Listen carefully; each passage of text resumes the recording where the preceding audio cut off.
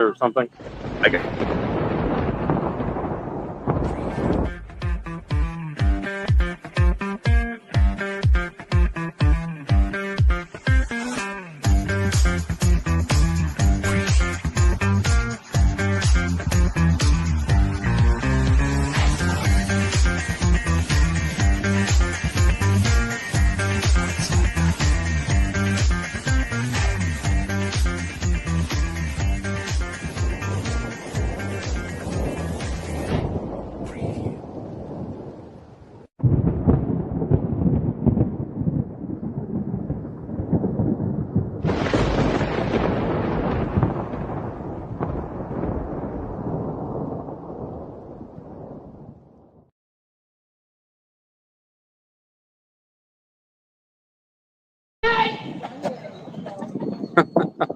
Good morning, everybody.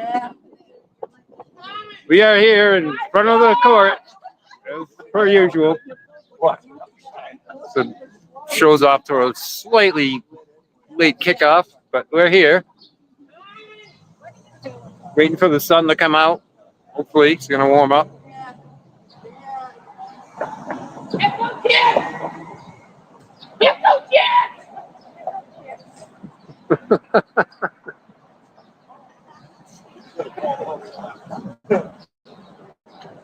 I know Erica's saying she's getting here soon.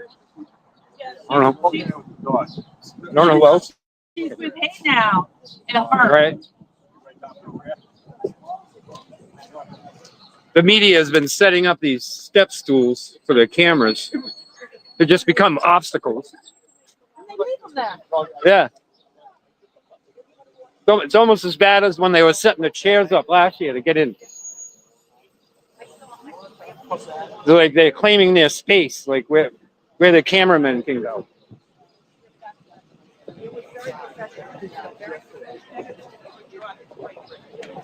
We're live on Resistance, people. If you want to say Good morning. waiting for Erica to show.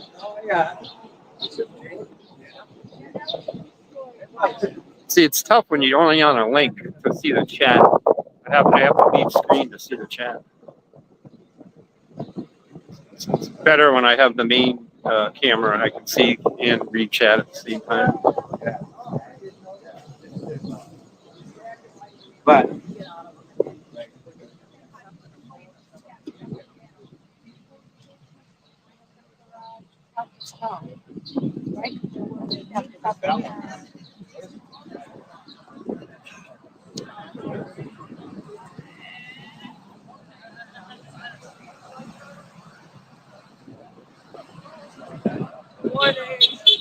I took the link and I'm like, who's running the show?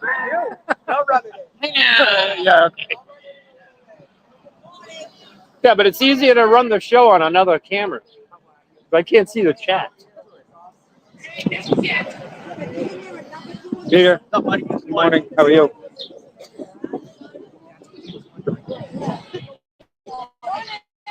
Good morning. Good morning, everyone. Tim and Mason the dog are here today.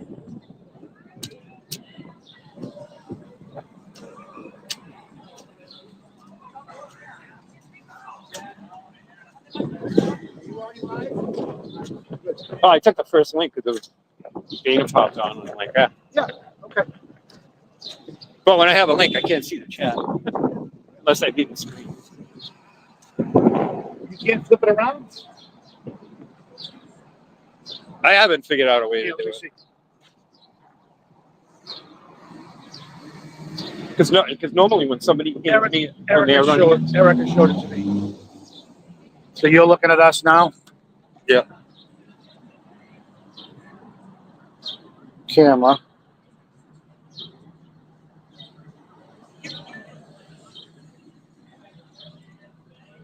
Are you on the StreamYard? No, see, I just got a straight link. That's what it is. I don't have the StreamYard app. That's what the problem is. Oh, you gotta get the StreamYard. Yeah, exactly.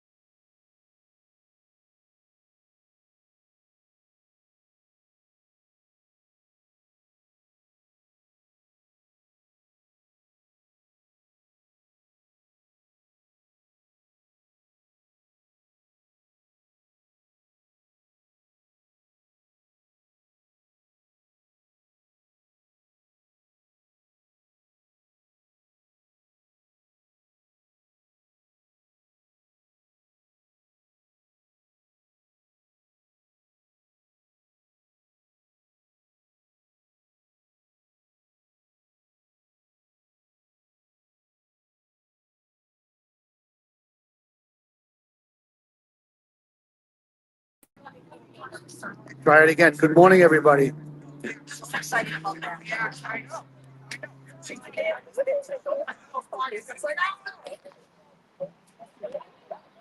All right, there we go. Hey now. Good morning, everybody.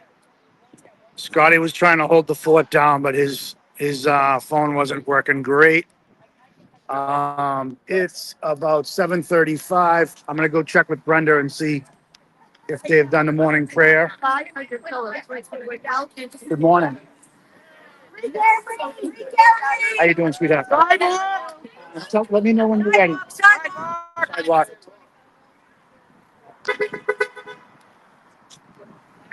I'm just checking to see what time we're gonna do the morning prayer and do All the right. picture and everything.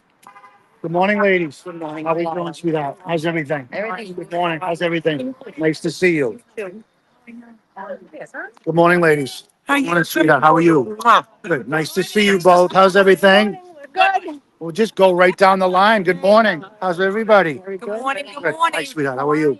Good morning. Peter, I already got you, but I'll say good morning again. Yeah, good morning. Lauren, I already got you. Hey now. Hey now. Hey now. Gemma, Even like the ball in it. Dennis, good morning. Good morning. How you doing, buddy? Good, good, good, good. Good morning, Neil. Good morning, buddy. Good morning, Ashton. How you doing, sweetheart? Good. How are you? How you doing, buddy? Good. How are you? We brothers hug. You know that. Bro hug. Good morning. I Bro love hug. bro hug. Bro hugs. Scotty, I give you a bro hug, but you're double fisted as always. Good morning, allegedly, LB. Yeah, it's a little bit windy this morning, but it's t-shirt weather. We're happy to have it.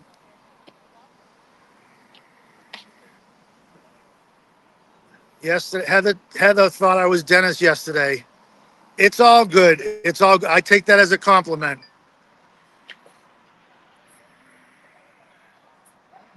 All right. Good morning, everybody. They haven't done morning prayer. I'm just getting here, getting my truck parked, getting everything settled.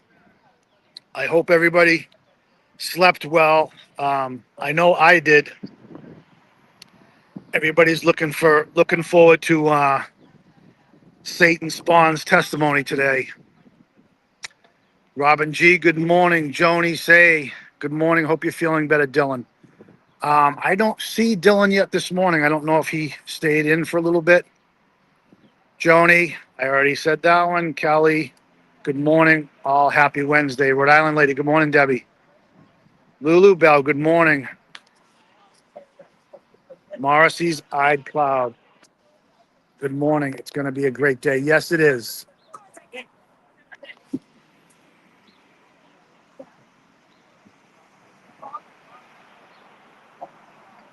I'm just trying to go through real quick. It looks like the same people in the chat, but good morning, everybody. Christine,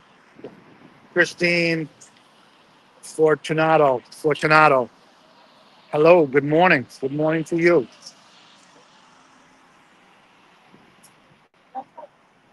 Hey now. Lulu Bell says, hey now. Sabby MK. Good morning, beautiful people over the pond. Hello. Hello, governor. Jen touched a dead man and she liked it. She thought it felt funny. Jen is a piece of work. I have a lot of very, very ugly things I would love to say about her, but I'm gonna keep it classy. Uh, she will prove what she is in the end. The truth will come out.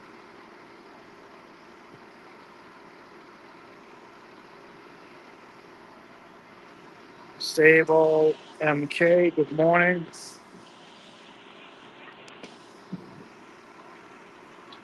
That's the T. I already said Sazmaz, good morning.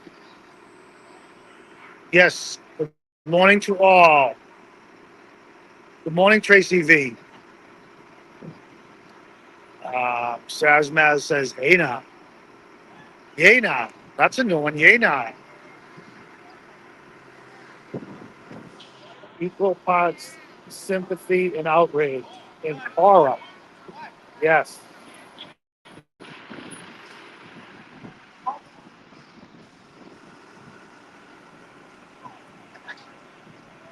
Rhonda Hall, good morning. Sending good vibe from Cincinnati. Good morning. Heather T, Jen. Heather's on a roll here this morning.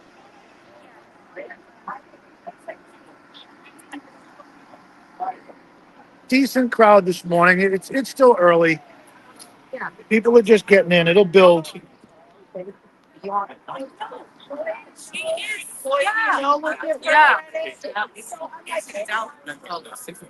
Is Brenda go across the street? And I'll do it. Yeah. It doesn't. Brenda go across the street.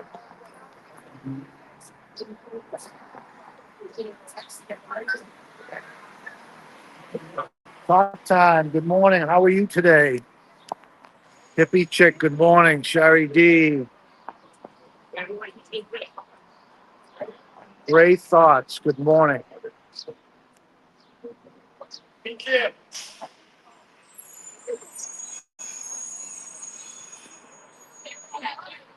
Cheryl with an S. Good morning. How are you, Cheryl?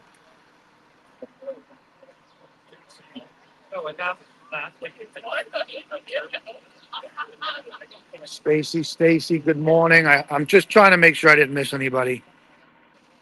Sherry D. Carol Bergami. Good morning, everyone. Kathy Beans, Justice for John O'Keefe and Karen Reed. Yes. Yes. That's why we're all here.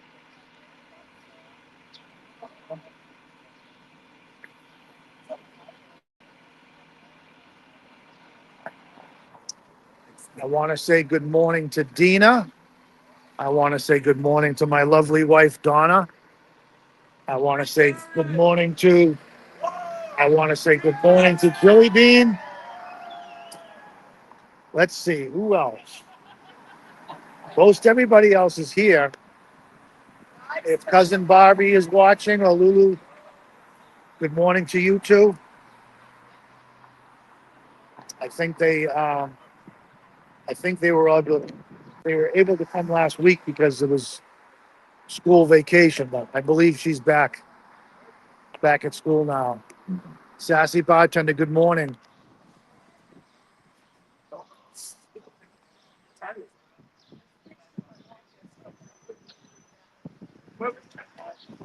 Sabby is saying Dina, Donna, Dana. Yeah. Oh, we have Dina, Donna, Deanna, Diana, Diane, Debbie, Deborah. We got a lot of D's. Yes, GM. This one of the kids in the school bus yelled "Free Karen Reed."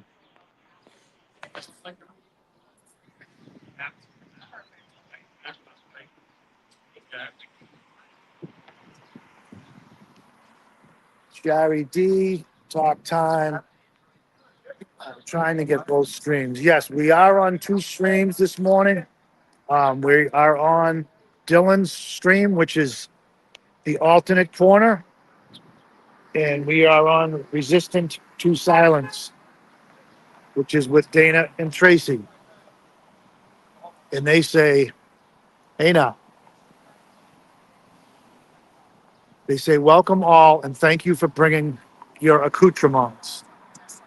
Nathan is with us this morning. Nathan is the original protest dog. He's been here since day one, and he's got a great following. If you get in, everybody remembers Nathan. You got anything to say this morning? Yo, yo, yo. Free Gary. He's like, yo, that's not me. What are you doing? What are you doing? Yeah, he's spoiled. He doesn't like the milk bones. He puts his nose up at the milk bones. He only wants the pepperonis.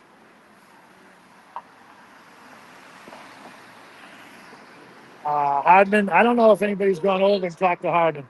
Huh? I hope it's still Wyatt.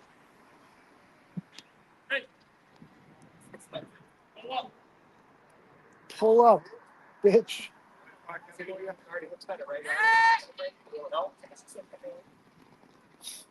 They got to make room for the paddy wagon. All right, so I'm going to see if it'll work too.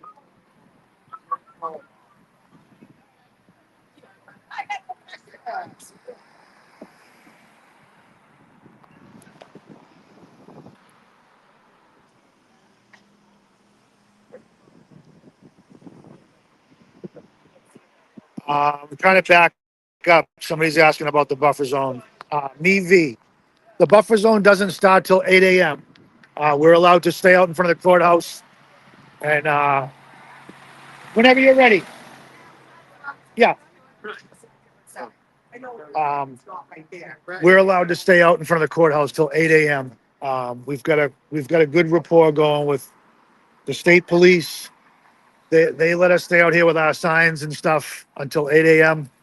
and then we have to hightail it down to out to the end of the buffer zone. So we'll be walking at 7:55. We're gonna do morning prayer and take a picture and do the Pledge of Allegiance, and then we'll wait for our orders to march. Are we ready? We're gonna do the. All right. Good morning, sir. How you doing today? Hi, yeah. You're the main man. You are the main man. What country you at, Tom? We're gonna do the picture first. Do the prayer first. All right, ladies, we're gonna do the prayer. You know what? I lied.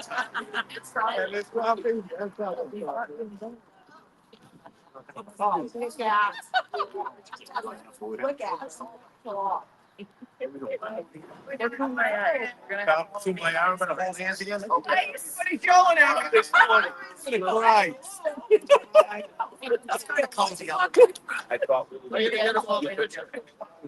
are we doing? Dance? We're gonna do the prayer first. All right. All right. Oh, here we go. I don't have anything prepared this morning, so Why not? yeah. Father, who art in heaven, hallowed be thy name. Thy kingdom come, thy will be done on earth as it is in heaven.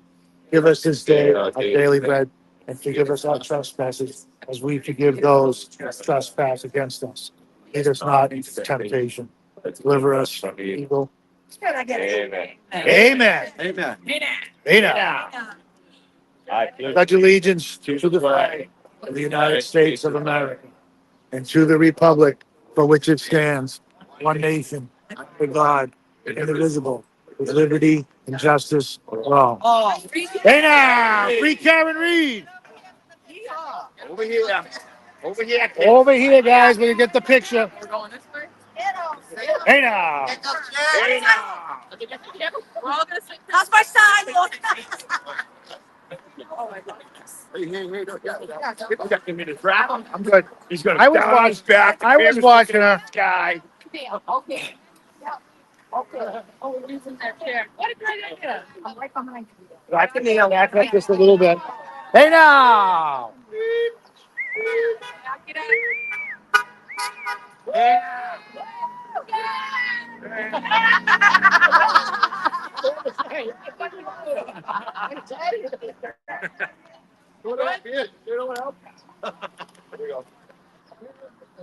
Don't poke me with the flag, Betty.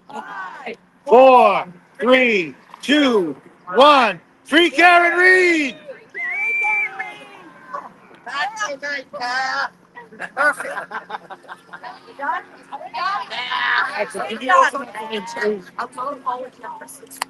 Hey. Thank you. Much better.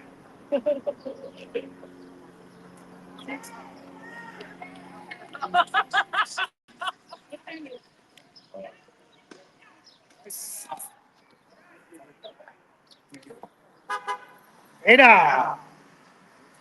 So it's 7:49. So we got, I don't know, like 6 minutes. I'll try to get caught up. I see Shauna here.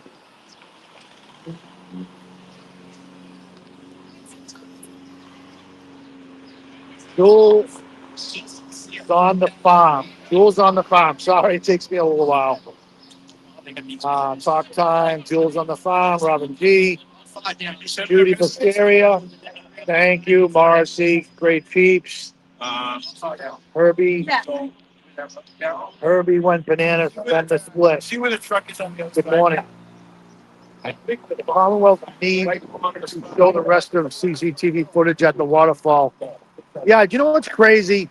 The footage that they have here, if you watch Microdots and any of the Microdots video, his footage is so clear, and I just can't believe This is the footage that they show in this courtroom. It's unbelievable. It's horrible. Yeah, Herbie, they're not going to show that. They're not going to show Chris Albert trying to hold him back. But I agree with you. Shauna,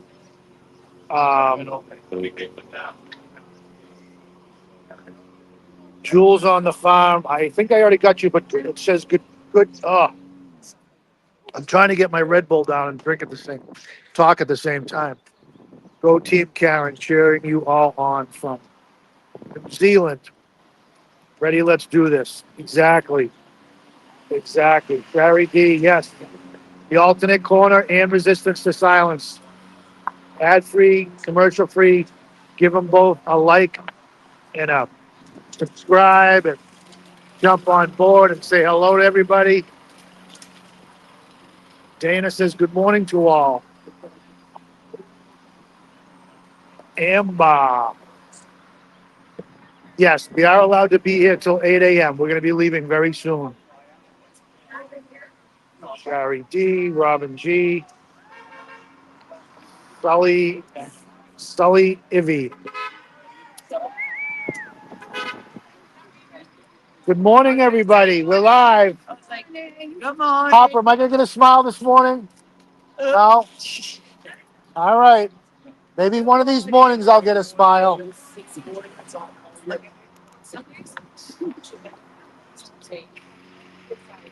You've seen her night face. Yes, we have Scott's here. Erica is here this morning. Erica has to leave fairly early. She has an interview with, I forget who she said, but somebody's doing a documentary, and they're going to interview her. Aaron Goulage, good morning.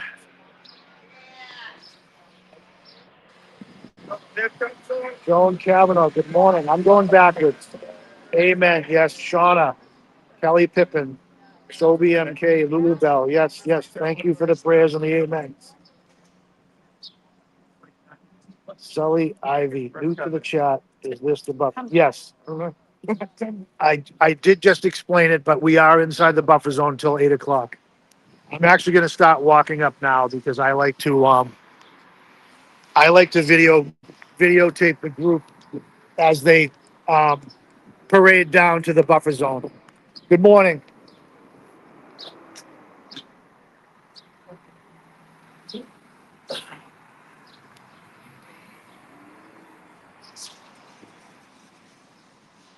Noodles, good morning from Minnesota.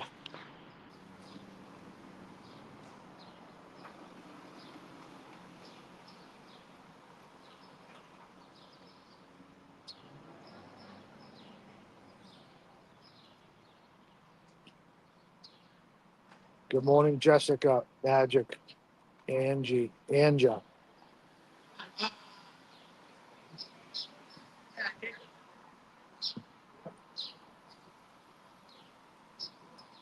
Herbie, yes, Herbie, you're right again. They probably won't clean it up, but they have to remember that the defense has the full video. So when we get a shot, we can show it.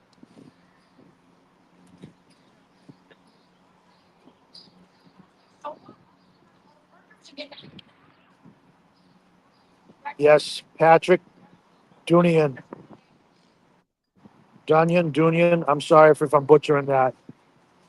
I pray that the defense team are furnished with clarity of thought, complete recall, wisdom, and the tendency to fight for the justice. Tenacity to fight for justice for Officer John O'Keefe and prove that Karen is innocent. 100%.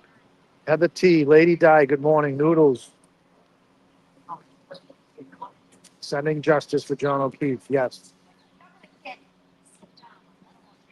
The Petty says at Magic with hearts. Erica is the best. Yes, Kelly Pepper, she is.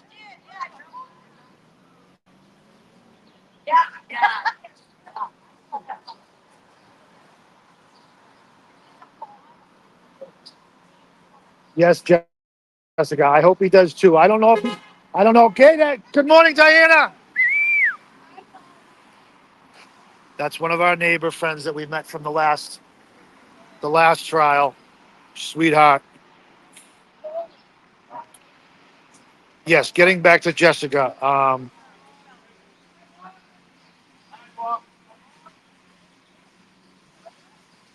Yes, Jessica. We'd love to have you. We wish you could fly over and be here with us.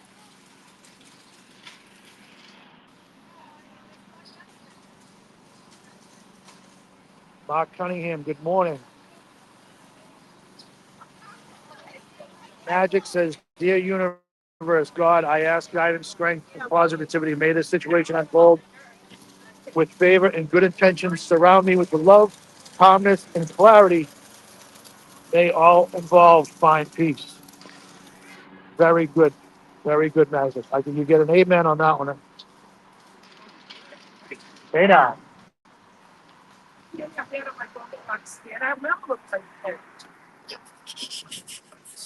Is he live? Huh? Yeah. I always wonder, like, you'll see. Live.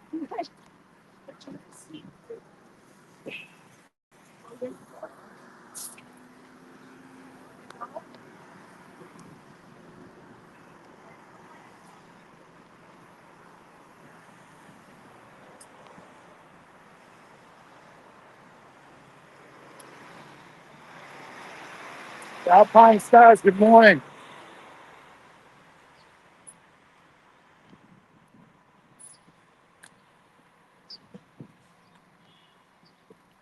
I'm trying to walk and drink my Red Bull and keep up with the chat at the same time.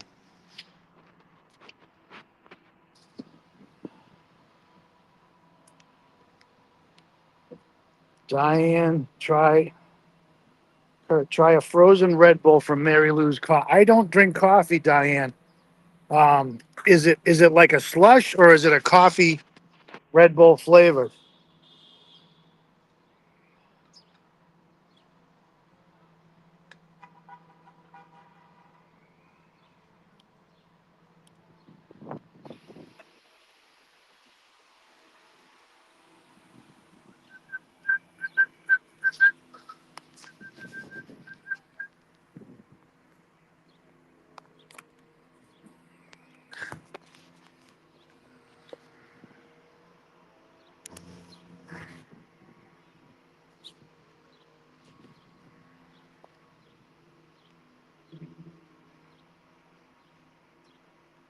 Heather T, Jessica, good morning. I think I got just about everybody. There's a lot of repeats in here. Herbie, Sherry D, Morris, C Star, yes. Jilly Beans, hey now, there she is. Robin G, Erica Walsh, yes. Here comes the parade. Good morning. I got magic. God bless America. Yes, God bless America.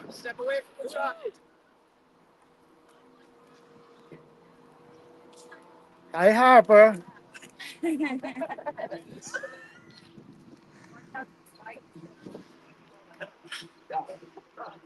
Jessica's daughter, Harper, won't Got smile. this. I keep asking her to smile, and every time I ask, she frowns.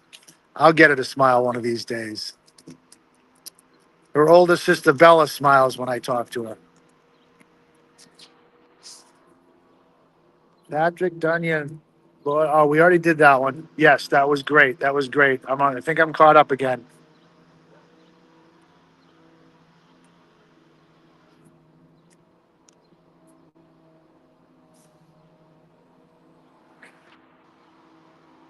The Unforgettable says, I am sad I can't be there with you guys. What's my schedule is all over the place. Yes, we wish you could be here also, but just chiming in is awesome. Jilly Bean says Satan. Vixen is at saying afternoon, Amy. Yes, today is the day a lot of people have been waiting for. I'm I'm kind of thinking it's going to go today and tomorrow. I don't think they're going to let her off as easy this time around. Bowl cut lineup says land of the free. Yes. Yes, yes, yes. Heather T. Heather T says, I live in Arizona. Hello from Arizona. Welcome to Arizona. Sabby MK. Have I tried Kong Strong Orange Passion Fruit Guava Energy Drink? I will take a picture and I will try and find out.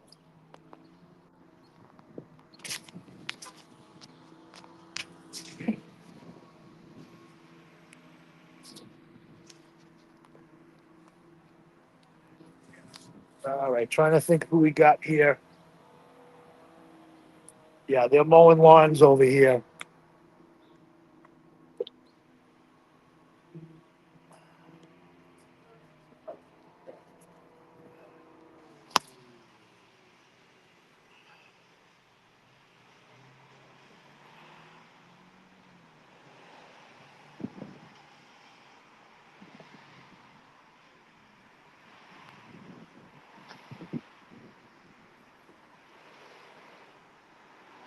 Lady died too. Jurors are not bussed in, correct?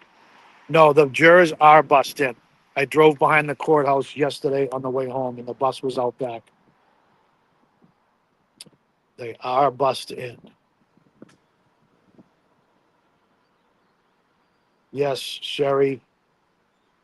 Sherry with an S. Cheryl with an S. I'm sorry. Yes, it's going to be hard to concentrate at work today.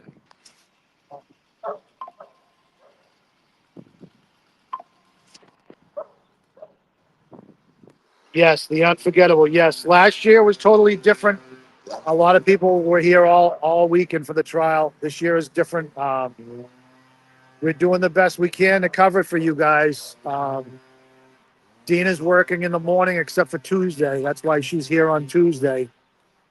And the rest of us are trying to fill in and pull up the slack for her. We miss her. We miss her every morning.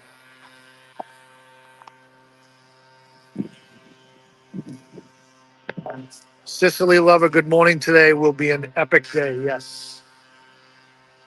Deanna Lee, Shona Lee, 10 a.m., 10 p.m. here in Melbourne, Australia. Nick Nack says hello, Sonia. Yes. Sonia says that's if Bev doesn't stop defense on their cross. Yeah, she'll interrupt them 15 or 20 times for sure.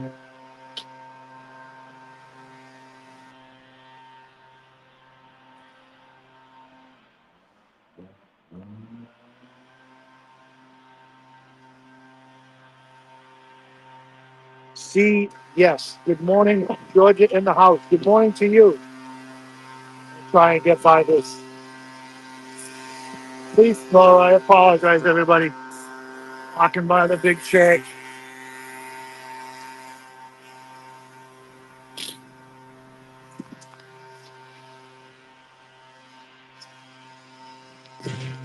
Thank you for the kind words. I gotta go back. I forget who that was.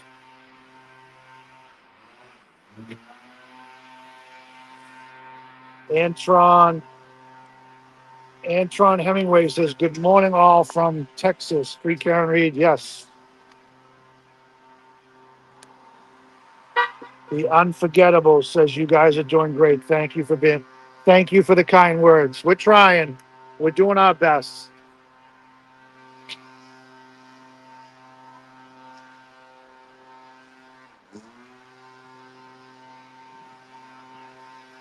Gabby MK says, when Brits use words like holistic and comprehensive, they just want to confuse you. It's ridiculous dealing with the government over here.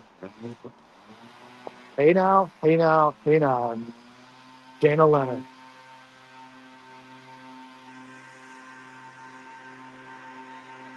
Heather T. Pembroke, Mass. Born and raised, but decided I despise the cold. Hightailed it to San Diego. And now in Arizona. Hey now. Cheryl with an S. Hey now. 3:20. All right, Dana, I'll tell her. Dizzy. Never tell a female to smile. Harper, Dana told me to tell you you owe him $3.25. No? Okay.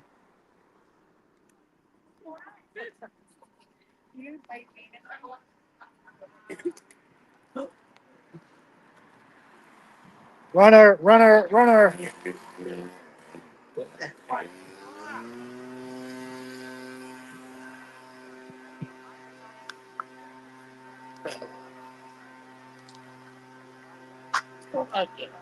Living the dream, bud. Living the dream. That delivery that I was waiting for yesterday still never showed up.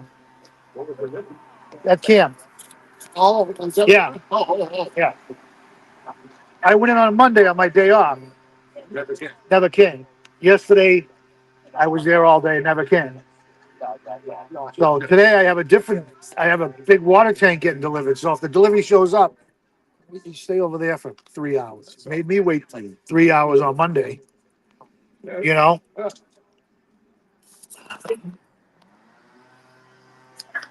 right, everybody. I'm going to go down the other end and regroup.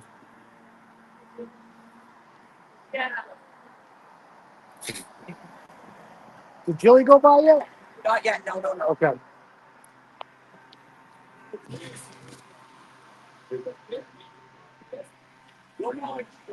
Oh, I know.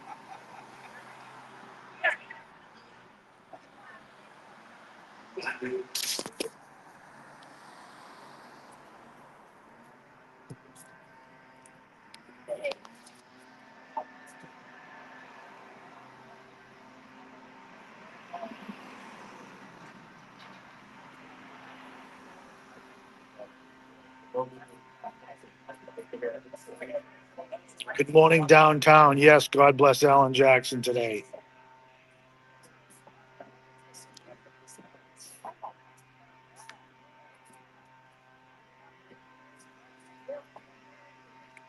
I think I got Anton. Yes, I got. There she is. Speak of the devil. Speak of the devil.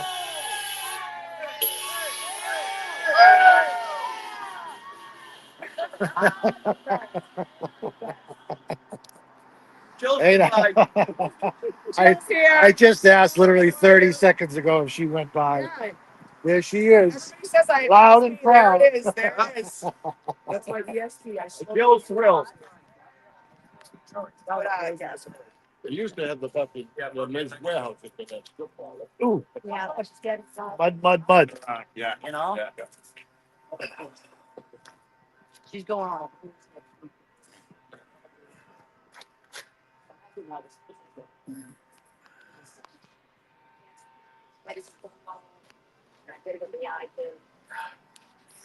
I'll go ask Dennis what the scoop is.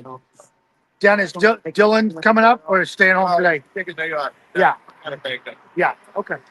A lot of people are asking. That's what I figured, but Tell him he's got the sniffles. He We gotta has a take man cold. he has the man cold. He's got the famous American man cold.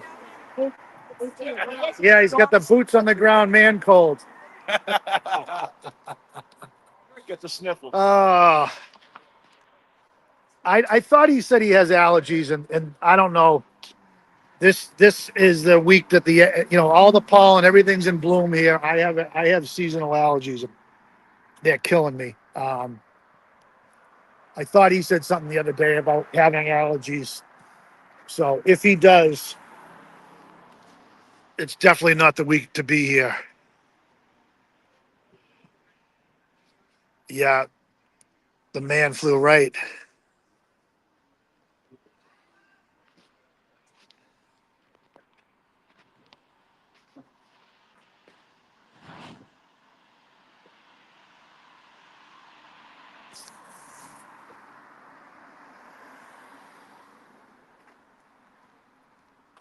Young Forever says it's cloudy there. That's got to mean something. Yeah, I'm surprised it's not thunder and lightning with the showing of the devil today. Jay and Hall, good morning to you. Hey now. Mary B, what's up, folks? Good morning to you.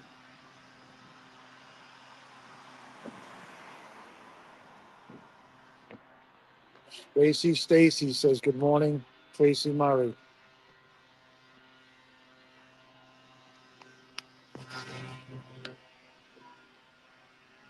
Talk time. Good morning.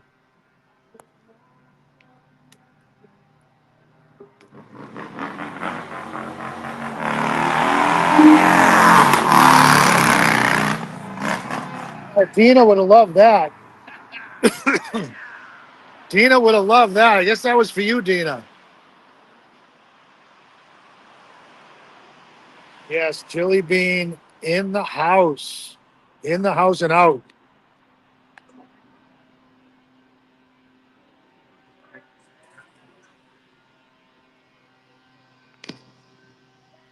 Yes, bowl cut lineup. We do miss Dina. We do miss our Dina this morning.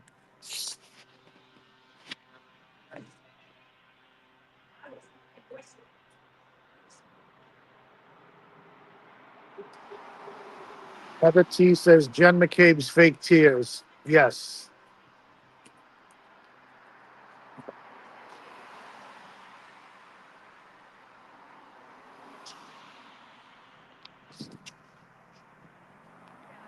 Yes, Herbie. We all that's why we're all out here. To show Karen our support and show her parents and say good morning to them. It brightens your day just seeing her and her parents. No, the kids were on break last week here, Lady Di, too.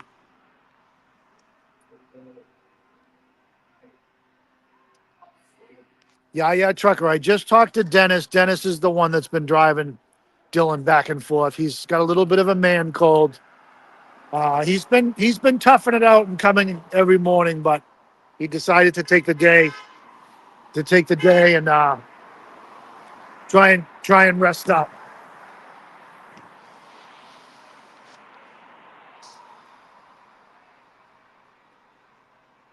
Cloudy with a side of meatballs here in Southie. Southie. Yes, yes. Good morning, Sonia. Sonia says, Alessi got Whiffen to admit he had reasonable doubt about his theory yesterday. How they didn't high five after is beyond me. I saw bits and pieces. Unfortunately, I wasn't able to watch the whole thing. Good morning, Mindy.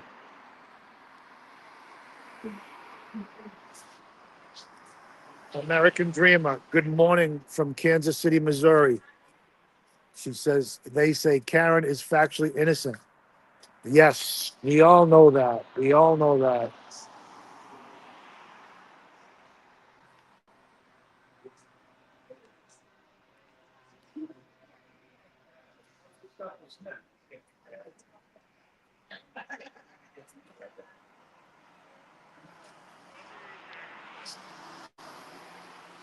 Team Ocasio says, good morning, all.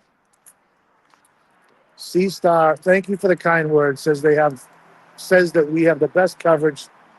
Appreciate boots on the ground. Well, we appreciate you for saying the kind words. Ruth Christie, good morning from the UK. JFK's girl, good morning to you from Arkansas. Thank you, Rhode Island lady. Pat McLeod says, good morning from Rhode Island. Can't wait for Jackson today. Yes. Yes, yes, yes.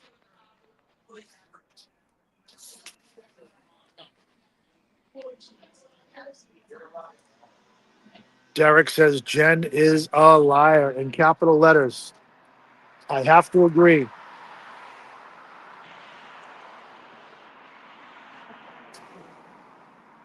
Yeah, I'm sure she'll ask Alan Jackson if she can see what were my lies from the last trial. Can I see them so I can compare my notes? Catherine 26 says, good morning. Catherine, that's my lucky number, 26. That's the day me and beautiful Donna got married.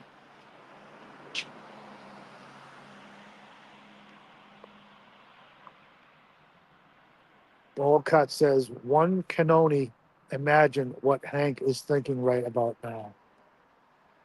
Thank you, Colleen R. Thank you for the kind words. Hey now! Oh, I missed them. There was Janet and Bill and Nathan. I was facing the wrong way.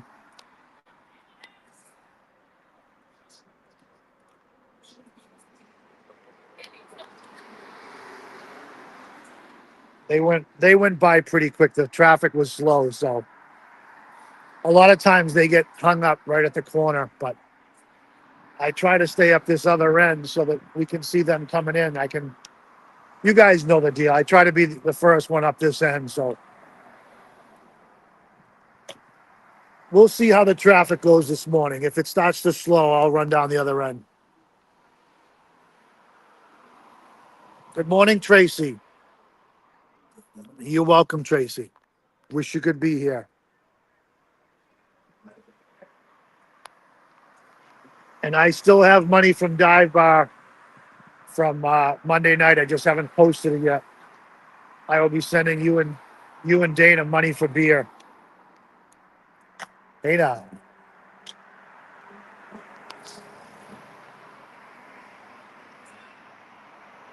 Yeah, we're gonna try and stay focused on this way because if Mr. and Mrs. Reed and Nathan are early, maybe Karen and her team are salivating, waiting to get their hands on Gen 666.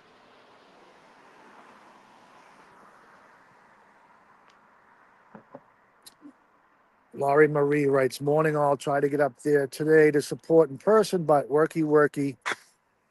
Hope they have a blessed day and prayers for Karen and her family. Bye-bye to Jenny girl. Love from Rhode Island. Thank you and good morning to you.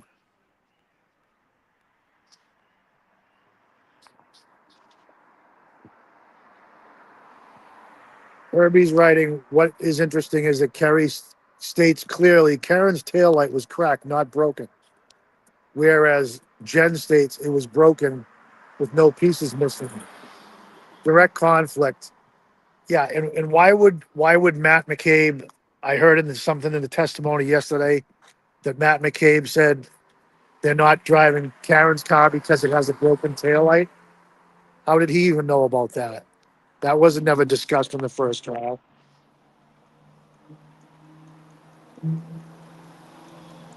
Brooklyn says Judge Bev has no respect for Alessi. Even she was ruling in his favor to cut someone off like that is disrespect. She cuts everybody off. Well, I take that back. She cuts everybody on the defense off. She never seems to cut off Lally-gagging pencil pusher and the mafia lawyer there. What's his name? Spanky Hanky Harmonica Hank. She never seems to cut him off. Lets him babble on for hours, putting people to sleep. Melissa D, happy anniversary to you. Also on the 26th. Hey now. Smiling Sleuth, good morning.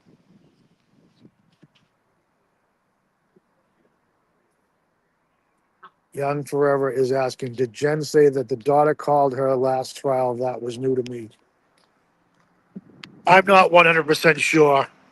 AL Sweet, good morning. Kurt, good to see. It's actually Curtis. But yes, Curtis, Captain Kurt. Yes, Sonia, she has already embellished her statements. Yeah, Tucker says, I think she's edited her statement, her testimony, and studied it since last trial.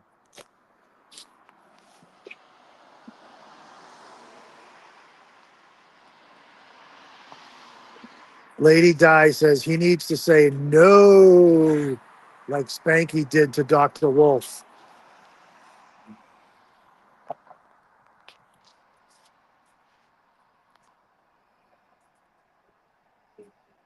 Fake and Bake, Bo Cut.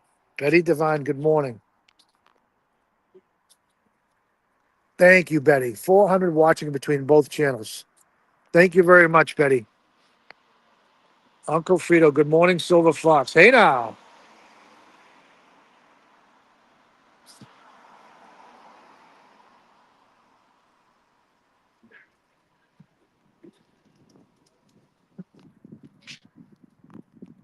Joe Fly 22 sends, I just find Jen and the rest of them annoying, so I tend to skip them. I don't know how you can skip them. The lies and they're asking to repeat questions and rephrase questions because, they know they're going to ask that question. Half the questions they're asked, they know what they're going to ask. They're just stalling for time and trying to piss off the defense team.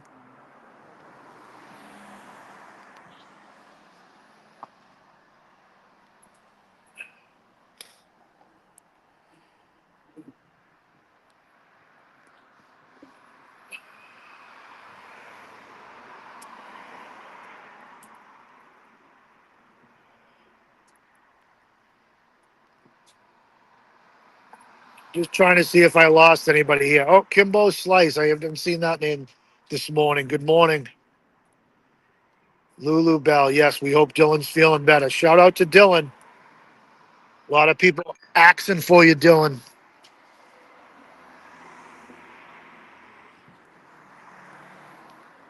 No, it wasn't Scott McGinnis on that hard.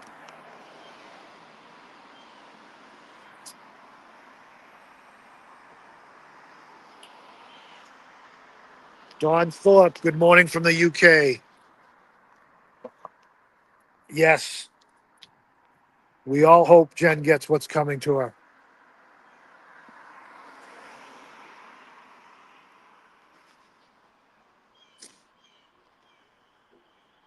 Got to keep rising. Good morning. They say she couldn't even produce tears. Yeah. Mary B says, RTS, good times yesterday. Thanks for hanging out with me. Did Jen borrow that shirt from her daughter? I think Allie wore that in the first trial. Jay and Hull. I think we're all caught up.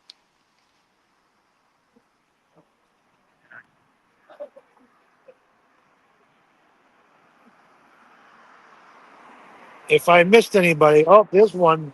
One grateful mom. Good morning. I don't think I got you yet. Good morning.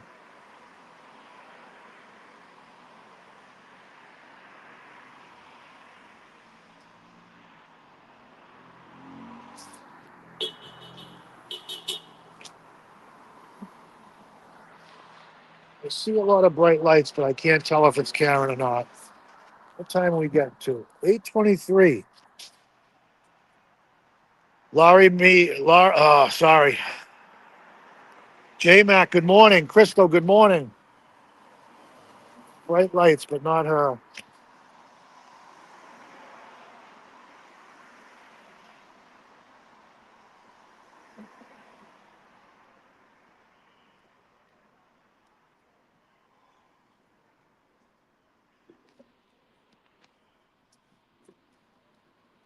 Each bomb, good morning.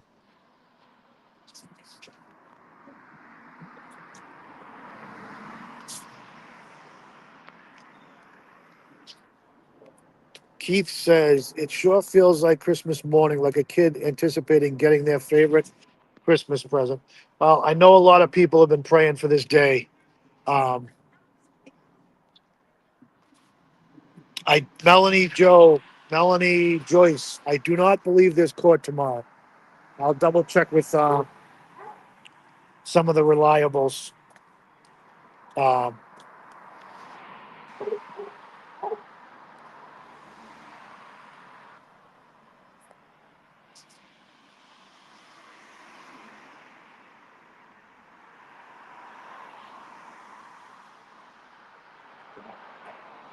Cali PSO 39, good morning. Calypso, Cali, Cali PSO, no, it's Calypso.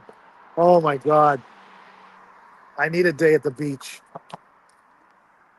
Dylan has a man cold, Smiling Sleuth.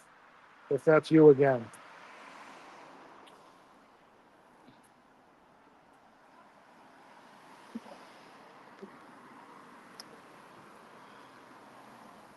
That one looked like it could have been her, but no.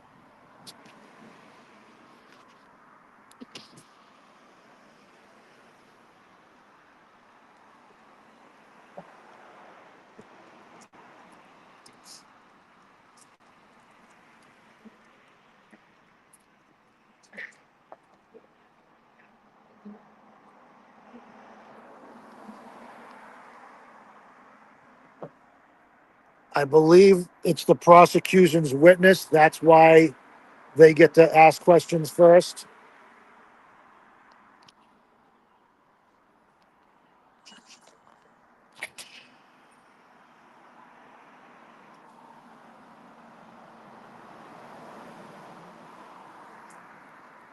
Aiken brings up a good point. Jen McCabe has never met Carrie Roberts ever in her life before that morning.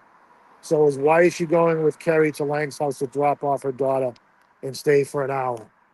Great question.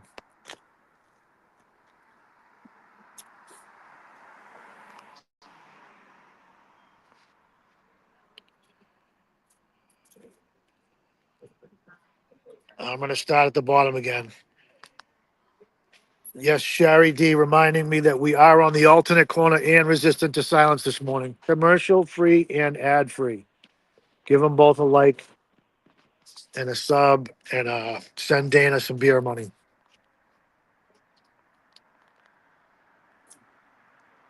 Sally keeps smiling. Uh, Trying to watch the street and keep up with everybody. Gary Titus, good morning. Yes, thank you. We will get that message to Dylan.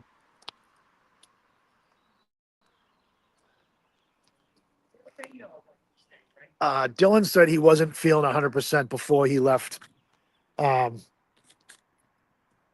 the UK. He said he wasn't feeling great in Dublin. So we'll blame it on Dublin. I know Dylan's going to blame it on Dana, but we'll blame it on Dublin.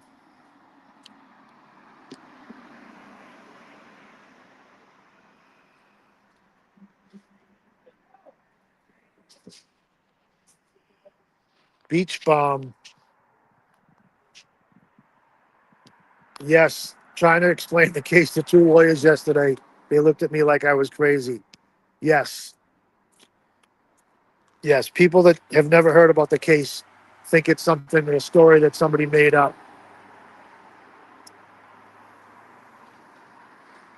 The twists and turns are unbelievable.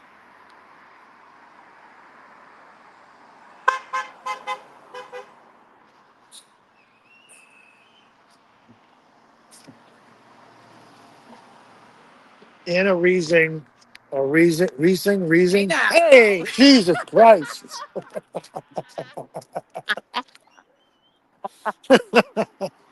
Somebody just come up beside me, behind me, and scared the ever living crap out of me. Got me with a hey now.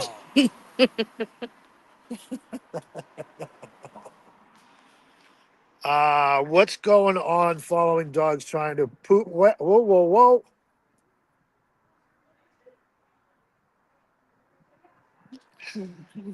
Good morning to you, Anna. Yeah, we're waiting for Karen to come down the street so we can say hello to her. Yeah, if you don't like watching the sidewalk, you can go watch another channel. Hey now. Trip G says hey now for Karen Reed.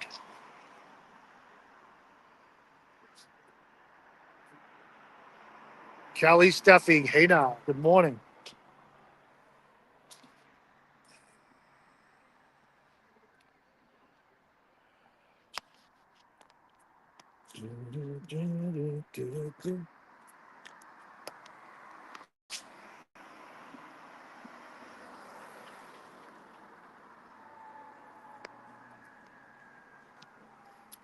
I'm going to take a walk down real quick if you want to.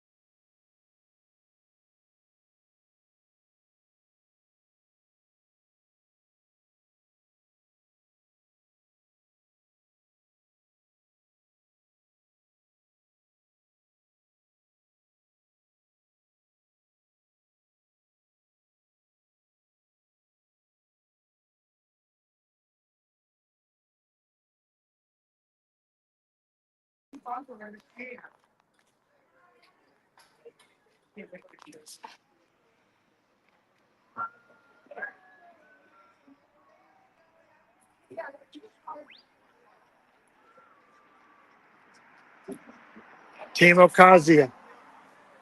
God bless you. I'm glad you said that. I'm gonna say something. Well, you just got to see John going away to court. Yeah. He was gonna call him.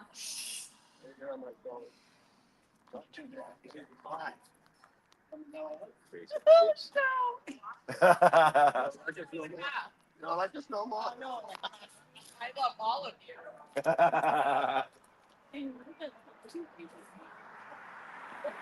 Luala 3095 from Chicago screaming, hey now. Sidewalk! Sidewalk! Make my way through. That's okay. All right, good morning. Have a great day.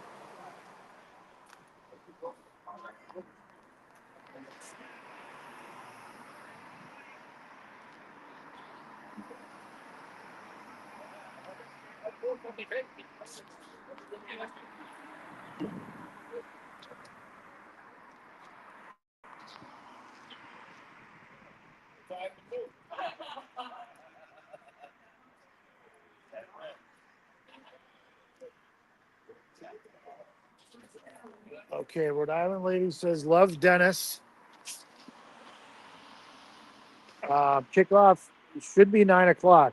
We're expecting Karen and her team any minute. I kind of thought she was going to be a little early this morning, but it is what it is.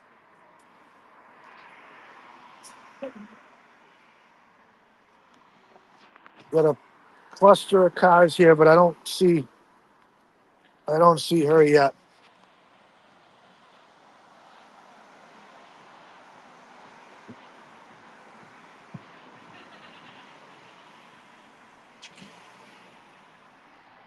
Yes, Jacqueline. I believe somebody answered in the chat, but Turtle Boy is supposed to have court at 2 p.m. Beach Bum, yes. Lots of honks this morning for Karen. Good morning, Roseanne. Roseanne McDonald, good morning to you.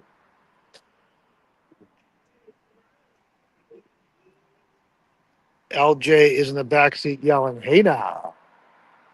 I heard that when you went by.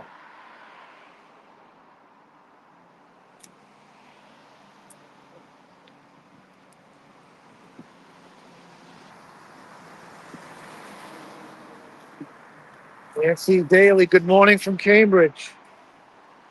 Vic's Logic, hey now. Good morning to you.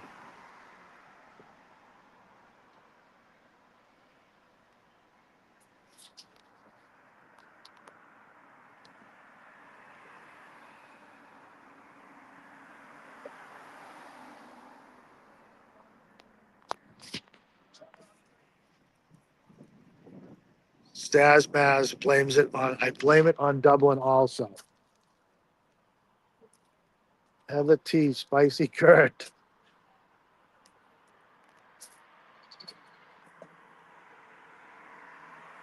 Yes, Nancy Daly, it's very hard to explain to people.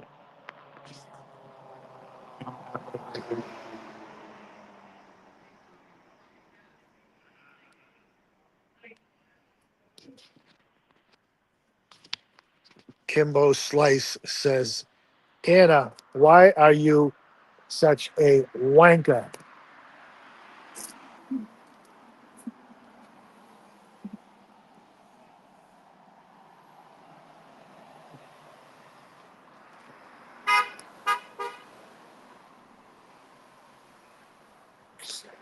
Boston Brandy, good morning. Lisa Gomes, good morning. Oh, close, but no cigar. Not a Cadillac. Good morning, guys.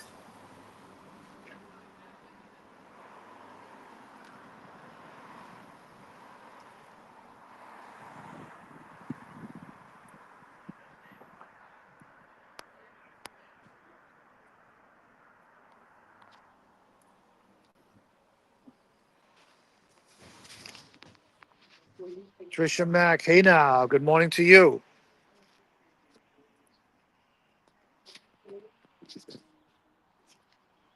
Anna Rising is asking, what is a wanker? Somebody else will have to explain that in layman's terms. I don't want to swear on the live. Maybe Dina can explain it tomorrow. In America, it begins with F. I'll leave it at that. Begins with F and ends with ER.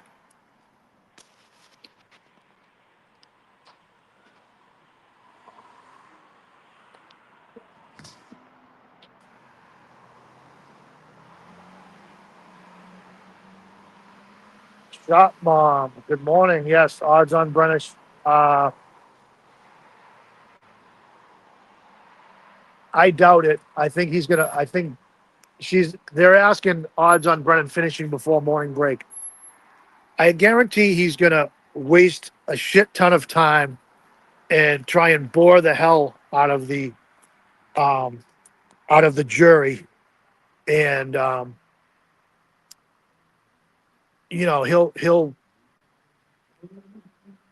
he'll stop when he feels like it and when he thinks it's going to be a good pause to give the jury something to stew on all morning.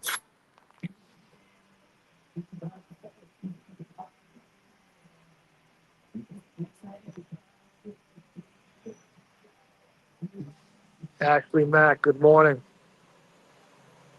Ashley McNamara, good morning. Happy Hump Day. Positive thoughts. Yes, yes, yes, yes.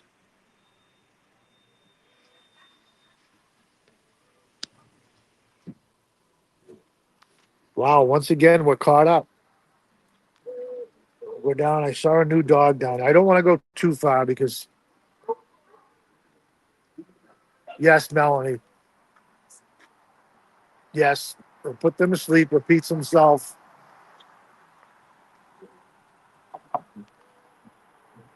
Just, yeah, I guess we still are. We still are early.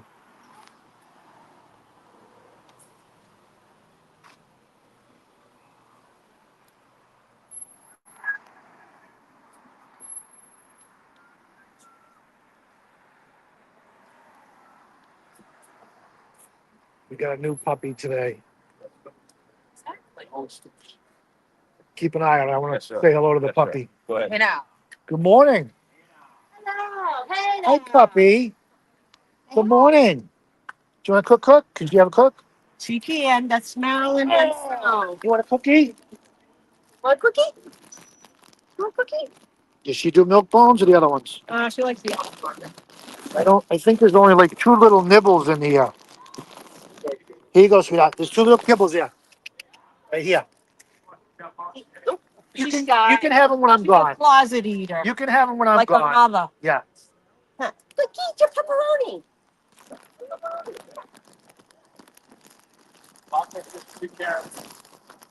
See if Rocco wants a milk bone. Can Rocco have a milk bone? Rocco! Thank you. I gotta throw it to Dad. All right, she's coming, guys. Here she is. Look alive. Hi, baby. Hi, baby. You have a great day. You have a great day. Oh, you smell the milk You bone. never have You have a bone? you never have a bad day. Does she have a bone? No, never. Yeah. Give me a second. Give me a second. Here, can you hold that for 2 seconds? Can you sit there? Can you sit? Oh, Can you look how sit? cute he is. Oh, How good old baby. is he? Good baby. She Good baby. beautiful. You had a great day. You had a great day. She's gonna have a great day now. This is going to work out perfect Yeah, maybe. because the traffic is Shitty. slowed. The traffic is stalled right in front of us, so she's gonna come by nice and slow. By one. Kelly Pepin, we love Karen Reed. Yes. Shop Mom, good morning.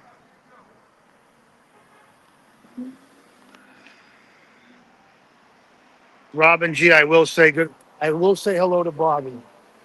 We'll see. We'll see. She's coming up, guys and girls. This is going to be perfect. She's going to have to stop right in front of us. Oh, talk about nice, guys.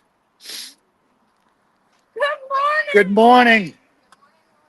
How are we feeling today? Feel great. We always feel great. Good. Good. Absolutely. Tell the team we're all rooting for them. Love you. Love you. Have a great day.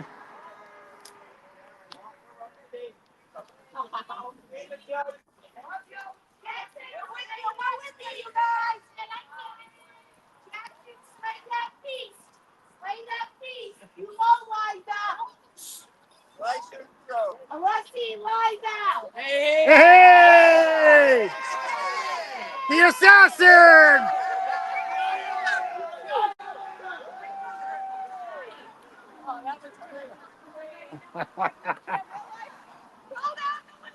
Nice.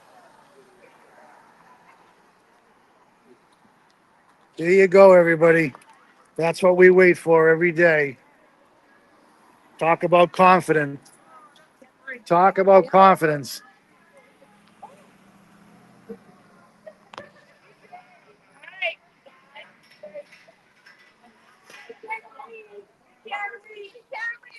See you tomorrow, everybody.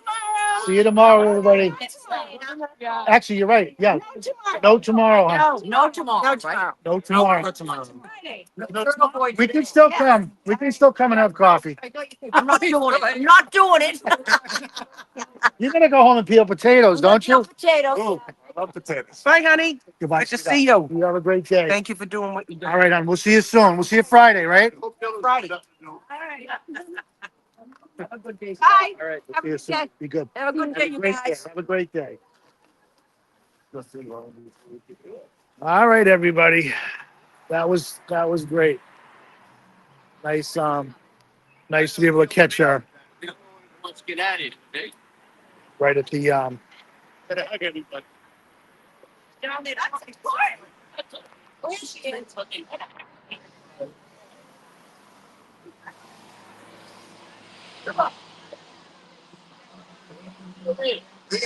Nine condom on.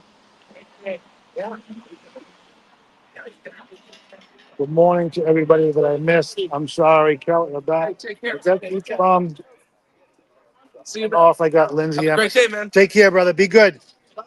Lindsay Emerson. Good morning. All right, you know. Good. Everybody's asking for Dylan. Give him. Are you gonna see him or are you gonna? Probably not gonna see him. I'll text him. Dennis will talk. Yeah. Is he in? He's in an Airbnb condo. Yeah. Yeah, so he's got a kitchen in the bedroom.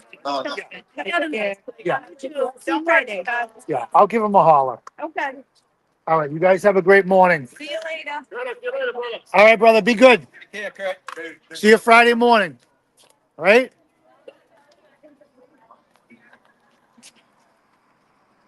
Peter, get home and on that boat, all right?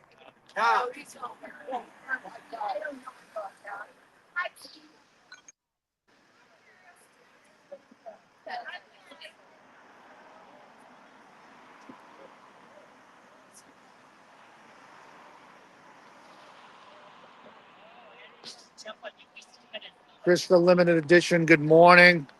I'm just trying to keep up with everybody here. Got to keep rising. Yes, Karen is beautiful. I believe tomorrow is a high noon day for Bev.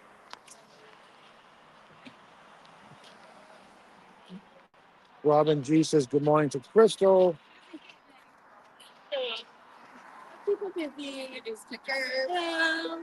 Hi, Henry. Good morning. Good morning.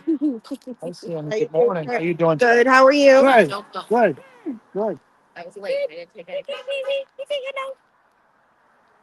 Yeah. Come.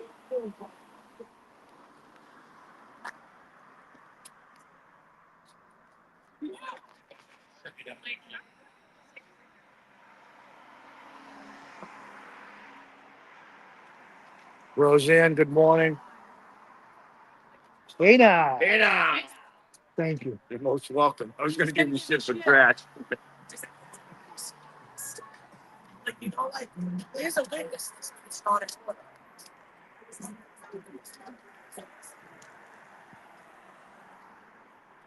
Go say good morning to our Oh, shit. officers. He gave me a little piece yesterday before the. Yeah, it was nice. So I wasn't so nervous. I like everyone's so one family. I know. I love that you make thoughts. Do you like Steve the Butler? Good morning, guys. How we doing today? You guys all set? You want a water or something? Okay, thank you. Crackers, Reese's. Bring the sun. Yeah. That's the sun. That's good. I actually I like it just like this. Yeah. It's nice just like this, but The winds get a little yeah, tinge to yeah. it. $30 on the Annie. Be a nice day. You guys have a great one. You too. Thank you. We'll see you Friday. Oh yeah. No court tomorrow, so I'll be here Friday. I'll see you. so you guys today's a detail for you or regular? OT for me. Overtime. Yeah. So tomorrow are you off tomorrow? Got a detail tomorrow. I'll be flapping my arms somewhere in town of Dedham. Very good. You guys have a great day.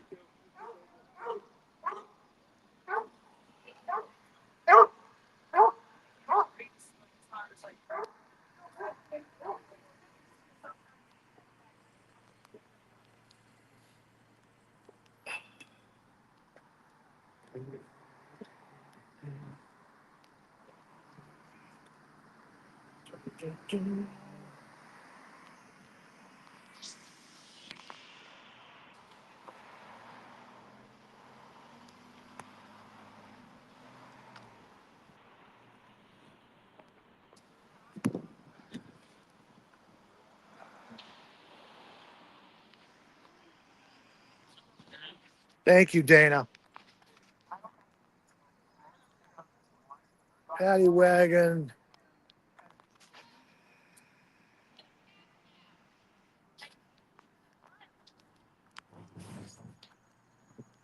I'm gonna walk down through. Oh, good. I didn't know he either did or he was testing them. Good morning, Tim. Hi, Kurt. How you doing? How you doing, brother? That guy.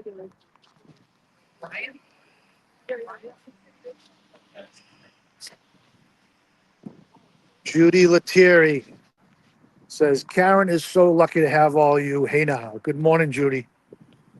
Yeah, we have Karen's back. We have for 2 years now, or a year and a half. Thank you, Robin G. Well, I'm trying. I learned all my tricks from Dina.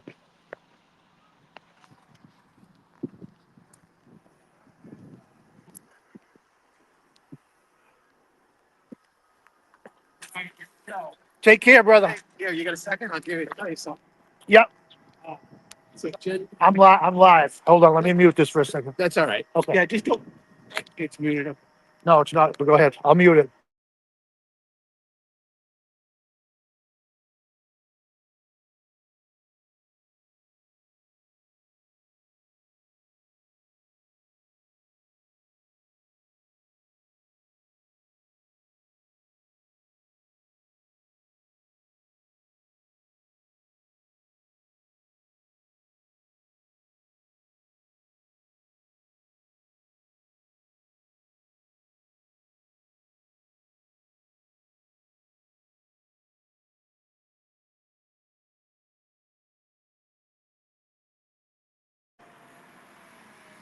Sorry about that. One of the newscasters was telling me that Jen McCabe got dropped off right out front.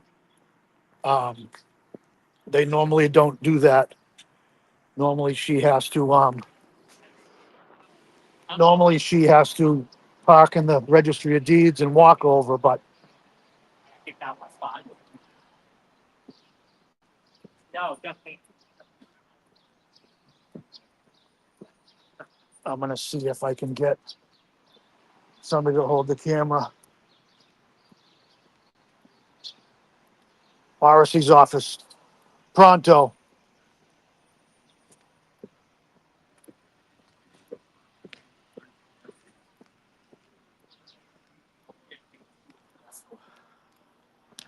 Walking through the zone. Through the zone. Paddy wagon waiting for me.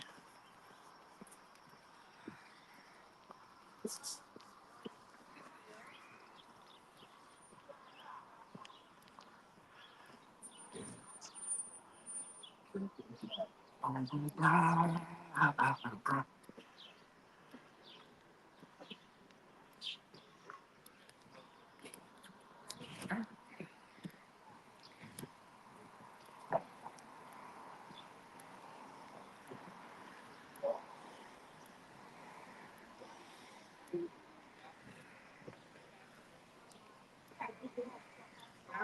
you doing today, sir? How are you? Pretty good. And you?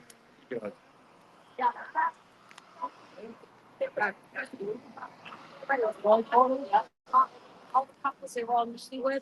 Morning. Good morning. How you doing? And they were like, we're not going to.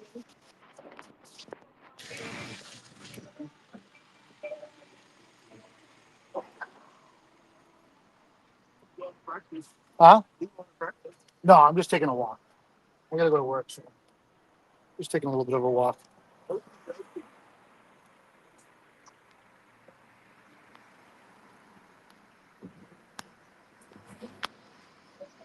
I'm waiting to see who's coming on the stream. I'm gonna be heading out soon.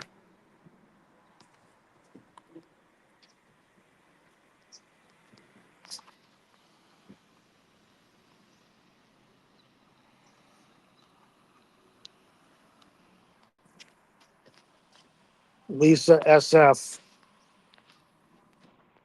If you look up on the map the corner of High Street and Bullard, that's where we congregate in the buffer zone. And we're able to see her drive by in the morning. There's two parking lots. There's one by the CVS on Eastern Ave, and there's one behind the Registry of Deeds. Yes, Derek, what a waste of taxpayer money. Yes, you're absolutely right.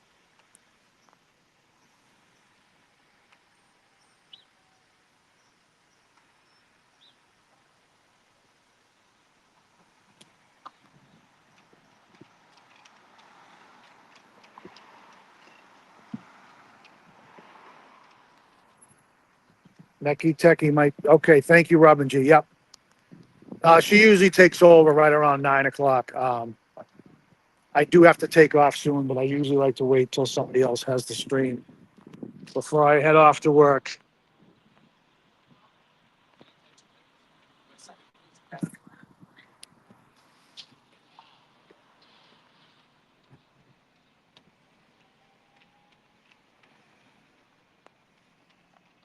Dottie says, and the snaggle tooth is gone. Yes.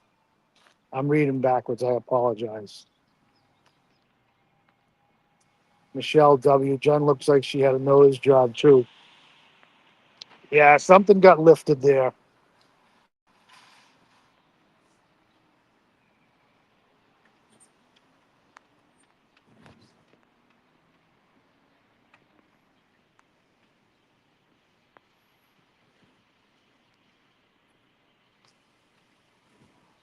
Joni Sage. Okay.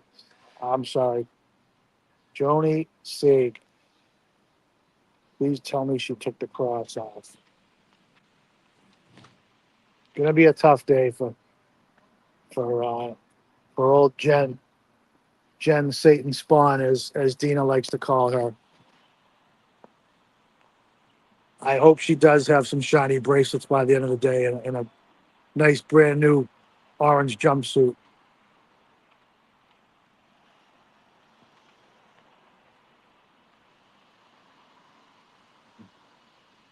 Yes, Dottie. Good morning. Yes, Botox.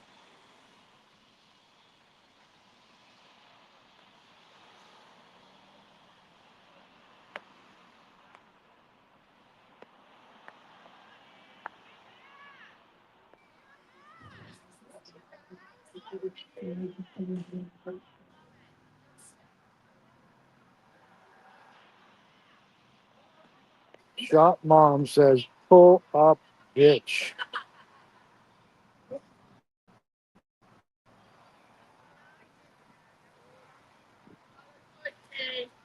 Yes, Savvy MK. Bang, bang. Jackson coming up.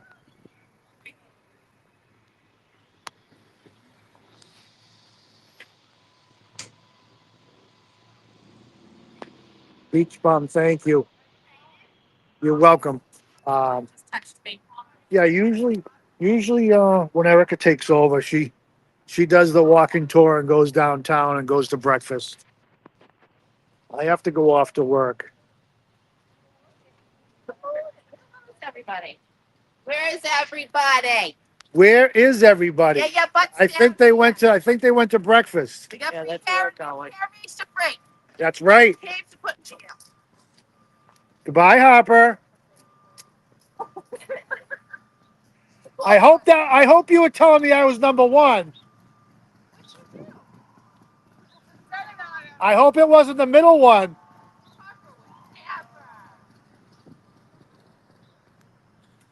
Good morning.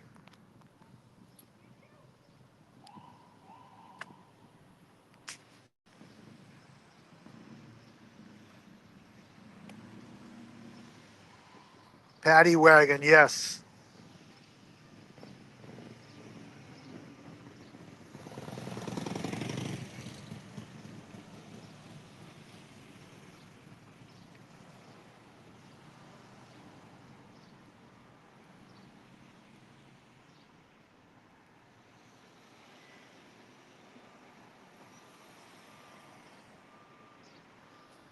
Sorry for staring at the.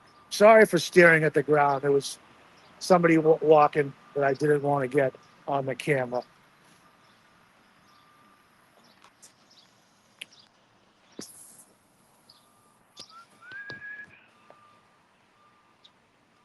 Justin Rupa. Good morning. Good morning.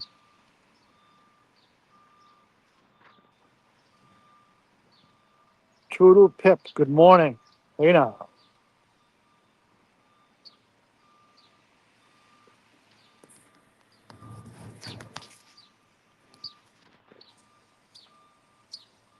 Cheryl is coming in late. She's drying her hair. Hey now. Thanks for the update, Cheryl, with an S. Yeah, we're waiting for them to finish up the common over here. We hear it's going to be opening in a week or two. Um, it's only not even a block from the buffer zone. Be a nice place to congregate and hang out with each other.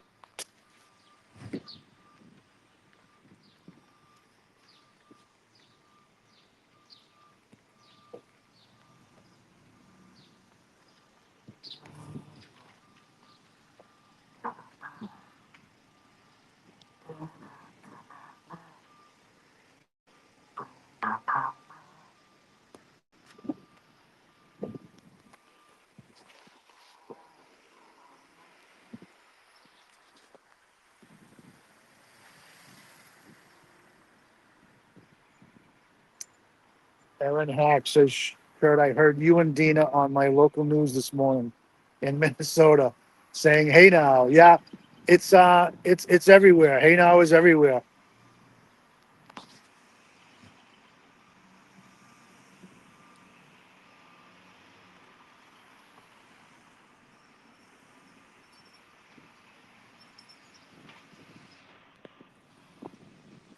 Got to keep on rising says, I had Jillian Daniels stop on Washington Street trying to reverse and cuss me out, yelled at her and her dog that Colin was in the house. Good for you. Good for you.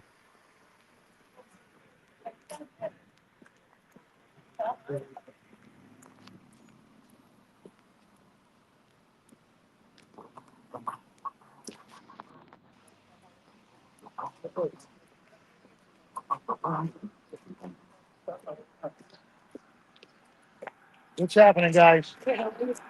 Pretty good. And you?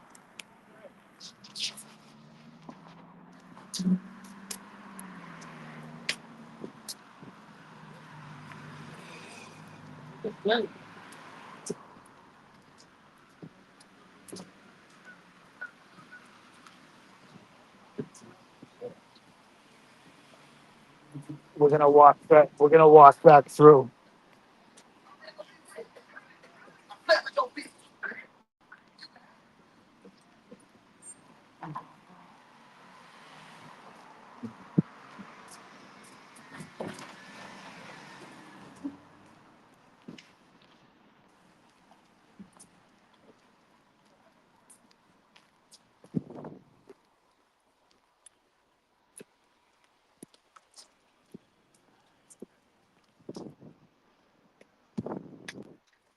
I will check the main street there.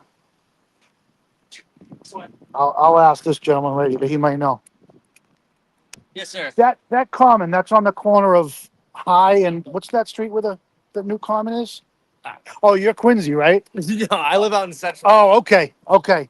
Hey, if there'll be the common down that way. I can look it up. You sure? I can look it up right now, real quick. Yeah, okay, if you don't mind. I'm live streaming, by the way. All good. Yeah, they put a new common there, and somebody's asking me on the live stream.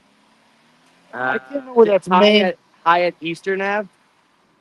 High. Because that's right across from the. Oops, sorry about that. No, you're good. Yeah, that's right across. It's the one before. We're right here. Yeah, so it's High at Washington. Okay. Yep. All right. Thank you, sir. Yeah, no problem. You have a great day. Yeah, it's going to be at the corner of High Street and Washington. It's right where the old police station used to be.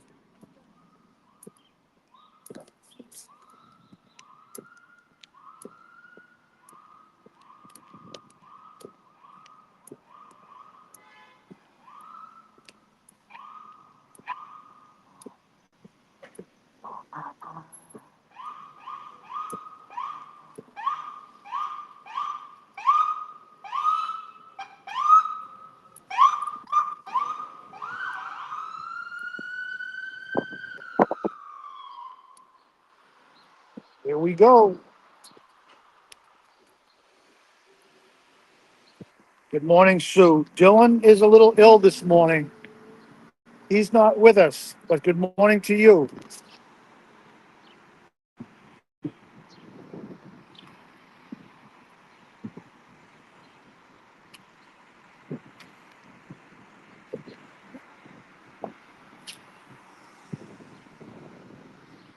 Hey, what's up?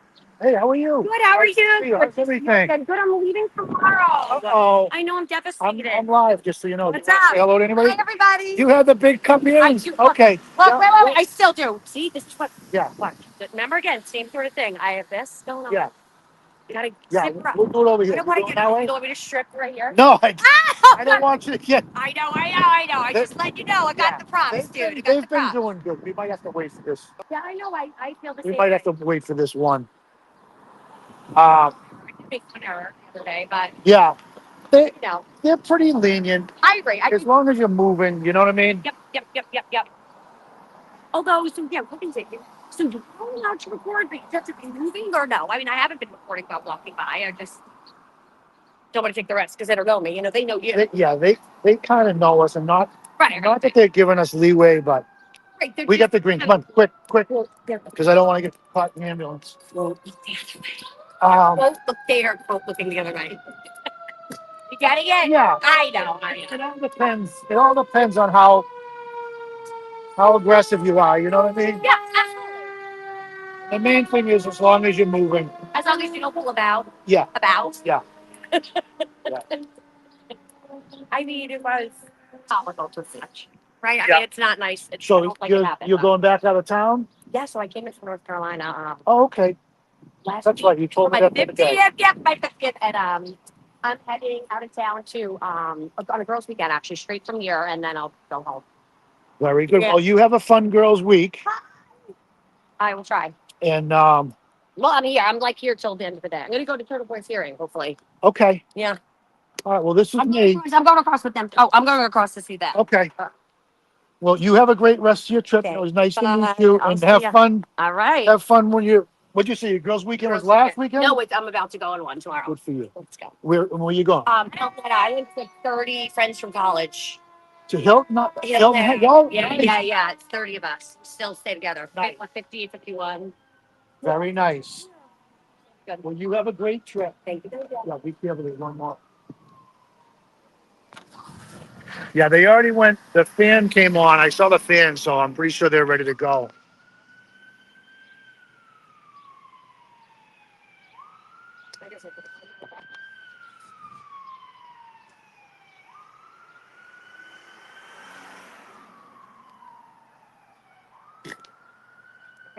Yep. Have a great day. All right, guys, I'm going to sign off. I'm gonna go over and say goodbye to Bobby and Ashlyn.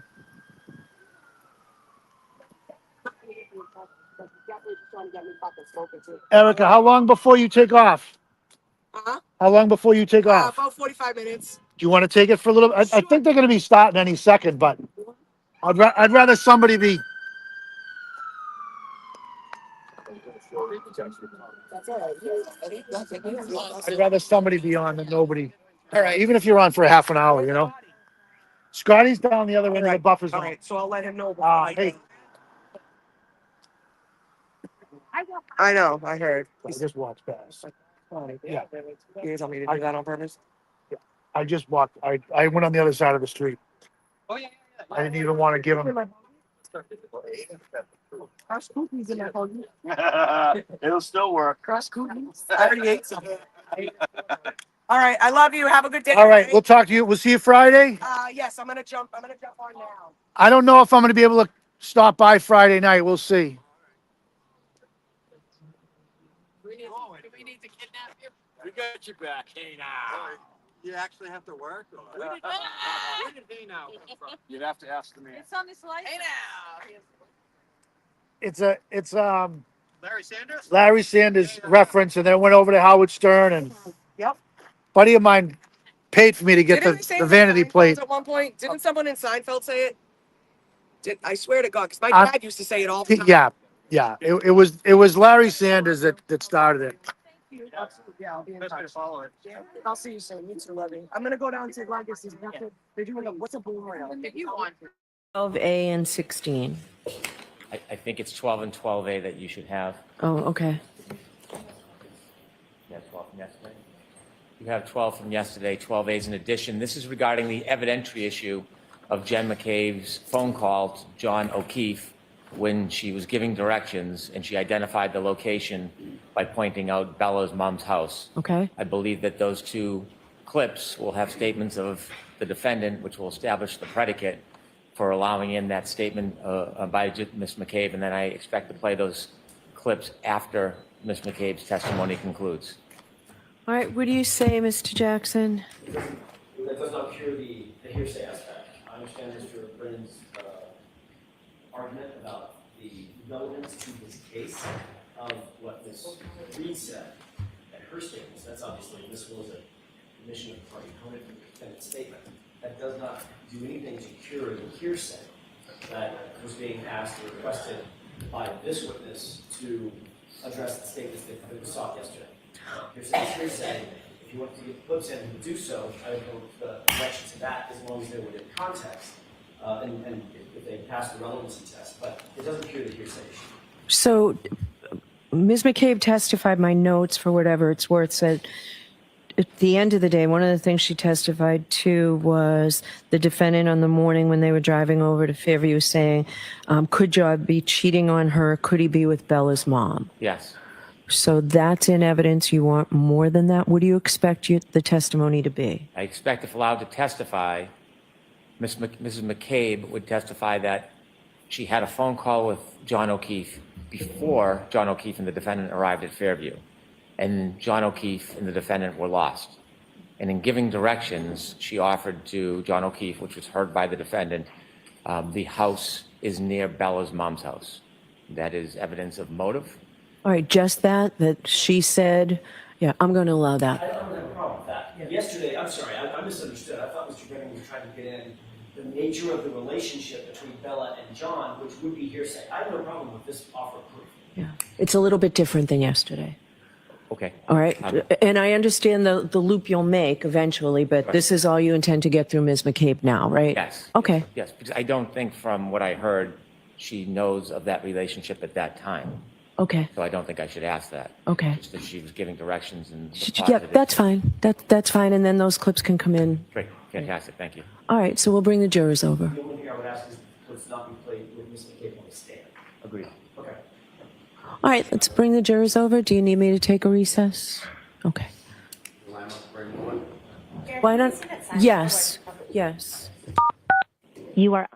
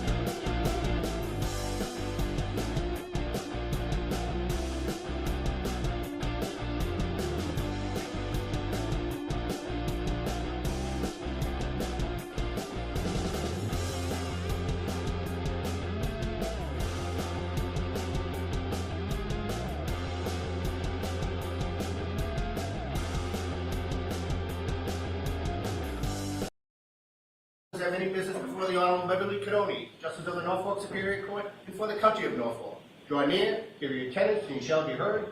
God save the Commonwealth of Massachusetts. This court is now open. You may be seated.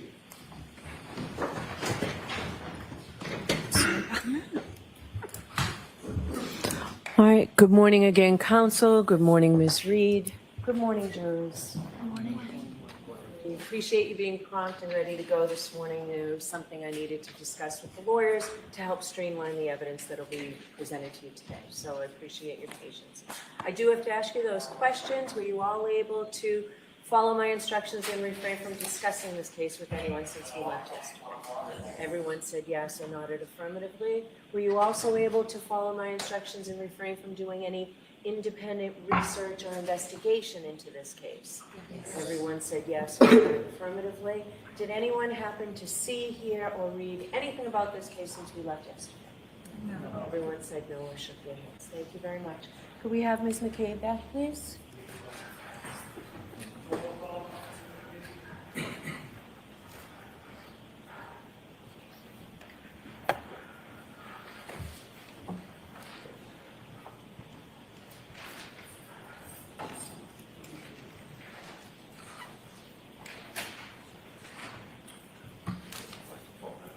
Good morning, follow me, please.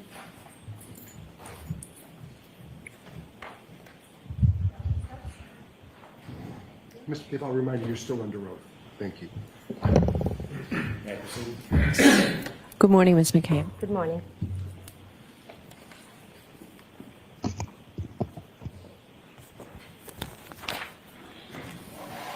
Good morning. Good morning. Before you take us back to Fairview Road, I want to ask you a couple of questions about John's house at Meadows. Are you familiar with his house?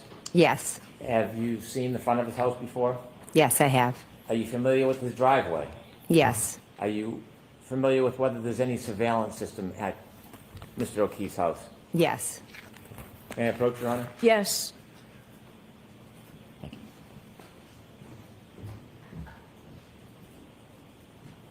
Ms. McCabe, I'm showing you what has been previously marked as Exhibit 6. Do you recognize that photo? Yes, I do. And what is it? That's John O'Keefe's house. Could we provide Exhibit 6 for the jury, please? On that screen, is that Mr. O'Keefe's home? Yes. I'm showing you what's been marked as Exhibit 8. Do you recognize that? Yes. And what is it? That is the side of Mr. O'Keefe's house, the two garage doors. Is there any indication of surveillance? Is this a ring camera right here? Looks, Is that what John O'Keefe's side of his house looks like? yes. I want to show you Exhibit 10. Do you recognize what's in that photo? Yes. What is it? It is the driveway at John O'Keefe's. See a car to the left? Yes. Do you know whose car that is? Yes, that's Miss Reed's. Is that where you left it the night before? Those early morning hours when you drove to Mr. O'Keefe's house? Yes. I want to show you what's been marked as Exhibit 11. Do you recognize what's in that photo? Yes, Miss Reed's vehicle. Is that the vehicle that Ms. Reed showed you with the broken and missing taillight that morning? Yes, it is.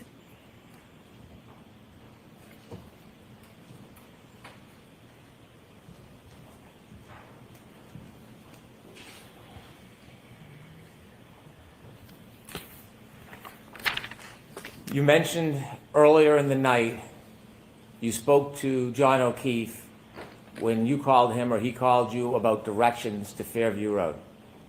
Yes. And you also shared that you had a phone conversation offering directions. Yes, I did. Did you tell John that the house at Fairview was near Bella's mom's house? Sustained as to form, Mr. Brennan. Okay.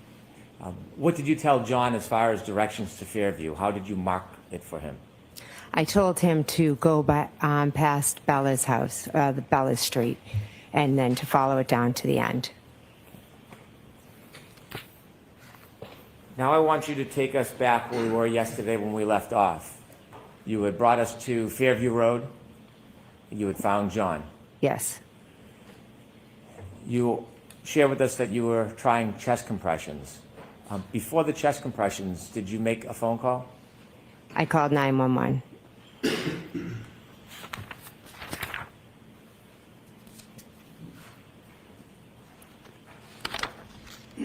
I'd like to move to introduce a copy of that 911 call. Okay. Do you have something physically to, thank you. Ms. McLaughlin does. Thank you. With, Thank you. with the court's permission, I'd like to play Exhibit 45. Yes. No, this is for what was emergency. Yes, I need someone to come to Third Fairview Road in Canton, Mass. There's a man passed out in the snow. You can't, hold on, but you can't say so. You can't know, okay? Yeah, I don't know why I said that. You have to tell us, right, stay on. I can keep going, like, you guys that area in 15, okay? I'm trying to tell on, because it's Okay. I know. We're in the process. I don't think like the parents. 911, what's your emergency? I need someone to come immediately to Third Fairview Road, Canton, Mass. What's going on? There's a guy unresponsive in the snow. In the snow, 34? Yes, 34, the Albert resident, yes. I just pulled up behind him. Okay, 34 Fairview? 34 Fairview, Canton, Mass, yes. 911 is under order, where's your emergency? Hello? Yes, I'm sorry, can you come to 34 Fairview Road in Houston? 34 Fairview? Yes, there's a man unresponsive in the snow. Okay, and what else? He's gonna get here, okay? Okay, what's going on? Is he face down? We just flipped him over. Okay. And who's that in the background? Is that someone related? That's his girlfriend's name is John, please. Okay, how old is he? John is 46 years old. 46, how long has he been outside? I don't know. I don't know. He got out of the car and it could have been a couple of hours. Is he, Terry? Is he? I don't know if he's breathing. There are two women trying to into his body and they're hysterical. Okay, can you just try to ask him? I know it's tough, but we have the fire department going, I just gotta know. Okay. Is he breathing, you guys? It doesn't seem to be breathing. Okay, do they know how to do CPR? Do they want to attempt CPR? Yes, he's got to do CPR. No, I guess he's gone. Okay, they don't feel comfortable doing so? No, I think he's passed away. Okay. All right, we have the fire department and the police department on the way. If everyone's planning CPR, then I'll hang up with you, and if anything changes, you can give us a call back. Where are you guys outside? I'm right up front. I know, I'm on the phone with the ambulance. I know, honey, I know. Terry, you gotta get off of me. Terry, you gotta get off of him. You know if there was any alcohol or drugs involved? He had been out. They've been out drinking? Yes, I'm talking hours about maybe, and I think he's, I don't know how long he's been in the snow. Okay, is there any bleeding or anything? Maybe his head out? Yes, possibly, there seems to be bleeding in the face. Okay, bleeding from the face? All right. Yes. And how big the pool of blood is, if there is any? Something's coming out the nose, and one of the women is doing CPR. Okay, one of them is doing CPR? Yes, they're both working on him. All right, if you want CPR, and just give us a call back if he becomes responsive, right? But we're on the way. Okay, thank you.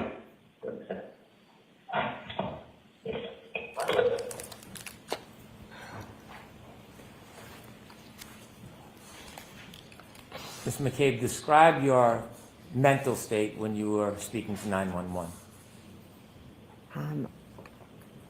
I guess the best way to describe it was I was in shock. My heart was racing. I was trying to be as helpful as I could and get the information to the most important information out as quick as I could to the 911 operators. But also the scene there with Karen and Kerry was a bit chaotic between the two of them. So I was just trying my best to be as calm as I could to get help there as fast as I could and to answer their questions the best that I could. Before you told the 911 operator John O'Keefe's name and his age, you said there's a man in the snow. Do you know why you chose those words? I think I just wanted to get out the most specific details. So a man in the snow versus, you know, John O'Keefe and into a story. I think I just was get the details to them as fast as possible to get help there to him as fast as possible. When you told the 911 operator that your friend John O'Keefe was the person lying in the snow, how did you know his age? We used to joke because he was a couple months older than me. So I would, you know, say, oh, you're older than me. It was a silly little thing between friends. When you called the 911 operator, had Kerry and the defendant already been around or near John?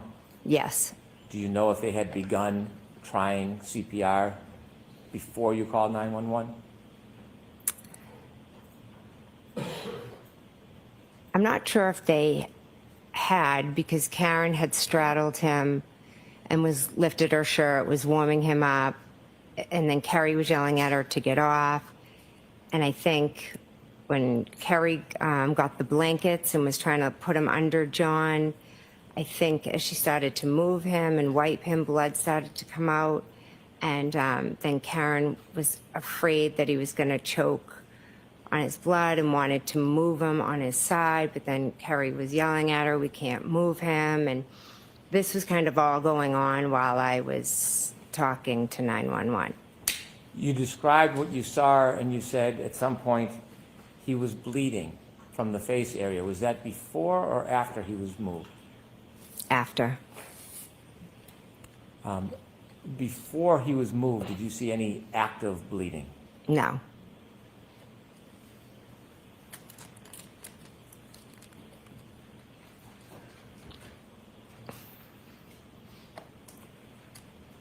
After you called 911, what do you do next? I think I called my sister and she didn't answer. And then as I think I called her as I was walking over to John and she didn't answer. And then I immediately got down on the ground and Kerry Roberts asked me to take over.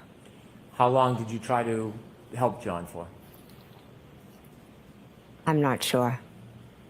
I'm not sure. How long were you and the defendant and Ms. Roberts there before someone else arrived? Police officer was the first to arrive. In the moments, it seemed like a long time, but I think it was fairly quick that they arrived. Any point during the time when you tried to help Mr. O'Keefe and the first police officer arrived, at any point did you see any signs of life from Mr. O'Keefe? No. When the police officer first arrived, do you remember what happened next? I remember it was very chaotic, but there was talk about a spotlight. And I remember, I think I got up and ran to kind of wave the, to get the police officer's attention so he could see where we were. And then what happens? The police officer, not sure specific, I do remember him asking about John. I think he said, is he a drug user? He was just asking some basic questions. And what's the environment? What's going on around you? Karen's just running around crazy, like just yelling, screaming, kind of like a ping pong. What are you trying to do? I was just trying to talk to the officer. I guess I just went into this like type of mode of, all right, I have to just talk to him, get the information out, figure out like how we can best help John and like what happened to him and try to save him ultimately. And what happens next?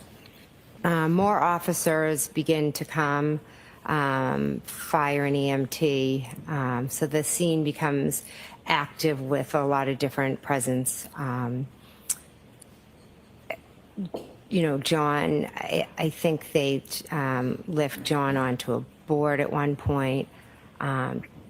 the officers are asking us questions.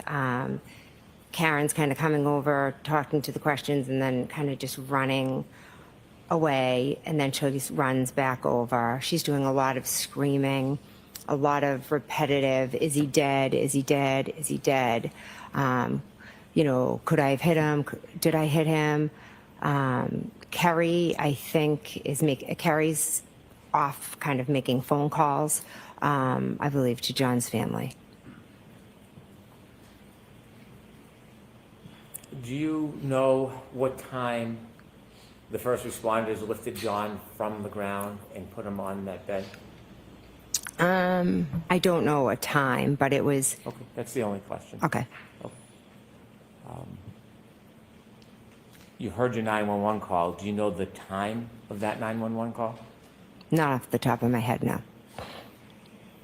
At some point, did you talk to a number of different people at the scene? Yes. And who were you talking to? The first officer was Officer Saraf. I know I spoke with him. I spoke with an Officer Lank, an Officer Good. There were other officers, I don't remember their names. There were EMTs, I don't remember their names either. You have lived in this area for a long time? Yes. Active in the community? Yes. Did you know Sergeant Good from before that night? I knew of him. I didn't know him personally. Did you know Detective Lank? Yes, I knew him. How did you know him? We were friendly. Your children ever associate with each other? Not until recently. After you had a chance to speak to some of the officers, did you move around at all yourself? Yes, I kind of, the officers would talk to us here and then a little bit over to the side.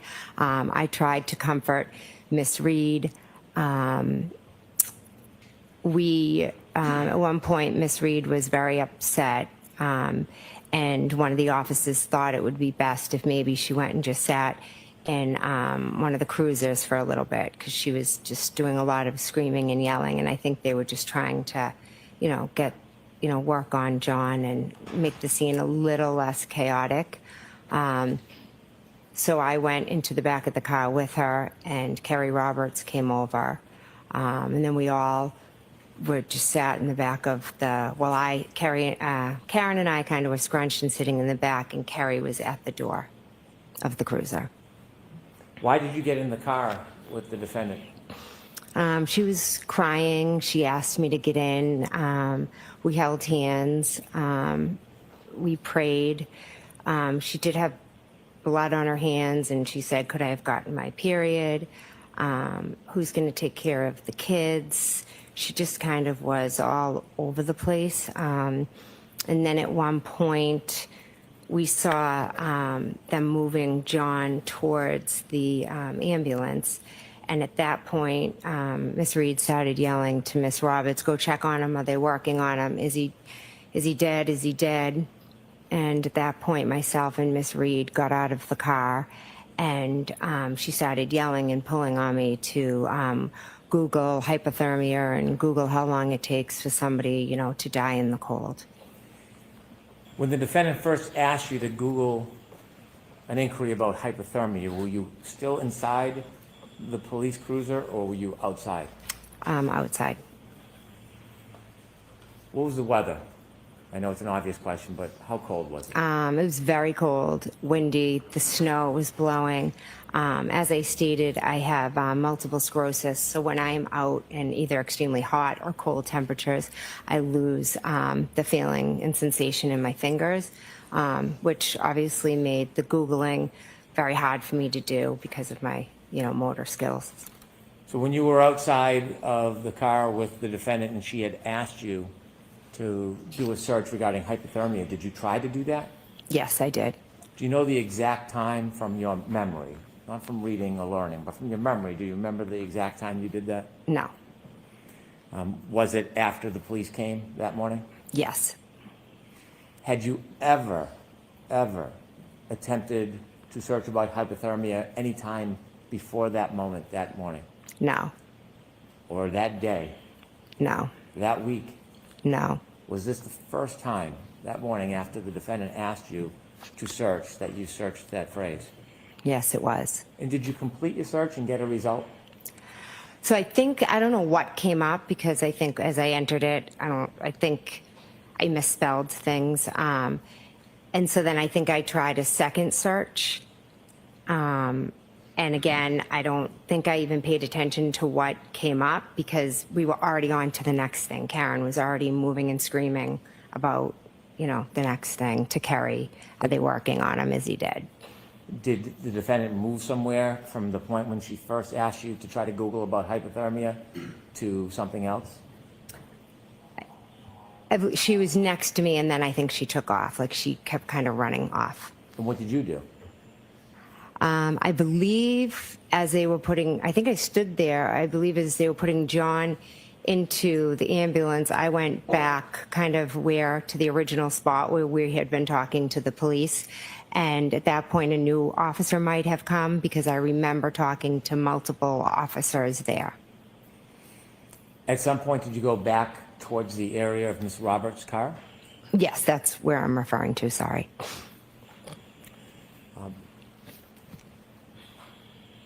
At some point,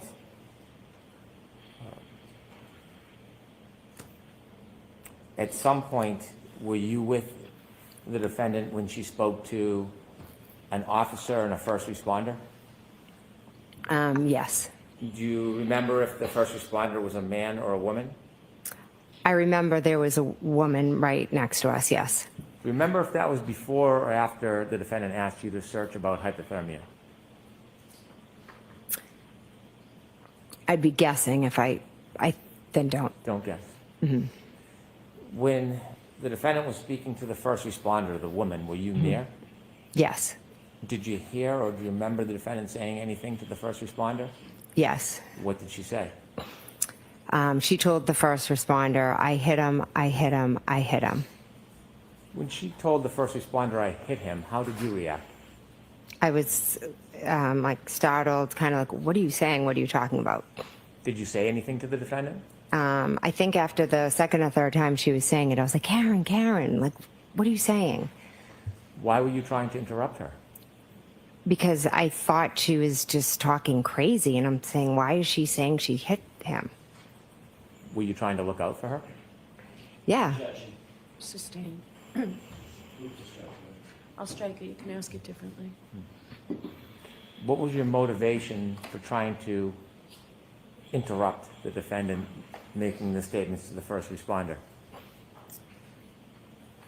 Karen was hysterical, irrational, kind of. I'll move on. Oh, okay, I'm going to see counsel at sidebar for just a minute, please.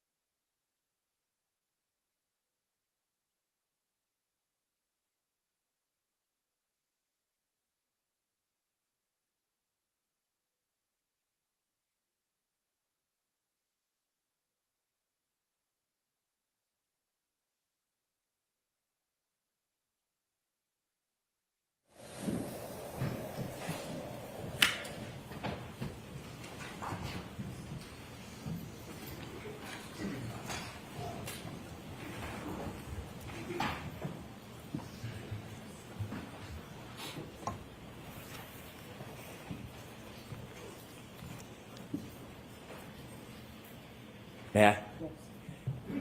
After you made the search at the defendant's request for an inquiry regarding hypothermia, did you have a chance to speak to the officers further? Yes. Did they ask you to do anything or go anywhere? Yes. Officer Lank asked me to go into my sister's house and to wake them up. And your sister's name again? My sister, Nicole. And that is the house you were in the night before? Yes. And after you spoke to the officer, they requested you go into speak to your sister, did you? Yes. Was there any directive on what you should speak to your sister about? No. After the officers asked you to go into the house, did you? Yes, I did. Do you remember what door you went through? Yes, I went through the front door. Was the door locked? Yes. How did you get in? Oh, I'm sorry. I thought you said, was it unlocked? No, I asked if it was locked. Oh, sorry. It was unlocked. As you're approaching the house, were there any lights on? No. Was it dark? Yes. Any sign of any movement inside the house before you went in? No. Take us through walking through the front door. What happens? So I went in the front door. I opened the door. I walked up the stairs into their hallway, and then I think I knocked on their door. Bedroom door? Their bedroom door. And then I opened the door.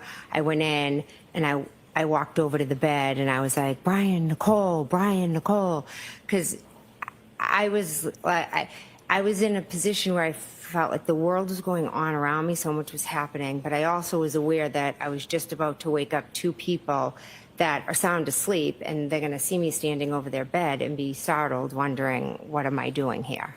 So what happens? So it took a minute or two, and then Brian woke up, and he immediately was like startled and was like, Jennifer, what's going on? What are you doing?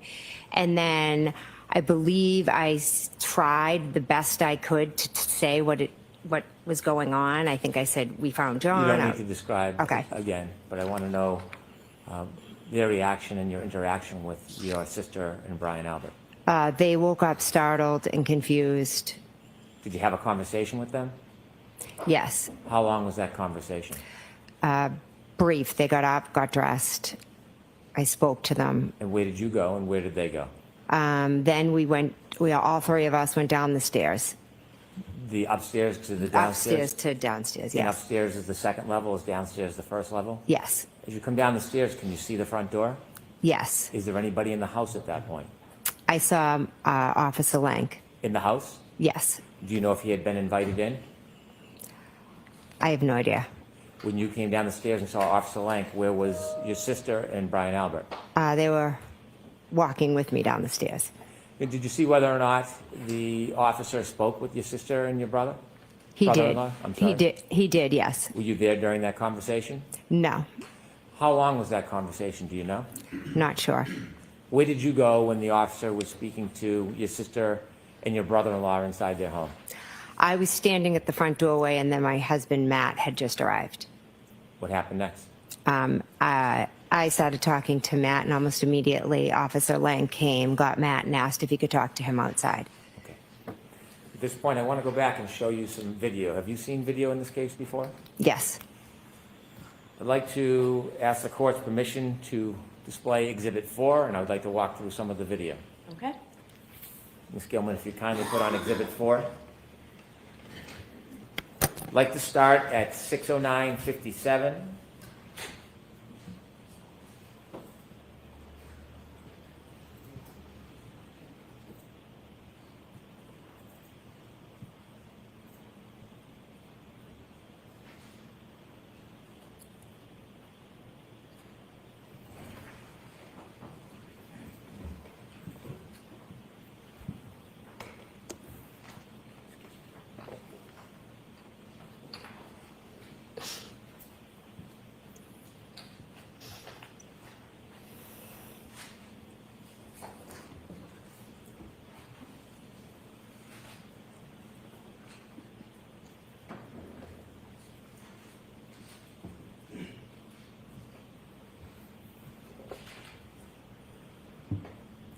Ms. Gilman, if you can take us to the arrival at Fairview.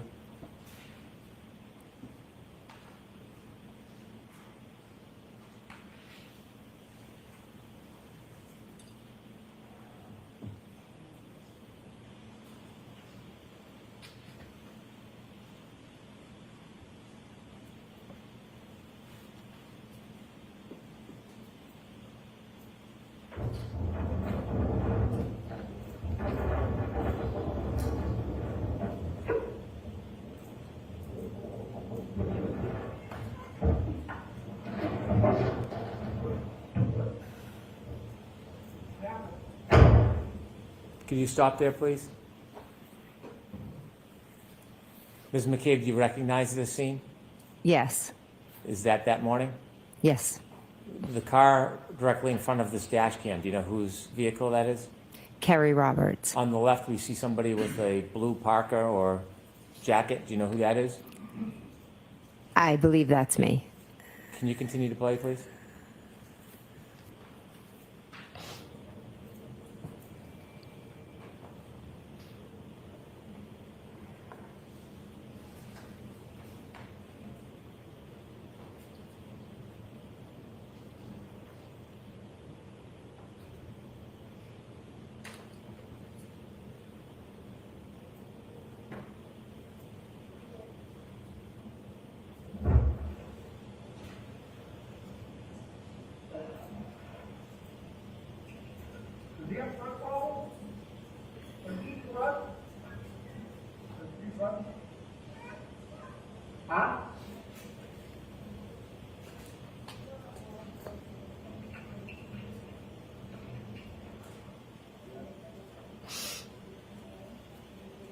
Can you stop there, please? Does that fairly depict your first interaction with law enforcement? Yes. Do you see the flagpole in that video? Yes. And is that the area where you found John? Yes. I'd like to move forward in the video, if we can move forward to 6:14:45, please.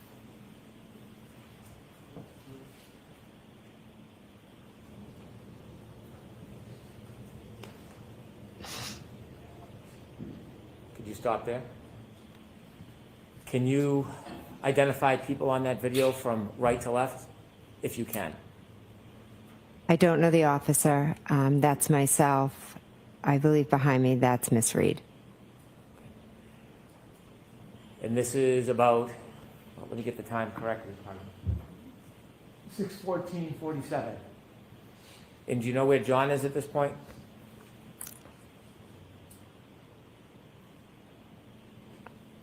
Are they lifting him to the left? Okay. Could you continue, please, Ms. Gilman?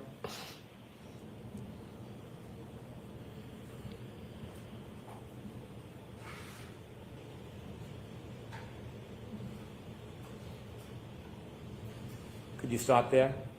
The person all the way to the left near the flagpole, do you know who that is? I believe Kerry Roberts. And is that the area where John was found? Yes. And that's at 6:15 a.m.? If you don't know, that's okay. Do you know what Ms. Roberts was doing at 6:15 a.m.? My guess is I don't want you to guess. Just if you know. I don't know. Okay. Now, you're over to the right. Is that you? Yes. Okay. Continue, please.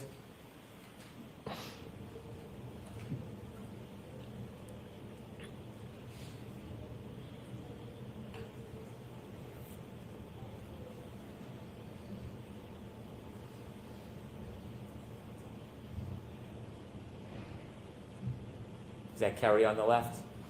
Yes. Stop, please. On the right, do you see yourself? Yes. And which person are you? I'm the one next to the one with the fluorescent yellow. Is your back to us? Yes. To the right in yellow. Do you know who that is? I don't. Okay. Continue, please.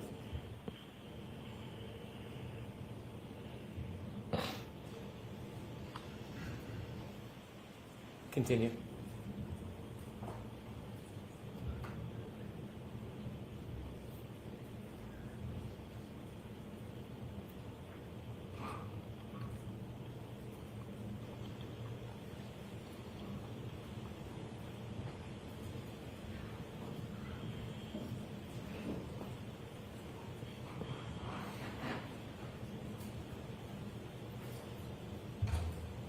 Stop, please. Do you see the defendant move from the right to the left? Yes. Do you see the yellow jacket? Yes. Do you know whether or not that's the woman first responder? I believe so, yes. Do you know why the officer moved the defendant over to from right to left? I don't. Okay, continue, please. Stop. At that part, is there a conversation between the defendant and the first responder? Yes. Are you listening? Yes. Continue. Stop. Do you see the officer that was with you in the group? Yes, Do you see him now turned away from the group speaking to somebody else? I do. Continue, please.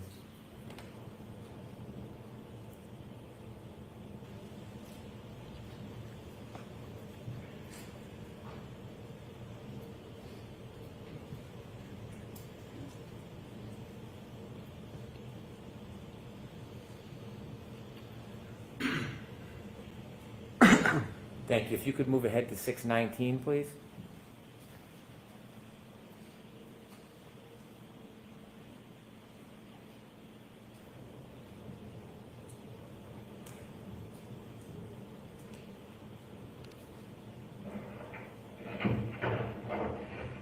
Is that you, Ms. McCabe and Ms. Roberts? Yes.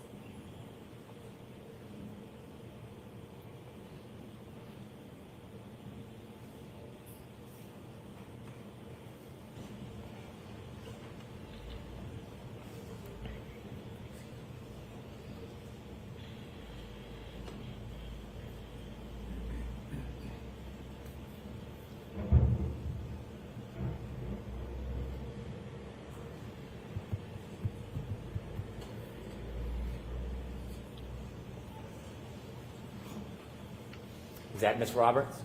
Yes. Stop for a moment. Do you know at which point you went to the officer's car and sat in the back with Ms. Reed? I believe it's right after this. Can you continue, please?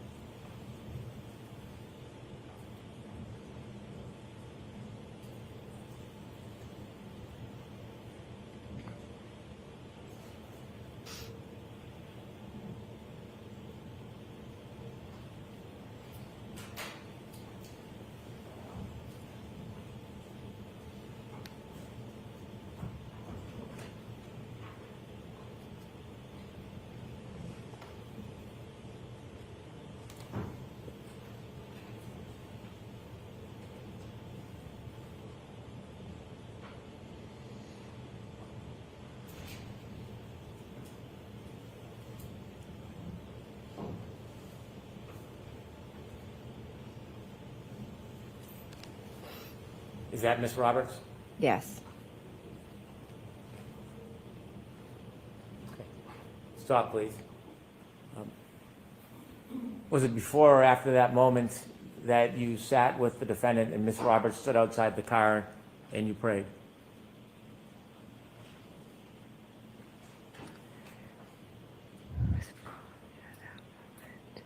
I'm not exactly sure from Okay. that video. That's fine.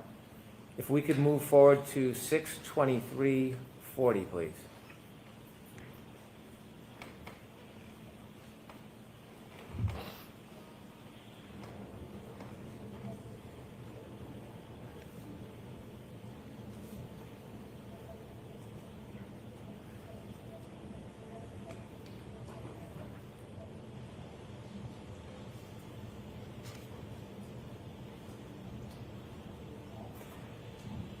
At this time, are you still with the defendant behind this car in some spot? Yes, I am.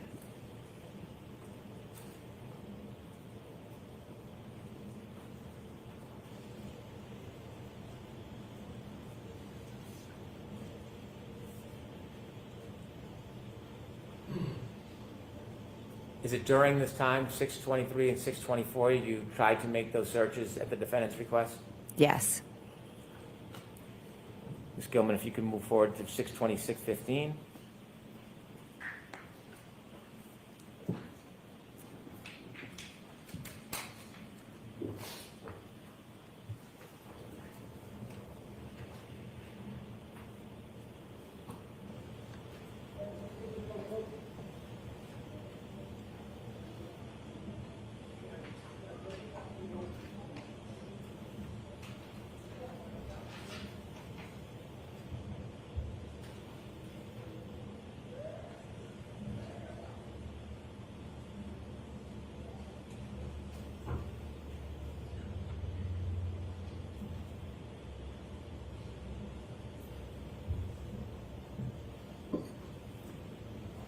Pause, please.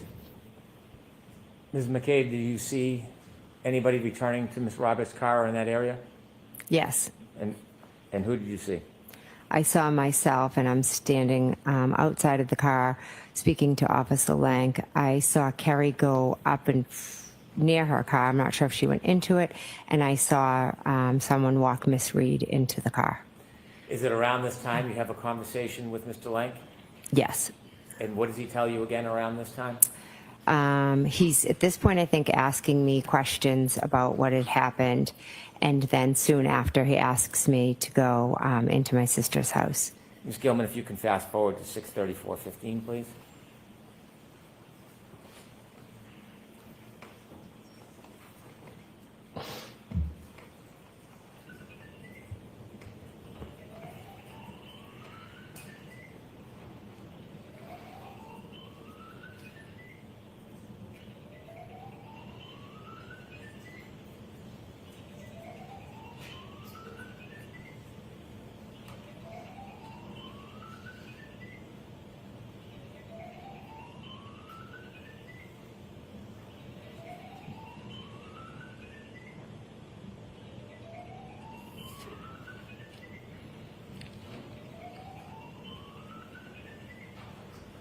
Stop, please. You described that the house had no lights on. Is that a fair depiction of, Yes. of the view? Yes. Do you see a figure walking up the driveway? Not on this pause clip, but I did see it, yes. Let's play it and see if you can identify. Yes, I can see myself walking up. Where are you now? I'm walking up the path to go up to the stairs into the house. And this is at the request of Officer Lank? Yes. And you described first you went in and woke up your sister and brother-in-law? Yes. Could we move forward to 6:39, please?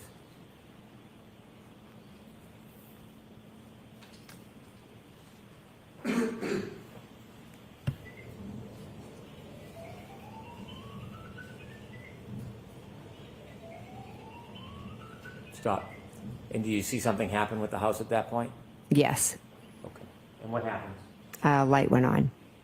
I'll note it's 6:39:08. Thank you, Ms. Gilman.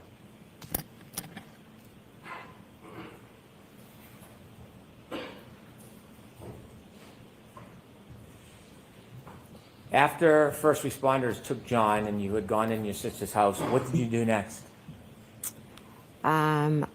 Next, after Officer Lank spoke to my husband, Kerry Roberts, her and I had a conversation. She was going to go pick up John's parents in Braintree. At first, I had told her I would go with her, but then Officer Lank said that I needed to, one of us had to stay at Fairview to speak to the, I believe it was the state troopers that would be coming. Did you stay at Fairview? I did, yes. What was your mental state at that point? Again, I was in shock. The best way I can describe it is the feeling of I'm present and everything's going on around me, and I'm just trying to process and make sense of everything. Did you speak to your sister about what happened? Yes. Did you speak to your brother-in-law about what happened? Yes. And were they giving you any comfort or support? Yes, they were being very comforting and supportive. As you were waiting at Fairview, did anybody else come to the house? Well, my husband, Matt, had arrived. A little while later, Julie Albert had arrived. She was dropping something off, and then Brian Sr. called her in. Is Julie Albert the wife of Chris Albert? Yes, she is. And Brian Albert and Chris Albert are brothers? Correct. When she arrived, did you talk to her? Yes. Were you in a group? Were you talking to people privately? No, we were all sitting around the kitchen table. And why were you talking to everybody? We were trying to figure out what had happened. They were trying to be supportive, trying to help me. What was your mood? I was extremely concerned. I was calling Kerry, trying to get updates about John. I was worried about John, his family, about Kaylee. At that point, did you know whether John was going to live? I had a very strong, I think deep down I knew that John was gone. But you know, there's until you hear it, I think there was that little bit of hope, maybe. Did you speak to anybody but Kerry, who was not at the home that morning? I believe I spoke. Yeah, Miss Reed. You had a conversation? Yes, I spoke to her when she was in the ambulance. Did you speak to her again later that day? No, I think I texted her asking her for Kerry's number because I didn't have it. Did you hear back? No, Did you ever speak to Miss Reed again? no, I've never spoken to her again. When you were trying to get information from Kerry and you were in Fairview, did anybody else other than the people you've described arrive at Fairview? Chris Albert, Brian Higgins showed up, and Chris Albert. Did you know Brian Higgins? I knew him as a friend of Brian's. Did you see him at the waterfall that night before? Yes, I did. And after you arrived at Fairview that night, after leaving the waterfall, was Brian Higgins one of the people there? Yes. And did you talk about what had happened in front of Brian Higgins as well? Yes. Was there a group discussion? I wouldn't say discussion. I would just say, like, for instance, someone would ask me a question because everybody this didn't make sense to anybody. No one knew what had happened. Agreed. And so was there a lot of questions about what you saw and heard? Yes. You mentioned earlier that you felt like you were in a state of shock. Did you feel like you were still in that state, or were things changing mentally?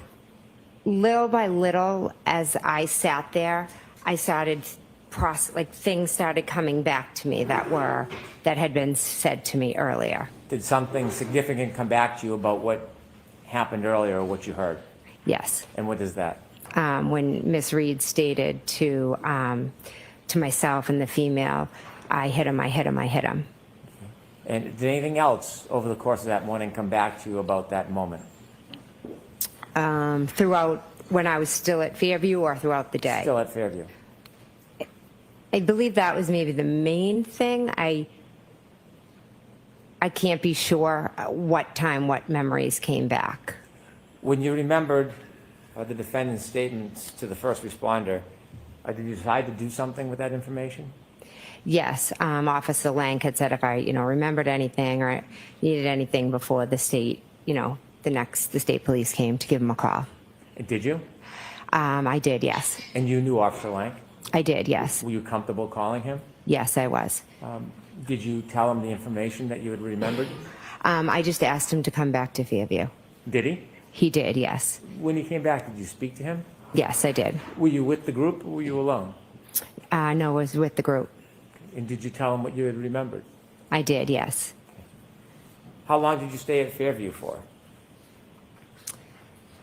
I believe somewhere between 11:30. I'm being approximate with my times. Officer Proctor called me from the state police. Do you know how he got your number?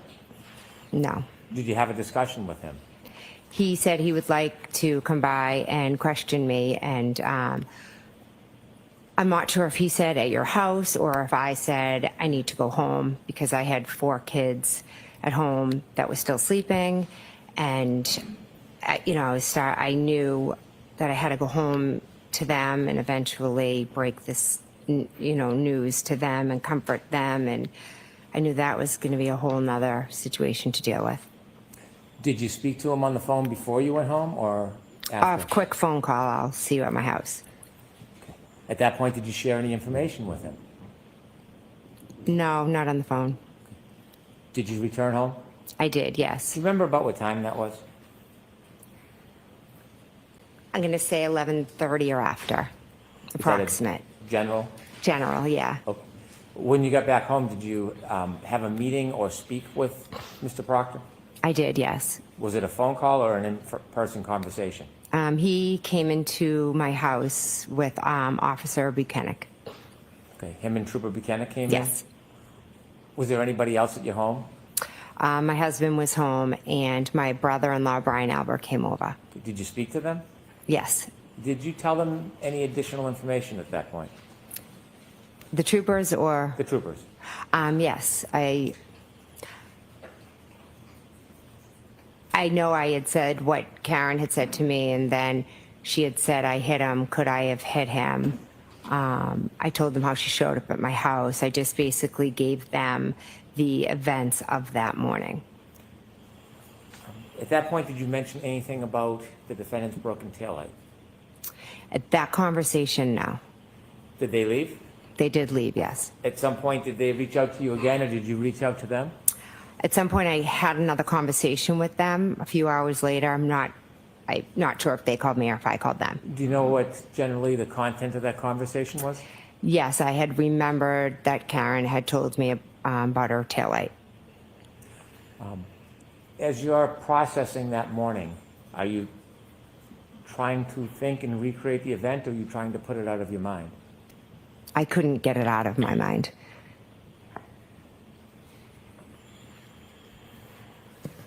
While you were at home, did you receive any updates from anybody, Kerry Roberts or anybody, about John? Yes, when I was still at the Alberts, Kerry had given me word that, John had passed. Then once I got home, I know different friends who were starting to hear.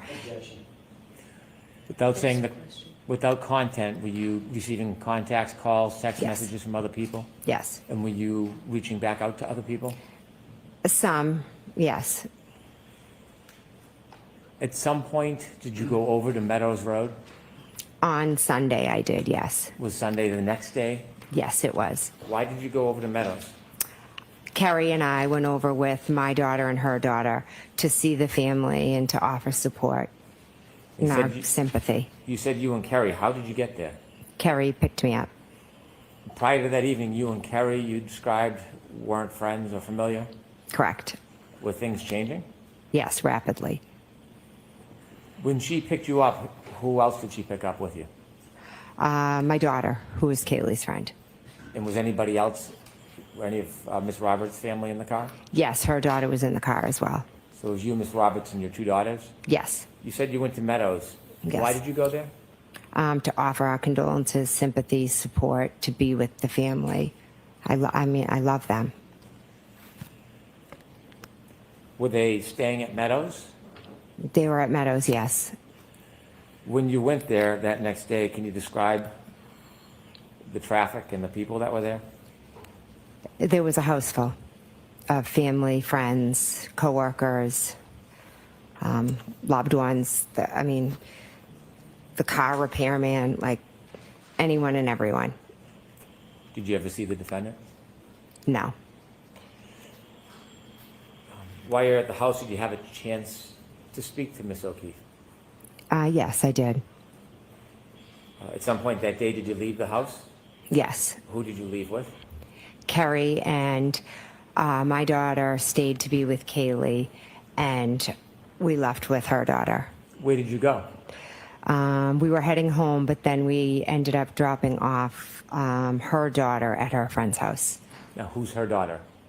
Ca- Don't give me a name. Kerry's daughter? Carrie's daughter, yes. And was Kerry's daughter friends with any of the Lanks? Yes, Carrie's daughter's good friends with Mike Lank's daughter. When Miss Roberts drove over to Mr. and Mrs. Lank's house, did you meet anybody? Yes, her daughter, Carrie's daughter, went in the house, and Mrs. Lank came out. Her and Carrie are very good friends, so she came out to offer support and condolences. Was it still cold outside?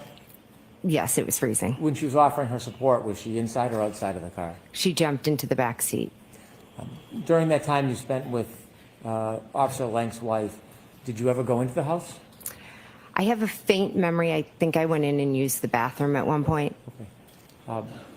When you were having the conversation with Mr. Lank's wife, were you talking about what had happened? Yes, Carrie was just explaining the morning, the phone calls, the scene, things like that. Were you trying to get any type of inside information or push the investigation in any particular direction?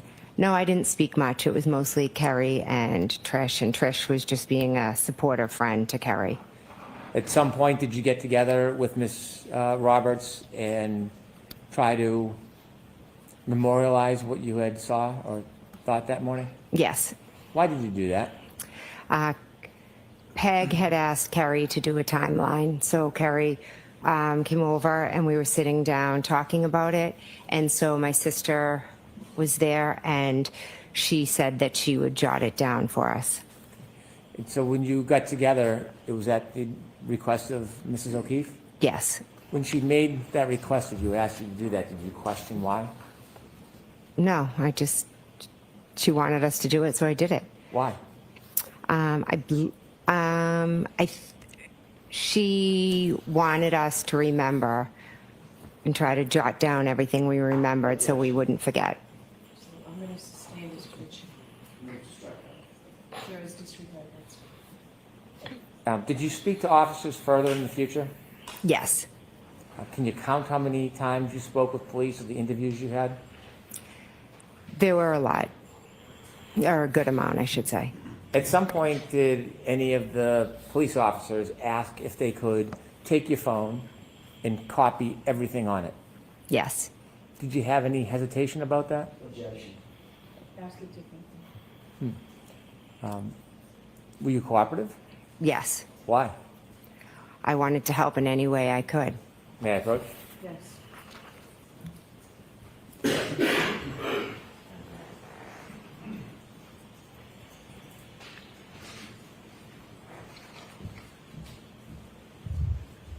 Handing you a piece of paper, do you recognize that?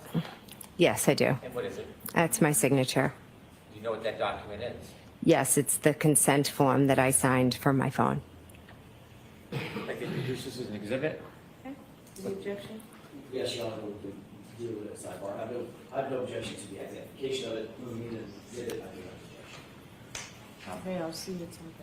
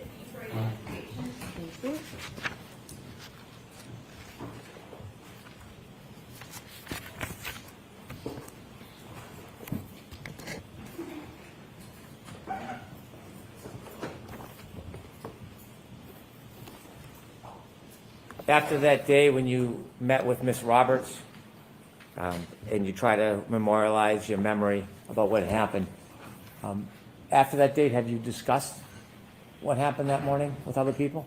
Yes. And have you discussed it with police over time? Yes. I have no further questions at this time.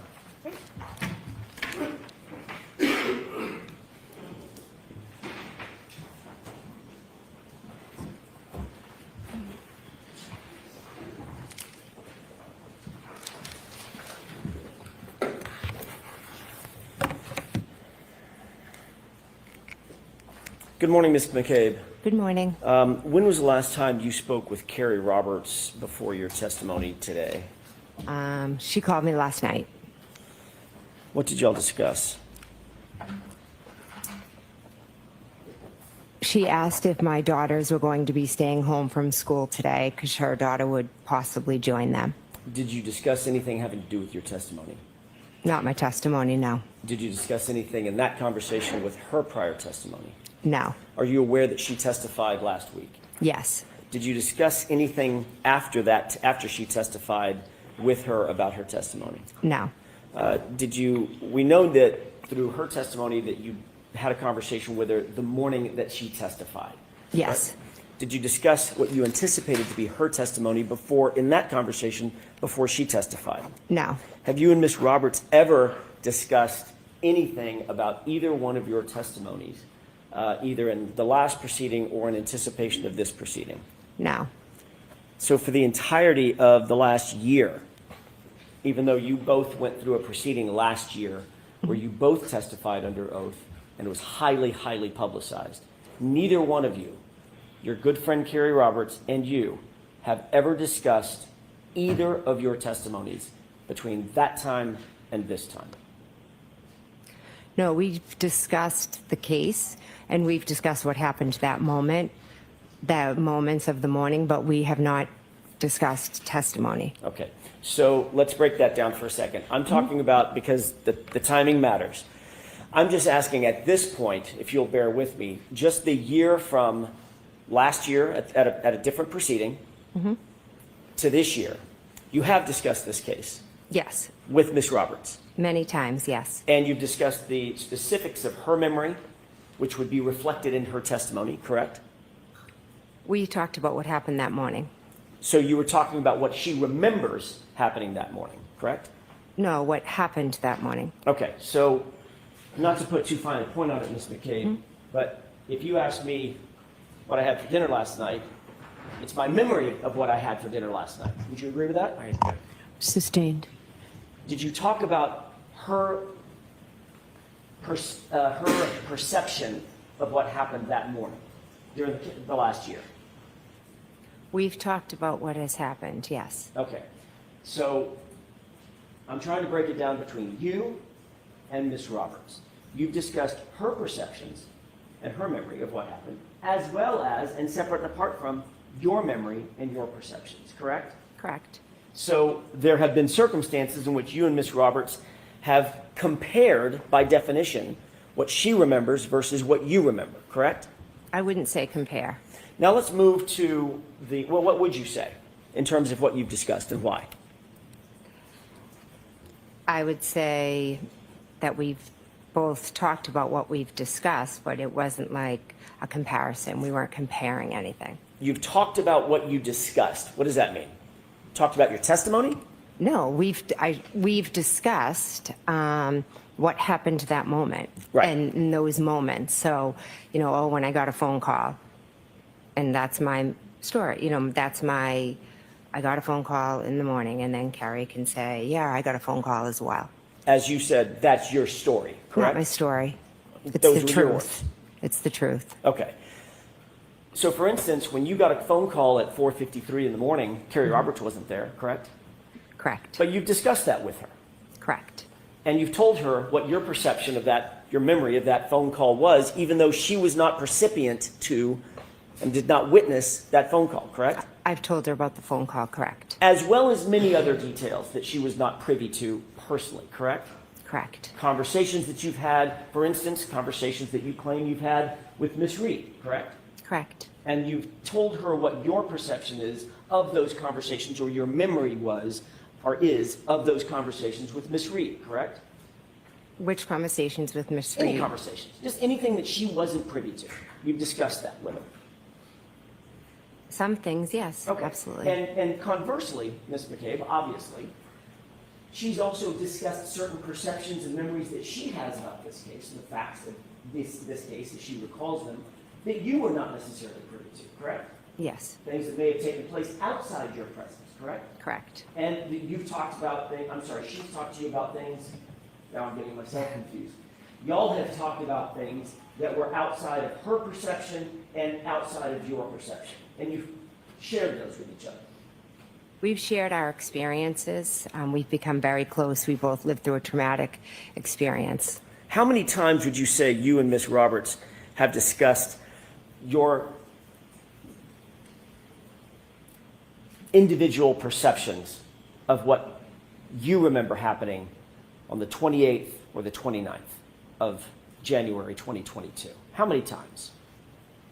It would be hard to put a number on that. We talk about it's hard. We're bonded. We talk about the trauma that we relive every day. Karen called us for help and we both answered the phone. And that bonding is the glue that holds you two together. Is this case, correct?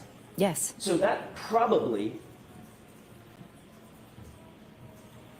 by definition, is the foundation of many, many, many of your conversations. Would you agree? We've grown into friends where we talk about many other things besides the case. Sure, the movie you saw last weekend and what the kids are doing next week. Yes, and yes, absolutely. We Okay, talk so- many different things, just like girlfriends do. I'm just concerned with and asking you about the subject matter of this case and the details and the facts of this case.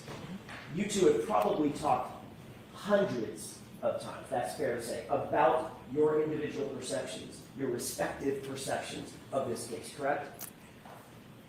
This happened 3 years ago, and we've talked about it time and time again. This case has traumatized us, so And it's a talking huge part about- of our lives. I'm sorry, I didn't mean to interrupt you. Oh, I'm sorry.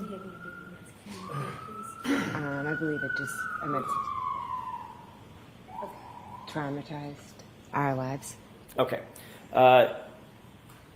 It would be impossible for you two to have had so many conversations about your respective perceptions of the details of that day without that influencing the other person, correct? You've somehow been influenced by Miss Roberts's perceptions and her memories, correct? I don't think I would say influenced. Would you say that she's been influenced by your perceptions and your memories? Objection. Would you say that, Ms. McCabe? No, I wouldn't. Next question. How many times have you met with anybody from the DA's office?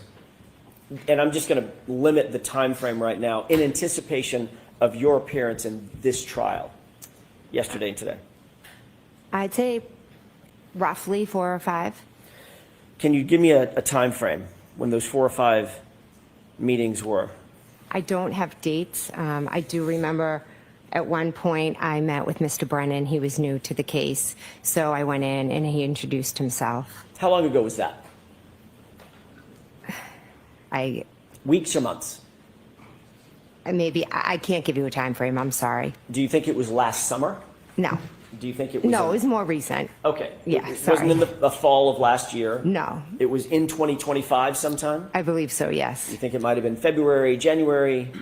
Again, I can't give you an exact. I'm sorry. All right. I want to talk about the time frames of those conversations, then I'll ask you a little bit more about those conversations. So that was the first meeting that you had was with Mr. Brennan in anticipation of your testimony. What were the subsequent 4 meetings or so that you've had? With whom and approximately what time? Okay, so another meeting with Mr. Brennan. Are you looking for who was Sure. there? Who else was there? I mean, can I give you a general answer? I didn't write down like every meeting who was there, but Of course. generally, okay. Was Mr. Lally there? During 1 or 2 of the meetings, he was, yes. Was Ms. McLaughlin there? Yes. Was there anybody else from the DA's office there? The officer or trooper Tully was there at one. Trooper Buchanan was there at one. The witness advocates were there. And again, give or take the particular meeting. Those are 2 meetings that you've talked about with Mr. Brennan and others. What about the third meeting? No, I'm sorry. I was lumping a few of them together. Sure, understood. I apologize. How many meetings would you have? Let's just start there. How many meetings have you had with Mr. Brennan and either staff or colleagues?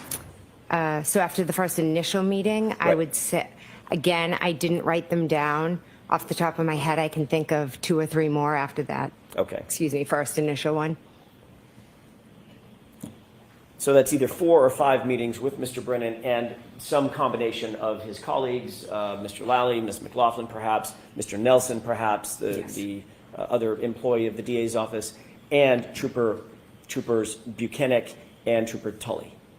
Correct. You asked questions about at any of these meetings. I'm just going to lump them all together. Any of these 5 meetings. By the way, when was the most recent? Last night, I had a Zoom call in regards, I think the court asked them to Yes, I'm Yeah, going to stop you right there. Oh, okay. I'm going to ask a different question, and if you don't mind, I'm just going to lead you through this question.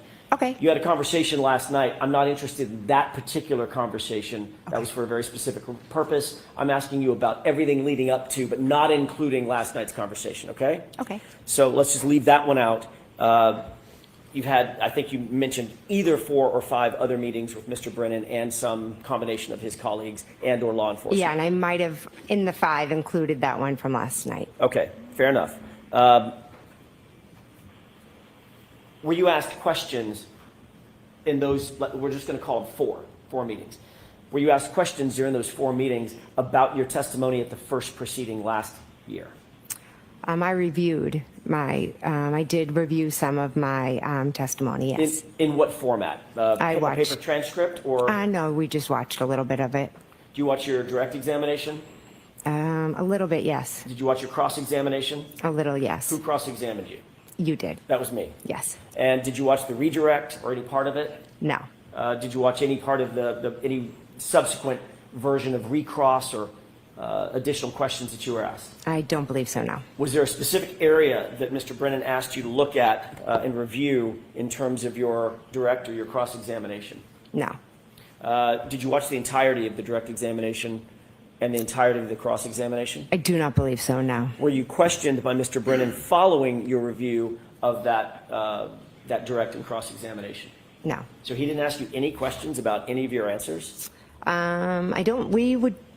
He showed me a dash cam and would ask me to point out who's this, who's that, a waterfall video, is this you, is this somebody? Those were the type of questions that he asked me. What about any discussion about your demeanor and how you performed in the last proceeding? Objection. Sustained. I'll ask it a different way. What about your demeanor? I'm using probably a poor word, perform. Mm-hmm. How you came across, your demeanor in the last proceeding. Objection. Sustained. Did you discuss changing your demeanor in any way, shape, form, or fashion from the last trial to, the last proceeding to this trial, my mistake. From the last proceeding to this trial, was your demeanor ever discussed? No, I was just told to slow down, answer the question, and, answer it to the best of my memory. Was there any discussion about talking about your background, for instance, your family and your children and being a sports mom, as you talked about in your direct examination? No, I believe I did that in the previous one as well. Was there any discussion about crafting your testimony in any way to suggest a softer approach? No. Was there any discussion about how to develop your testimony from beginning to end? I object. Sustained. Did Mr. Brennan ask you about, or let me ask it a different way, did Mr. Brennan take you through a series of questions, for instance, as almost a test run of questions that you might be asked either on direct examination or cross-examination? No. Did you practice your testimony with any member of the DA's office? No. Were there any sessions where you sat and was subjected to a cross-examination, like a fake cross-examination or a fake direct examination? No, there Anything wasn't. like that? No. What were the things that stand out in your mind? You said you had at least 4 meetings. How long was each meeting, by the way, ish? The first meeting, I think, was fairly quick. It was just the introduction. 30 minutes, less than 30 minutes? I don't want to give a time because I'm not sure. Okay. But I was fairly quick, yes. Okay. What about the second meeting? Again, I don't know specific meetings, but I can tell you that there was a longer one where I did watch some dash cam video, look at different pictures, things like that. What kind of pictures did you look at? Other than the dash cam video? The pictures of John's house. Okay. The same photos that we saw today? Yes. How long in total would you say all of those meetings were? Just taking them all together. I really can't give you I really can't give you an estimate. I think the first one was fairly quick. The second one, one of them was a little bit longer, maybe a couple hours.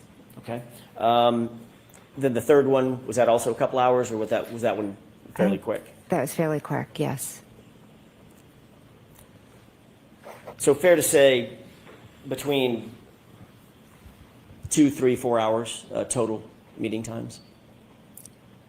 Again, I'd have to probably go back and look at the date and the time. I really can't give you a specific amount of time. I apologize. Did Trooper Tully or Trooper Buchanan ask you any questions during the course of any of these meetings? Regarding the case, no, but we did briefly talk about how my kids were, how their kids were. But they didn't ask you any questions about your testimony, about about the case, about your memories, about specific facts? I do not believe so, no. During any of these meetings, was anybody taking notes? Ms. McLaughlin, Mr. Lally, Mr. Brennan, any of the troopers? No, I don't believe so. So there was several hours worth of meetings with you, and nobody scribed any notes that you saw? None that I saw, no. And these meetings were not recorded? I do not believe so, no.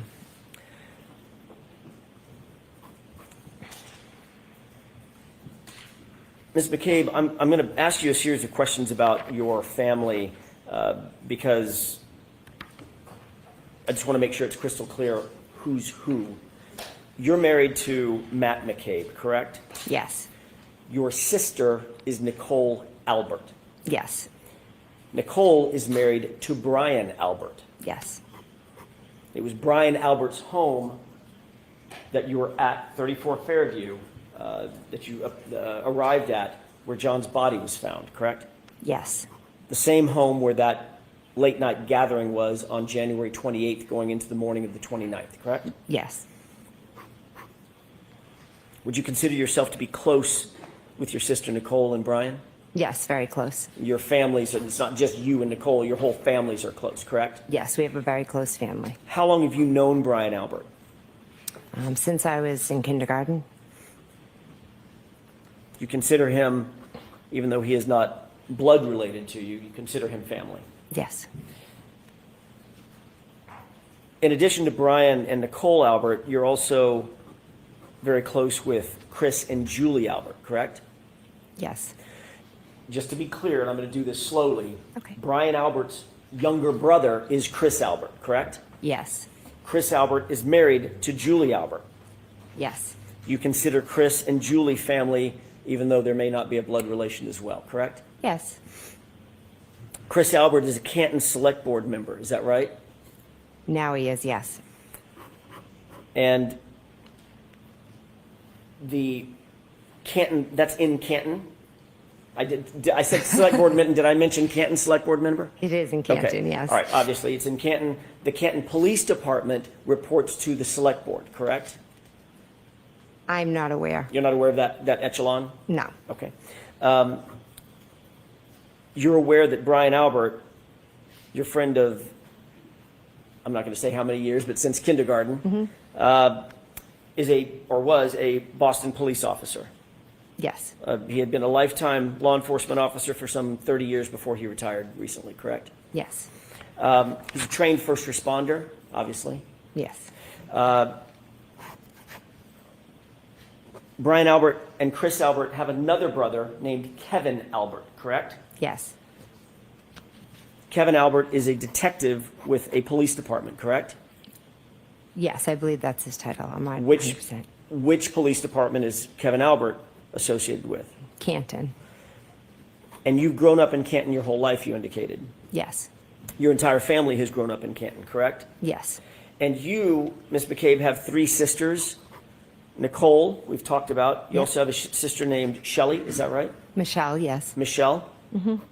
And Denise, who you mentioned in your direct examination. Yes. Nicole is also known by nickname, is that right? Yes. What is Nicole's nickname within the family? Coco. Does Shelley also have a nickname? Well, I guess Shelley is the Yeah, shortened Shelley name from is. Michelle, correct? Yes. What about Denise? She's Dee Dee. Dee Dee? Yeah, like Deedeee.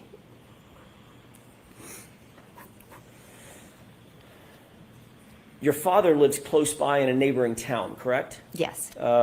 Don't tell me the town, but it's relatively close to Canton. 20 minutes, yes. Okay. His name is Tom Weeks. Yes.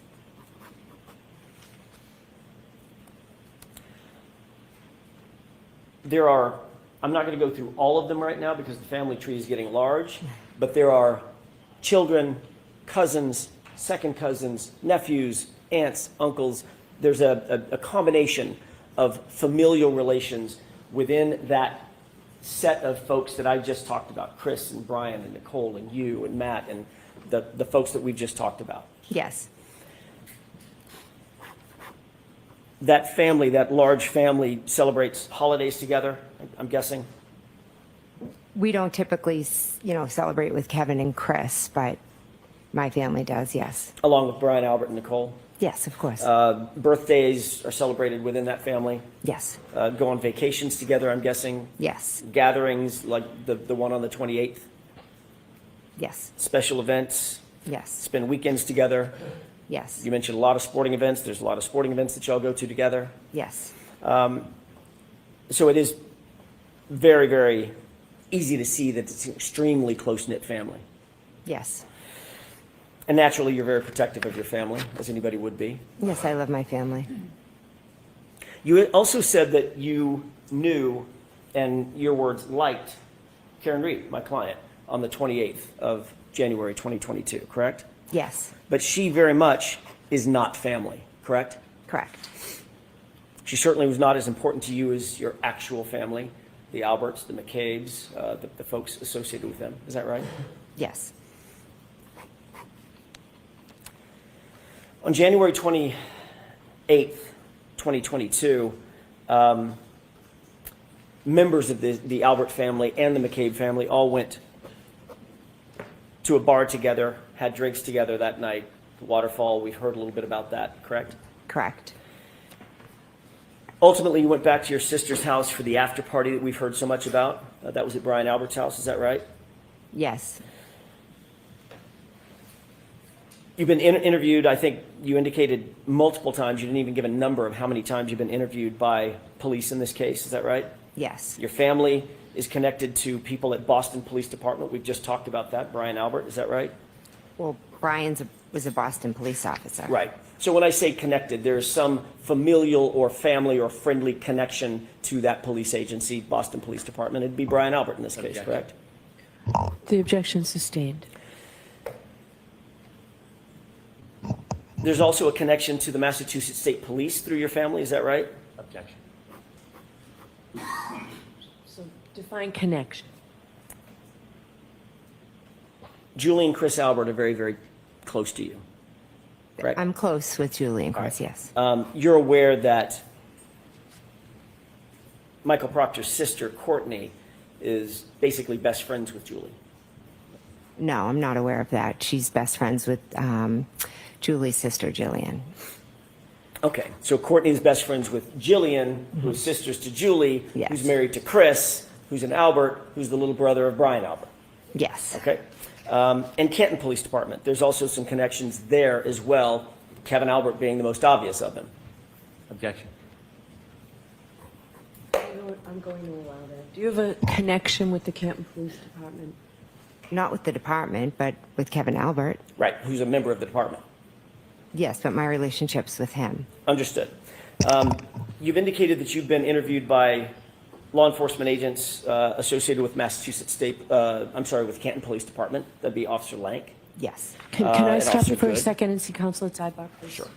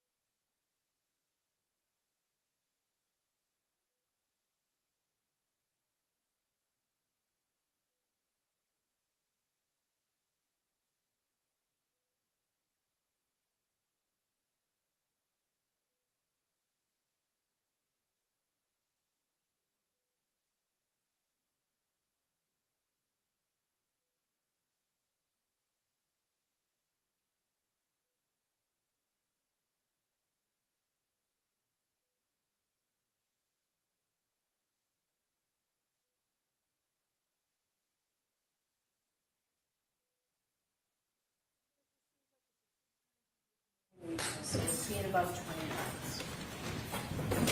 Please rise for the jury. Jurors, right this way. Please leave your notebooks in the chairs.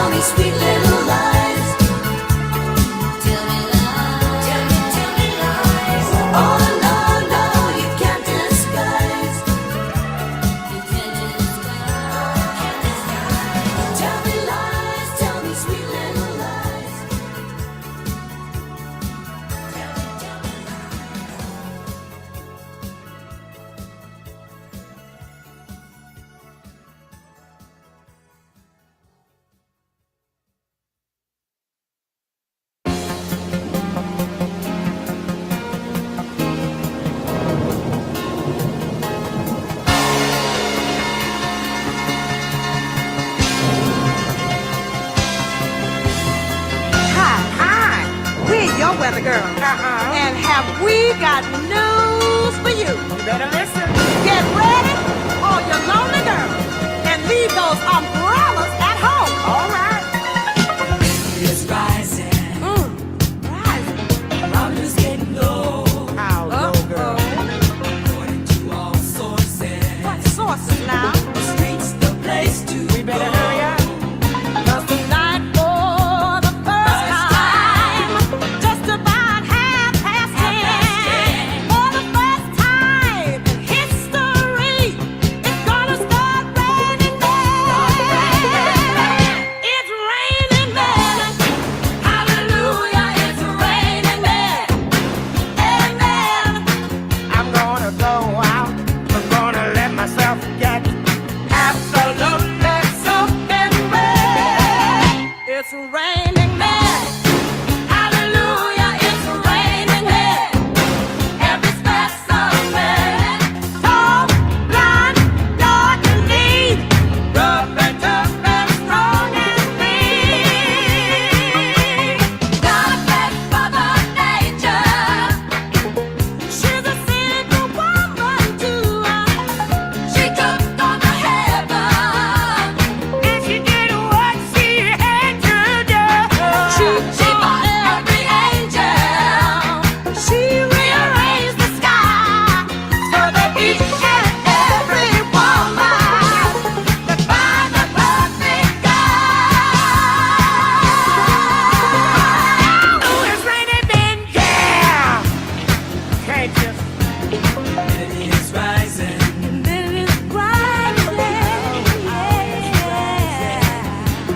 Problems getting low.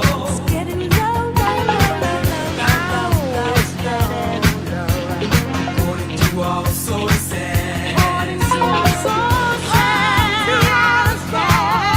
The streets the place to go.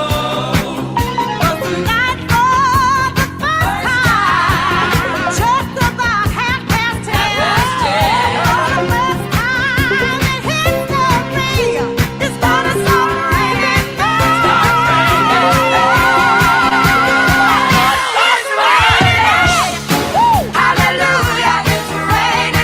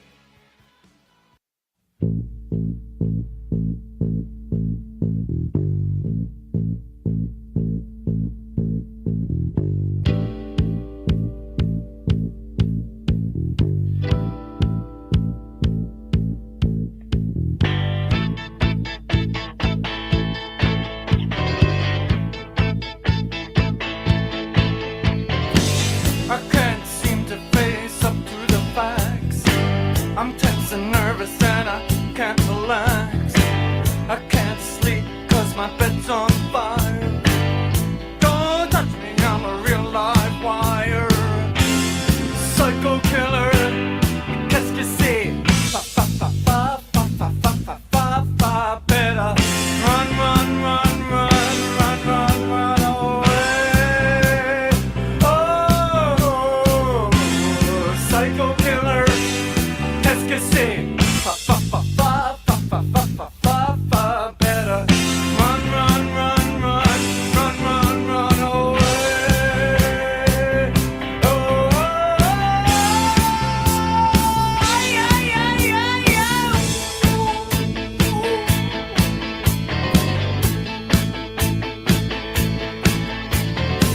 you start a conversation, you can't even finish it. You're talking a lot, but you're not saying anything. When I have nothing to say, my lips are sealed. Say something once, why say it again? Psycho killer, qu'est-ce que c'est? Fa fa fa fa fa fa fa fa fa fa. Better run, run, run, run, run, run, run away. Oh, oh, oh. Psycho killer, qu'est-ce que c'est? Fa fa fa fa fa fa fa fa fa fa. Better run, run, run, run, run, run, run away. Oh, oh, oh. Ce que j'ai fait ce soir-là, ce qu'elle a dit ce soir-là, réalisons mon espoir. Je me laisse vers les bras, ok? Yeah, yeah, yeah, yeah, yeah, yeah, yeah, yeah, yeah, yeah, yeah. We are vain and we are blind. I hate people when they're not polite. Psycho killer, qu'est-ce que c'est? Fa fa fa fa fa fa fa fa fa. Better run, run, run, run, run, run, run away. Oh, oh, oh. Psycho killer, qu'est-ce que c'est? Fa fa fa fa fa fa fa fa. Better run, run, run, run, run, run, run away. Oh, oh, oh. Yeah, yeah, yeah, yeah.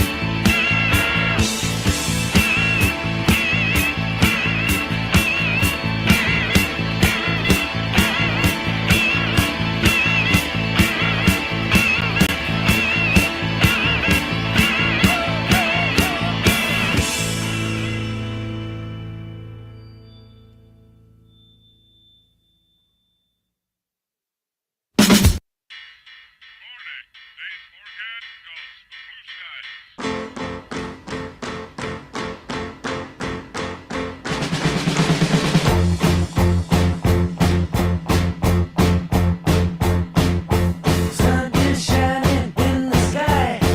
There ain't a cloud in sight. It stopped raining. Everybody's in the lake. And don't you know, it's a beautiful new day. Hey, running down the avenue. See how the sun shines brightly in the city. On the streets where once was pity, distant blue. Sky is living here today. Hey, Mr. Blue Sky, please tell us why you had to hide away for so long. Where did we go wrong? Mr. Blue Sky, please tell us why you had to hide away for so long. Where did we go wrong?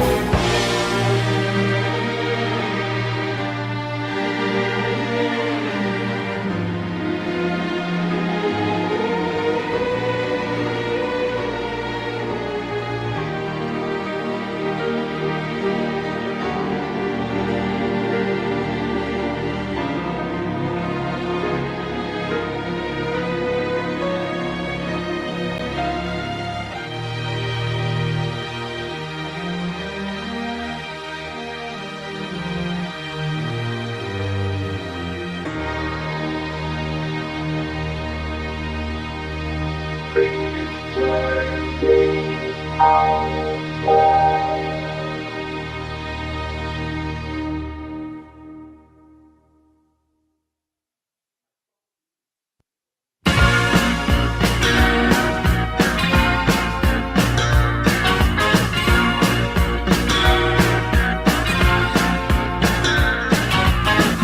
can never know what it's like. Your blood like winter freezes just like ice. And there's a cold and lonely light that shines from you. You wind up like the wreck you hide behind that mask you use. And did you think this fool could never win? Well, look at me, I'm coming back again. I got a taste of love in a simple way. And if you need to know while I'm still standing, you just fade away. Don't you know I'm still standing better than I ever did? Looking like a true survivor, feeling like a little kid. And I'm still standing after all this time, picking up the pieces of my life without you on my mind. I'm still standing. Yeah, yeah, yeah. I'm still standing. Yeah, yeah, yeah. Once I never could have hoped to win. You're starting down the road, leaving me again. The threats you made were meant to cut me down. And if my love was just a circus, you'd be a clown by now. No, I'm still standing better than I ever did. Looking like a true survivor, feeling like a little kid. I'm still standing after all this time, picking up the pieces of my life without you on my mind. I'm still standing. Yeah, yeah, yeah. I'm still standing. Yeah, yeah, yeah.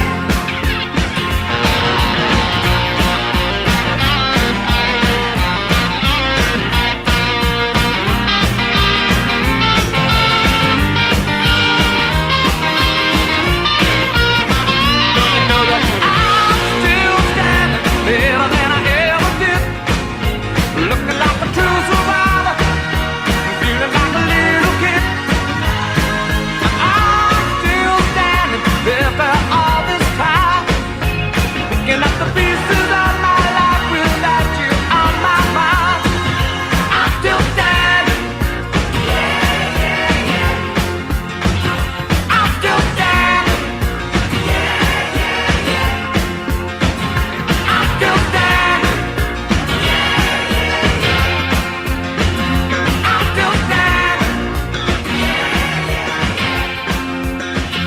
I'm still standing.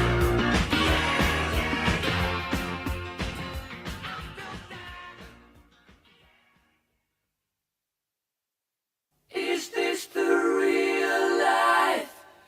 Is this just fantasy?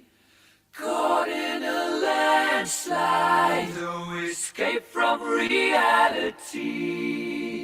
Open your eyes, look up to the skies and see. I'm just a poor boy, I need no sympathy, because I'm easy come, easy go, little high, little low. Any way the wind blows doesn't really matter to me. To me.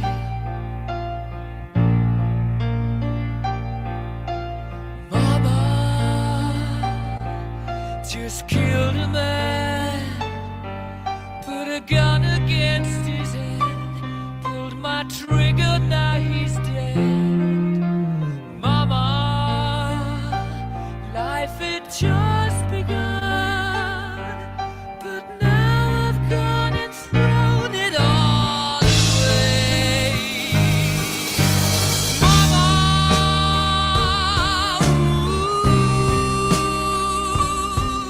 didn't mean to make you cry.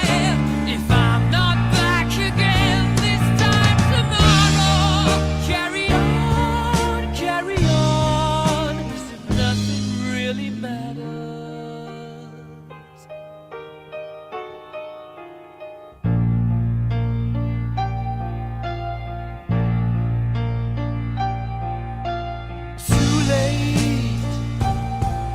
My time has come. Sent shivers down my spine. Body's aching all the time. Goodbye, everybody. I've got to go. Gotta leave you all behind and face the truth. Mama,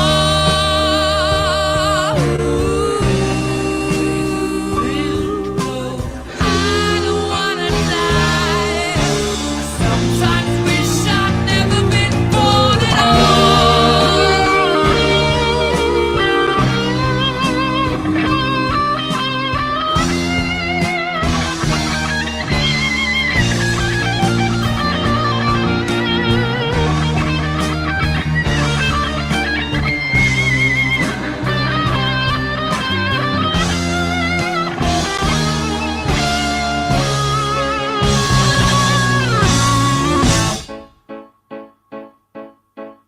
I see a little silhouette of a man. Scaramouche, will you do the fandango? Thunderbolt and lightning, very, very frightening me. Galileo, Figaro. Magnifico! I'm just a poor boy, nobody loves me. He's just a poor boy from a poor family, sparing his life from this monstrosity. Easy come, easy go, will you let me go? Bismillah, no, we will not let you go. Let him go! Bismillah, we will not let you go. Let him go! Bismillah, we will not let you go. Let me go! We'll not let you go. Let me go! We'll not let you go. Let me go!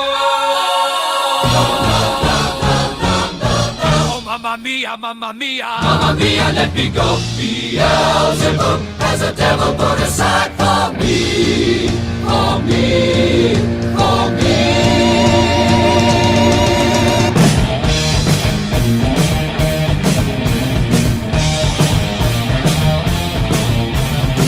So you think you can stop me and spit my eye? So you think you can love me and leave me to die? Oh, baby, can't do this to me, baby. Just gotta get out, just gotta get right out of here.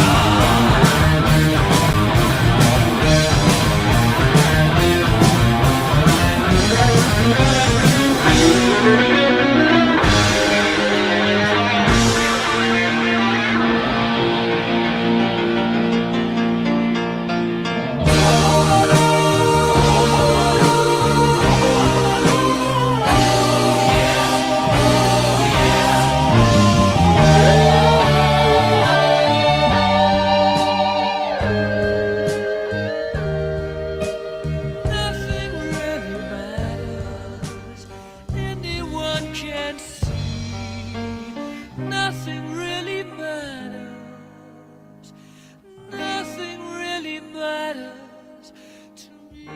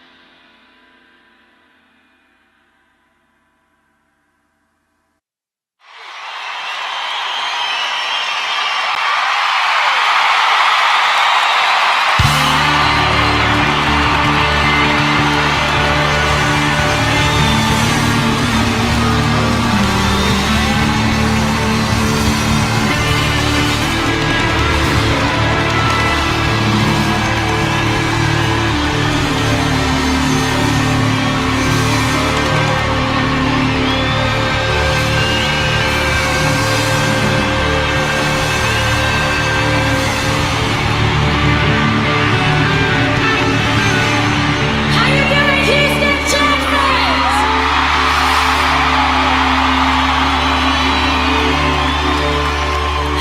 First I was afraid, I was petrified. Kept thinking I could never live without you by my side. But then I spent so many nights just thinking how you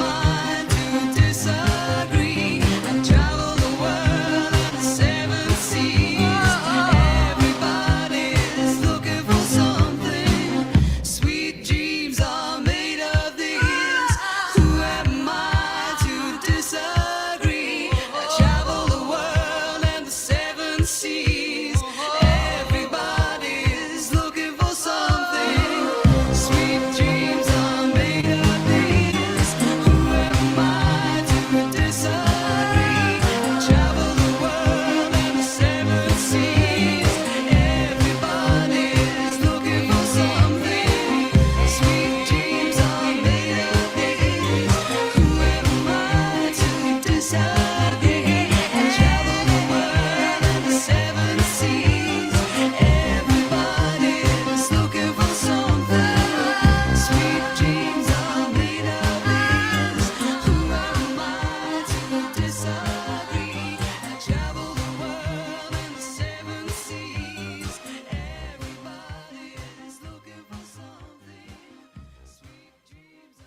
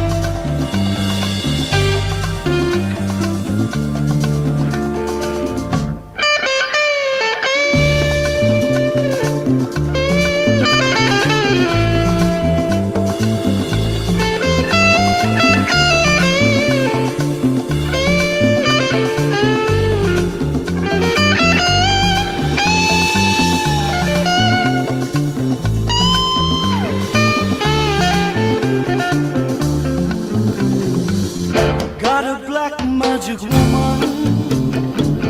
Got a black magic woman.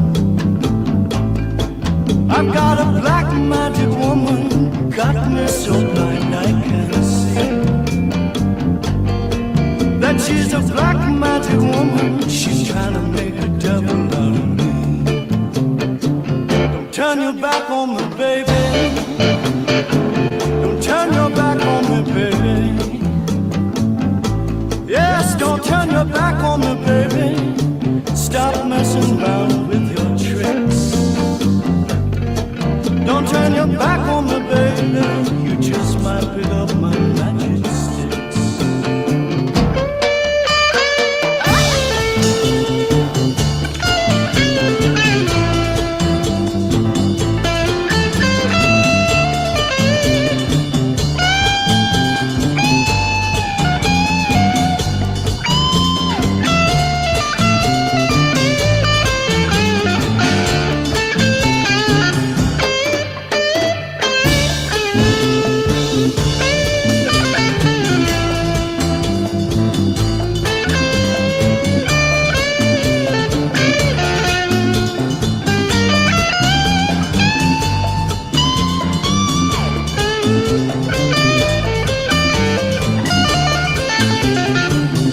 Got your spell on me, baby. You got your spell on me, baby. Yes, you got your spell on me, baby. Turning my heart into stone. I need you so bad, magic woman. I can't leave you alone.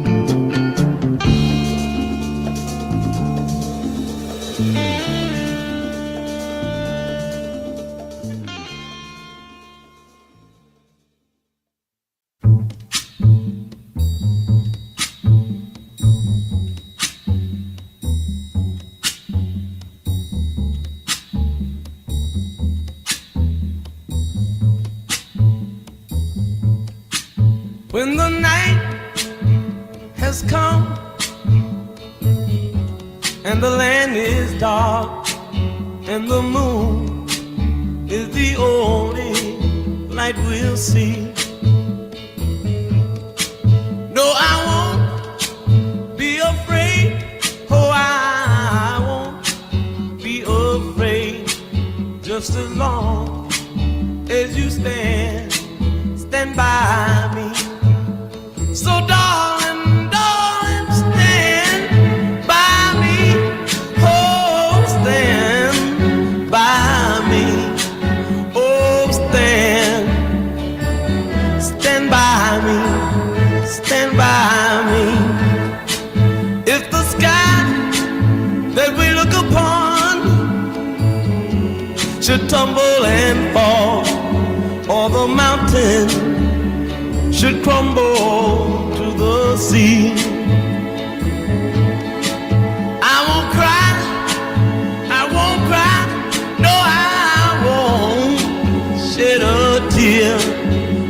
as long as you stand by me.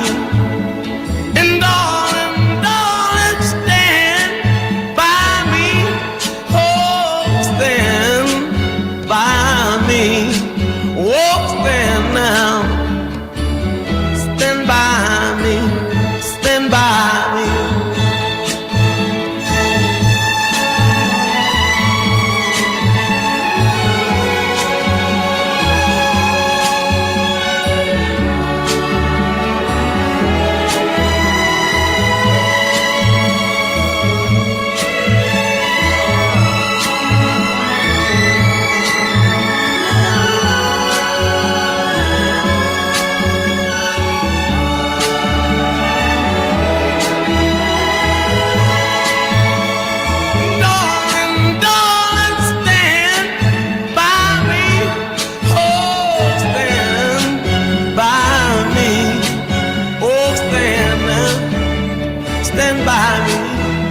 Stand by me.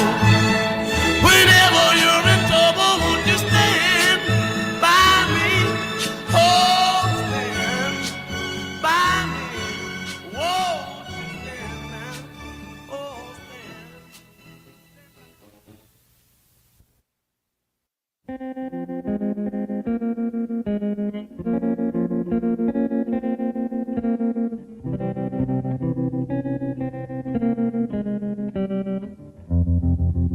I was 5 and he was 6. We rode on horses made of sticks. He wore black and I wore white. He would always win the fight. Bang, bang, he shot me down. Bang, bang, I hit the ground. Bang, bang, that awful sound. Bang, bang, my baby shot me down.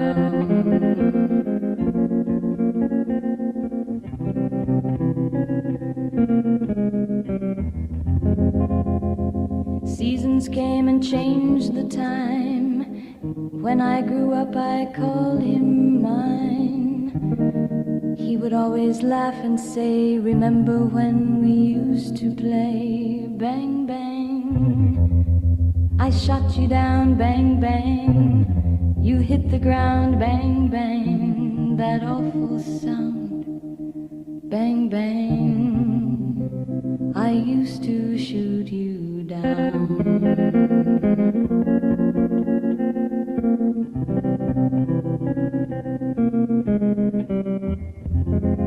Music played and people sang. Just for me, the church bells rang.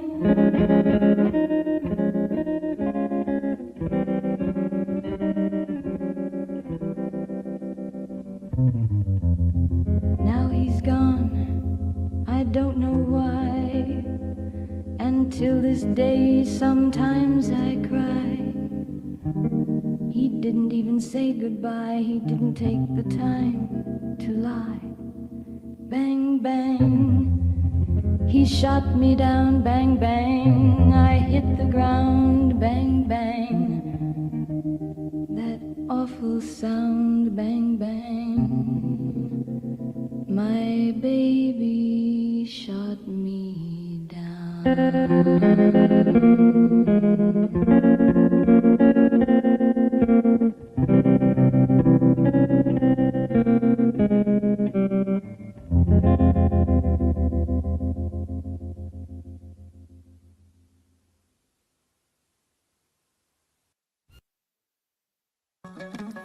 And where is the body? Oh yeah. Don't hate me 'cause I'm beautiful. And where is the body? Move over, mother, 'cause I'm going faster, faster than you can drive, The body's beautiful, baby. That's right. I just can't help it. Yeah, it's not my fault. I was born this way. Get with the B-E-A-U-T-Y. Beauty. The body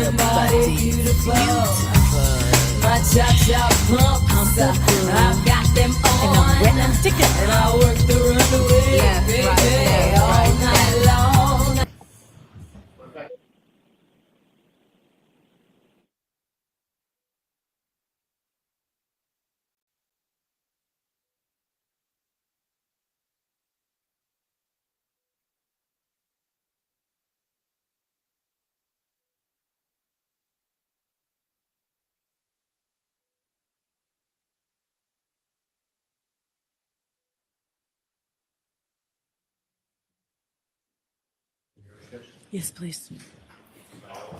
Hi.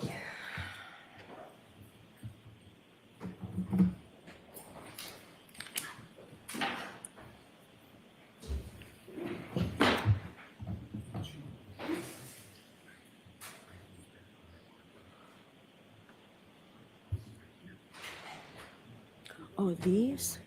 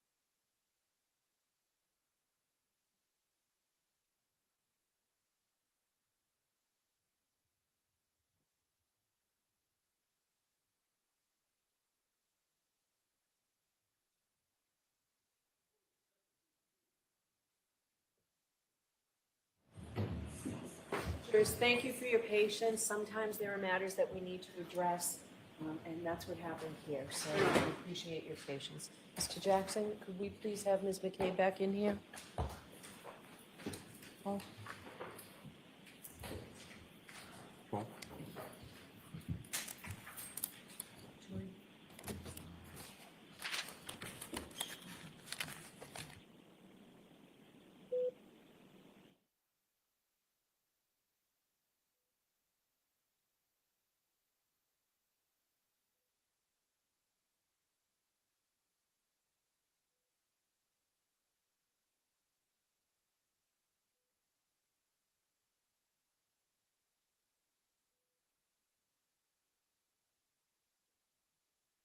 All right, Mr. Jackson, go right ahead. Thank you, Your Honor. When last we left off, we were talking a little bit about some of the familial connections that your family has with certain law enforcement agencies. We talked about Boston Police Department, obviously, Brian Albert. We talked a little bit about Massachusetts State Police and knowing friends of friends with regard to Chris and Julie, correct? Yeah. Knowing friends of Chris and Julie? Friends of friends of Chris and Julie. Is that your relationship? With who? I'd asked you about. I'll ask you a different question. Okay. A little bit vague. Courtney Proctor is friends with Julie's sister. Yes. And obviously knows, Courtney also knows Julie and Chris, correct? Sustained. And there's also a connection to Canton Police Department through Kevin Albert. Is that right? Object. Can you answer that? Is there a connection? Do you have a connection with the Canton Police Department through Kevin Albert? Not with the police department, but Kevin Albert is Brian Albert's brother. Right. And Kevin works for whom? The Canton Police. Thank you. So you've been interviewed many times by different law enforcement agencies, be they Massachusetts State Police, Canton Police, or otherwise, correct? Yes. Okay. Those interviews have not just been over the period of weeks, it's been over the period of weeks and months and even years since this occurred, correct? Yes. You were contacted by another law enforcement agency that was not Massachusetts State Police and not Canton Police Department at one point in April of 2023. Do you remember that? Yes. I want to talk for a second about that series of interview, or that interview. You were contacted at your residence by these members of this law enforcement agency, correct? Yes. All right. Later that same day, you did sit down with those same law enforcement officers for a formal interview. On that same day that you were contacted by them, they also went into your home and actually interviewed you, correct? Yes, it was brief. All right. Those law enforcement officers identified themselves as being associated with an agency that is not Massachusetts State Police. You understood that? Yes, And you understood that they were not involved with Canton Police Department either, correct? correct. Completely separate agency, is that right? Yes, During the course of that interview, those officers informed you very specifically, Ms. McCabe, that it is a crime to lie to them, even during an interview, correct? yes, Those law enforcement officers informed you that they were investigating certain circumstances attendant to John O'Keefe's death, correct? they were very vague on what they were. Understood. I don't know what they were investigating. But you did understand that it was having something to do with your involvement at 34 Fairview on January 28th, 29th, 2022. Objection. As a witness or otherwise? Objection. Sustained as to certain terminologies. Sure. Let me see if I can rephrase that, Ms. McCabe. You were aware of the subject matter of their interview, right? They weren't interviewing about a car you bought last year, correct?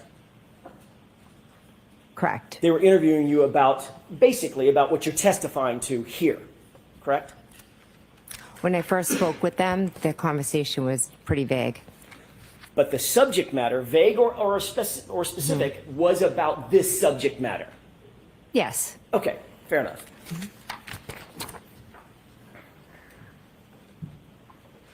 They first contacted you telephonically, called you on the phone. Is that right? actually, they walked up to my car.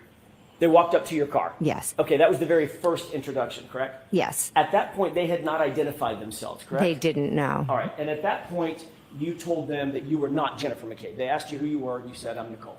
I thought they were like selling something, so I was like, oh no, I'm not the homeowner. Fair enough, fair enough.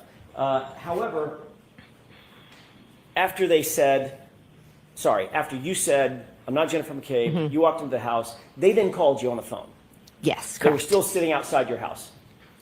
I don't know where they were, but they did call me. They were close by.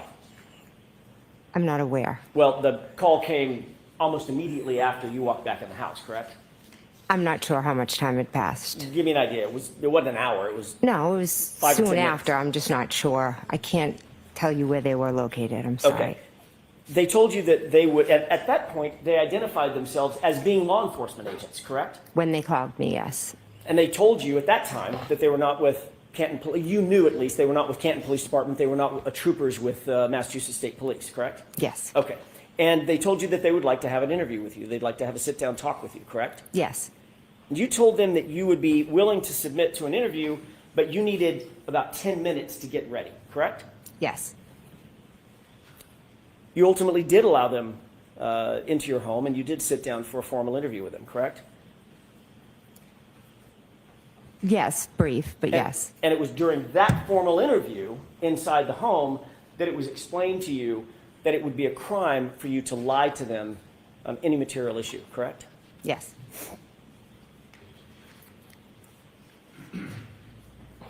During the course of your interview, your husband, Matt McCabe, came home. Is that right? Yes. As these law enforcement agents continue to question you, as law enforcement officers continue to question you at some point, you inform them that you did not feel comfortable with any further questioning and you suspended the interview, correct? Yes. Before leaving, however, those same law enforcement officers asked you if you had contacted anyone in those 10 minutes when you indicated, I need 10 minutes to get ready, between the time they called you and the time that they showed up and came inside your house, correct? Yes. You told them that you had contacted your husband, Matt McCabe, Yes. which is why he came home, right? Yes. And you told them that you had called Carrie Roberts before they interviewed you, correct? At that moment. I'm not 100% sure, but if you have it, I'll. It seems like something I would do, but if you have it, could show me. Absolutely.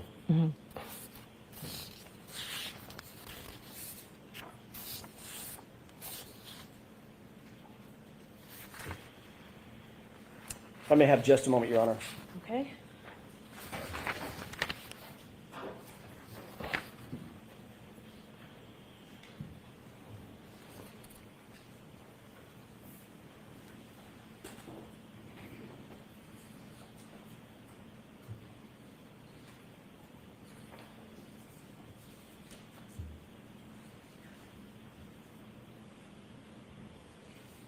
May I approach briefly? Yes. Mr. Ryan?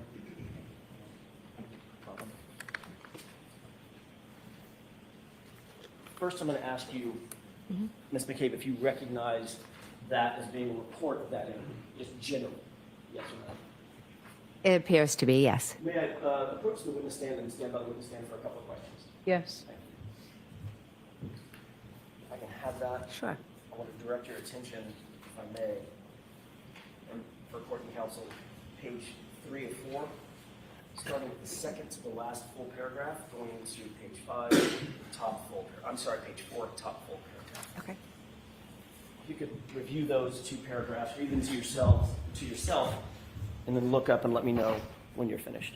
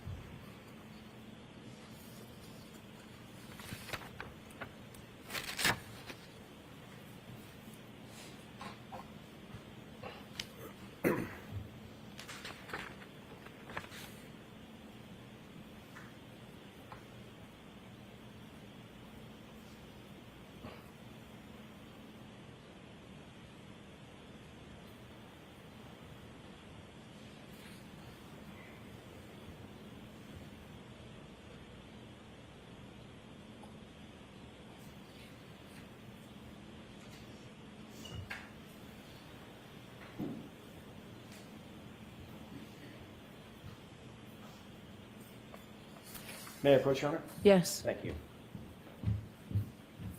Thank you, Ms. McCabe. Yes.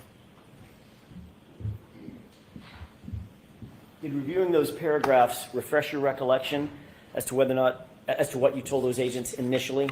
I'm sorry, what you told those officers initially from that other law enforcement agency, about who you contacted in that 10-minute interval? Yes, I told them. And you told them that you had contacted your husband, Matt McCabe? Yes. And Carrie Roberts? Correct. I want to stick with that for just a quick second. One of the first calls you made after being contacted by these other law enforcement officers from a different agency, one of the first calls you made was to Carrie Roberts. Is that right? She was the first one. That's what I'm asking. One of the first two calls you made, your husband. Right. Come home, there's law enforcement outside my door, I'm guessing is what you said, correct? I don't remember my exact words now, but I did ask him to come home, correct? And Yes. Carrie Roberts. Okay, yes. You wanted to let Ms. Roberts know that you had been contacted by certain officers from a different agency, correct? I was curious if they had already been to her. That Because- was my next Oh, question. yeah. You also wanted to find out had these law enforcement officers from this different agency contacted her, correct? Yes, because typically if I you just enter asked our yes or no. town, she's, Ms. McCabe, yes or no? oh, sorry, I was just trying to That's explain. okay. I'm sorry. Is that why you contacted her, to find out if in fact they had contacted her before you? Yes or no? Yes, And you also wanted to find out what she told them, if she had been contacted by them, correct? That was your motive in calling her. no, So you just wanted to find out, had she been contacted? But if Yes. she had said yes, you weren't going to say, and what the hell did they say? What did they ask you? well, I can't say what I would have answered, what I would have asked her, but I know I was calling to see if they had been there, yes. That was is your correct. that was your intent.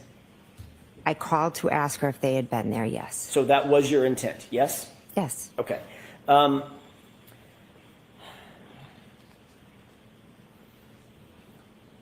Your motive in calling Carrie Roberts at that moment, before your interview, was to ensure that your story would line up with her story, Ms. McCabe. Isn't that right?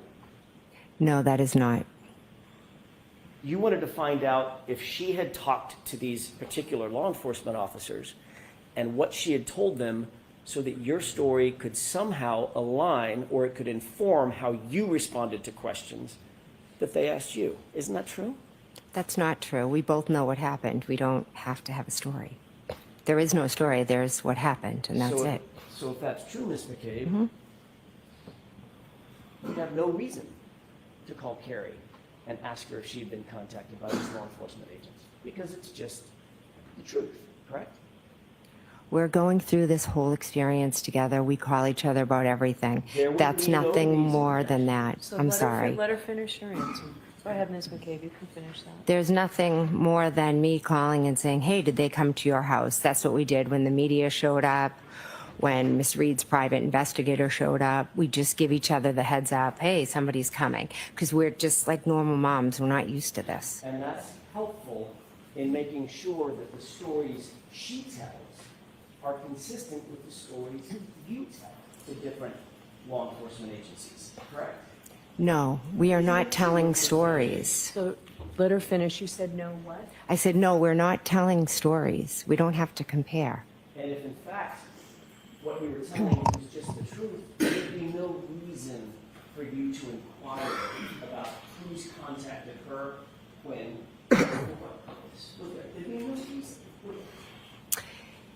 There's no inquiring. It's like when when the ice cream truck was at the street next door and I'm saying, did the ice cream truck come? It's really that simple. So you asked a question, Not about an ice cream truck. an argumentative question, and she responded in kind. Next question. Mr. Thank you. Jobs.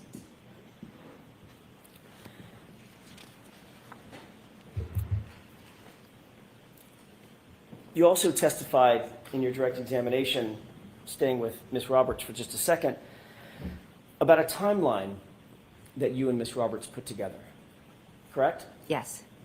That's another example of the two of you talking about your own perceptions and comparing and contrasting those perceptions and putting it down on paper, correct? No, Is that yes or no? it's a no. Can I explain or no? I'm sure Mr. Brennan will have follow-up questions.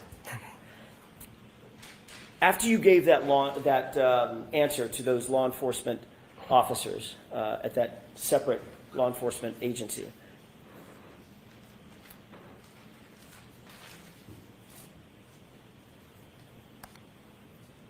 they asked you, was there anyone else that you contacted in that 10-minute period before we got a chance to talk to you?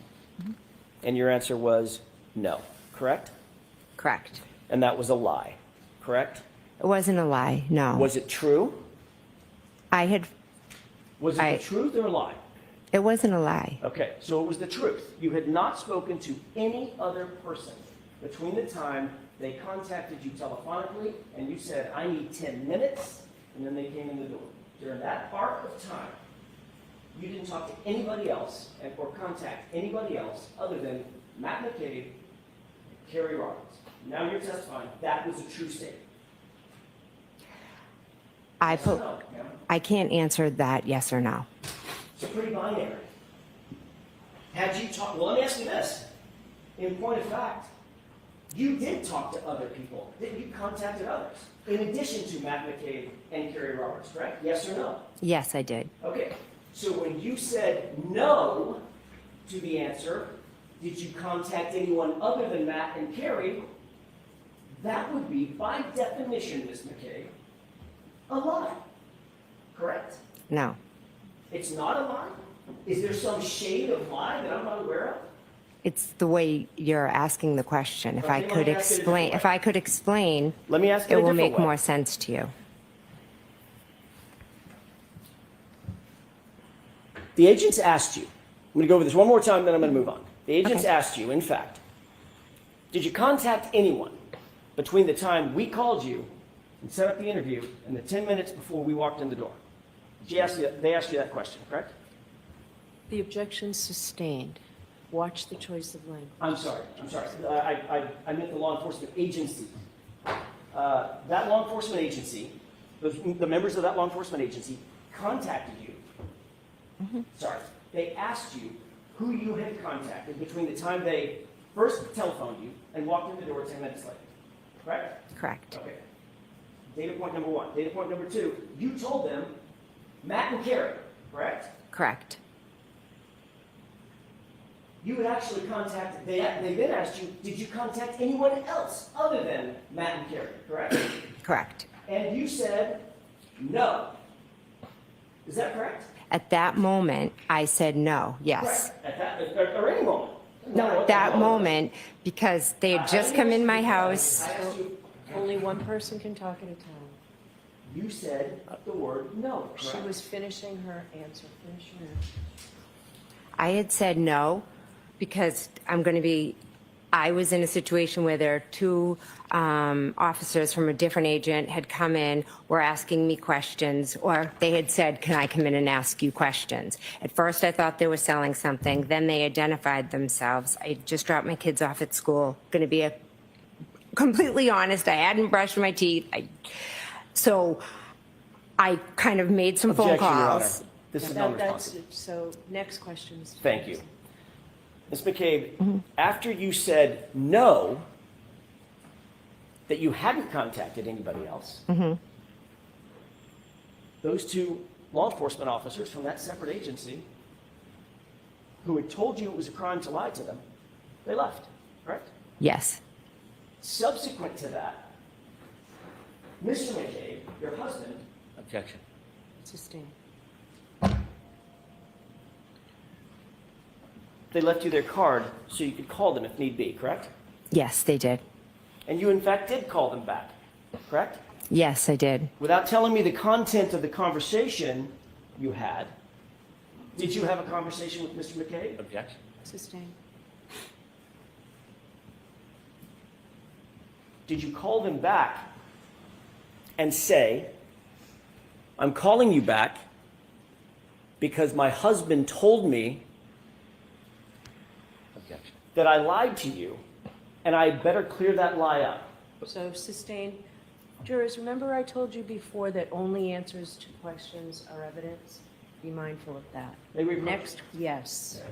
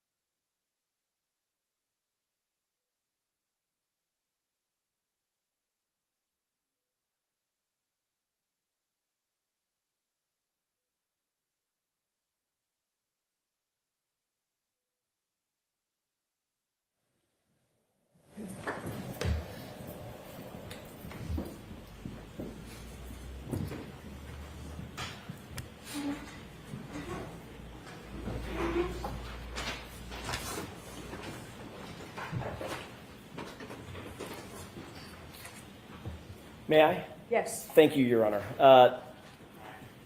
You ultimately called these officers back, correct? Yes. And you explained to them that you had been untruthful with them, correct? I explained that I had forgotten to mention a couple of people that I had reached out to. You had forgotten. Is that your testimony? Yes. You had forgotten. You remembered Matt and you remembered Carrie, but you had forgotten the others that you had just contacted maybe 30 minutes before. Yes. There were 5 people that you contacted, weren't there? I contacted Matt. Let's go through them. I'm just Yeah. asking yes or no. You know them? I know 4 off the top of my head. Okay, let's go through them. Okay. You contacted your husband, correct? Yes. You contacted Carrie Roberts, correct? Yes. You contacted Peggy O'Keefe, correct? Yes. Then, Ms. McCabe, you contacted the district attorney's office, correct?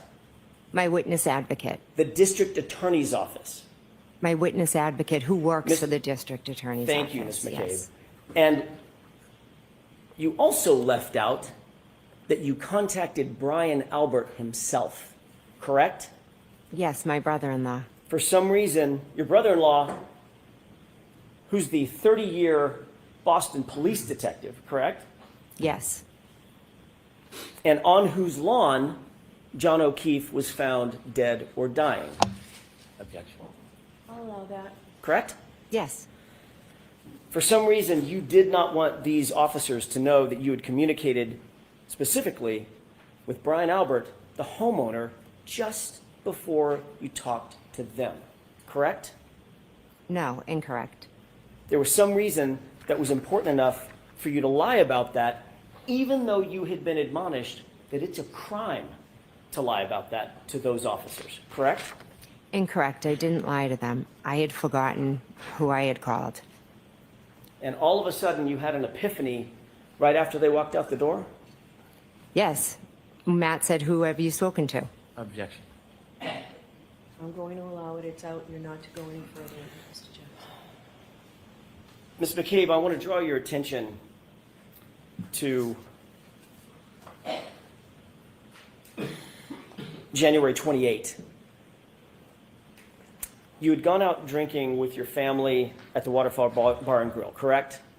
I went with my husband and met my sister, yes. And met the other family, correct? The other family members, meaning My niece. Matt McCabe, Nicole, Chris, Julie, Caitlin, correct? Yes. And I think you mentioned Tristan was there as well. Yes. You were later joined by Nick and Karina Kolakithis, is that right? Yes. Ultimately, Brian Higgins showed up, Yes. and Brian Albert showed up. Yes. You previously indicated that Caitlin's boyfriend, Tristan, left early for whatever reason. He had errands to run or had to get to bed early for some reason, is that right? He left before us, yes. So he didn't stay through the shank of the evening. Through the what? The shank of the evening, through the course of the evening. Oh, okay. Hmm. Is that right? Yes. Okay. And ultimately, at the waterfall, John O'Keefe and Miss Reed showed up as well. Yes. You didn't see any tension at all between John O'Keefe and Karen that night, did you? No, I didn't. They appeared to be getting along, Yeah. Yes. sort of a normal couple having a nice evening out together. Yes. Neither John nor Karen Reed appeared drunk or inebriated, out of sorts. No, I wouldn't categorize them as drunk or inebriated. And not. But again, I don't know what the definition of drunk is. Well, that's a fair statement. I'm Yeah. not asking for their BAC, but they didn't appear to be stumbling around, falling all over themselves, and sloppy drunk, correct? No. Out of control, nothing like that. Nope. Okay.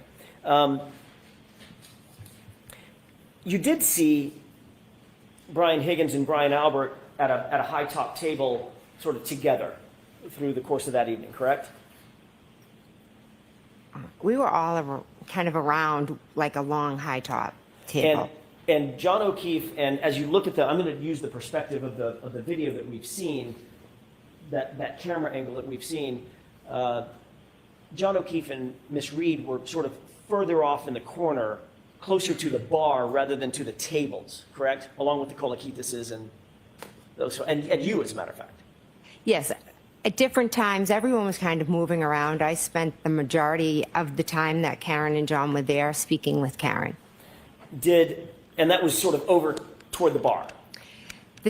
We weren't in the bar, we were at the table, so it was one side of the table and the other. It wasn't enough. like far away. Right. Kind of, yeah. I'm using the bar sort of as a landmark for I didn't mean you were sidled up to the bar, but just Yeah. sort of as a landmark. You were closer to the bar than, for instance, in the foreground, which would be the high top tables in the foreground, correct?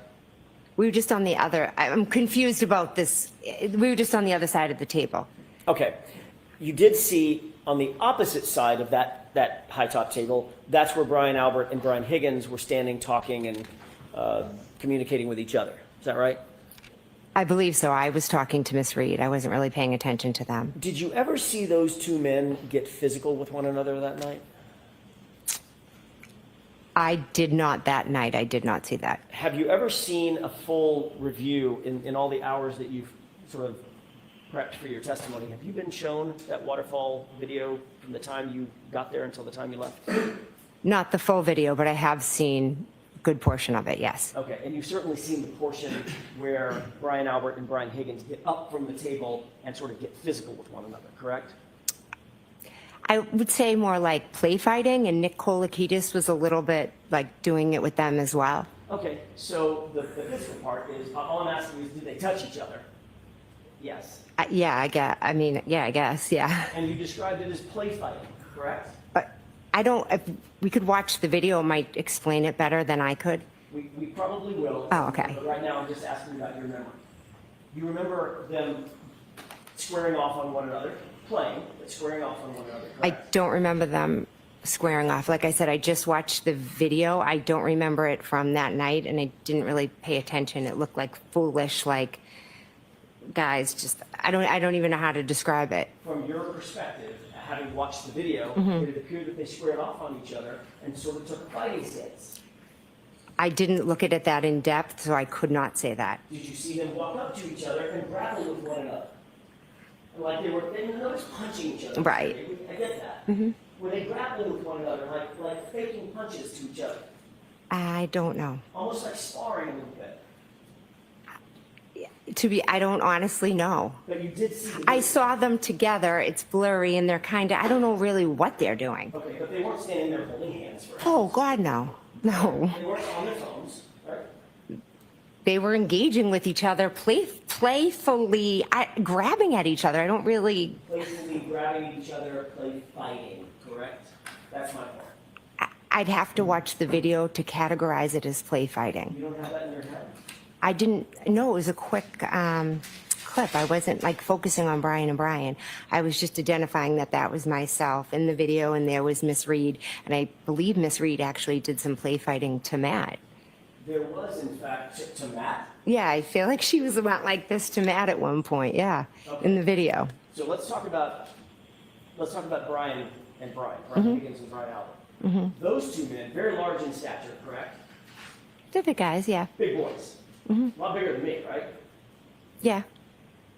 They took a fighting stance with each other and started grappling, playing, coming toward each other as if they were engaging in a fake physical altercation, correct? I did not see that. I'm sorry. Okay. You didn't even see it on the video. I saw them on the video grabbing at each other. I didn't see stances but again, I didn't pay much attention to it. And that's your best memory as you sit here today? Yes. Okay. Eventually, your husband, Brian Albert, Brian Higgins, Nicole, Caitlin, everybody went over to 34 Fairview at the end of the night, Yes. correct? The bar closed at, I'm guessing, midnight. Okay. Is that right? I think we were wrapping up around then. I don't know what time it actually closes. When you left Waterfall, the people that were still there included Matt, your husband, and John O'Keefe. Is that right?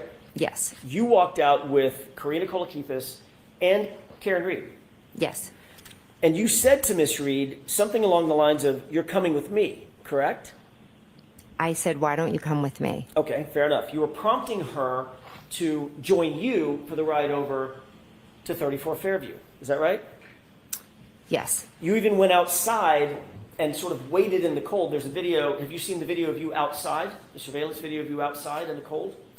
Yes. And you're sort of waiting there, moving from foot to foot like it's freezing out, which I'm sure it was, correct? Yes. In a big puffy coat of some kind, right? So the question was, I moving foot to foot in a coat? Yes. My question is more, did you see yourself waiting outside the cold?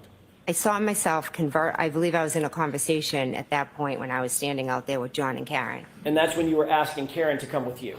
No, I had asked Karen previously when we were at the door to come with me because I didn't know how long Matt and John were going to be in the bar because they were in there still.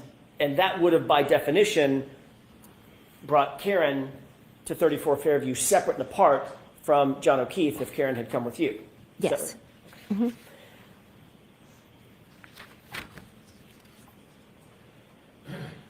Miss Reed ultimately declined your invitation and did go with John. Is that right? John ended up coming to the door, so they just went together, yes. And finally, you walked away and went with your husband, Matt, over to 34 Fairview in your personal vehicle, correct? Yes. When you arrived at 34 Fairview, were you the first among the group that we've just talked about to arrive, or had others arrived before you? Others had arrived before me. When you walked in to 34 Fairview, where was everybody generally located? Give me a layout of the interior of the home, how you walked in, and where everybody was located, the people that were there when you walked in from the waterfall. So I walked in through the front door. I took a right into the kitchen. And then there were people sitting around the kitchen table, Brian Albert Jr., Julie Nagel, Sarah Levinson, Caitlin Albert. My sister was over more towards like the counters and the sink. And Brian Albert and Brian Higgins were, there's like a room right off of the kitchen, like a TV room. And they were in there just talking. I think Nicole had like put up some new pictures, so, or maybe the sun and the Marines. They might have been looking at a picture. Vaguely have a faint memory of that. You indicated that you walked in the front door, correct? Yes. May I approach briefly? Yes.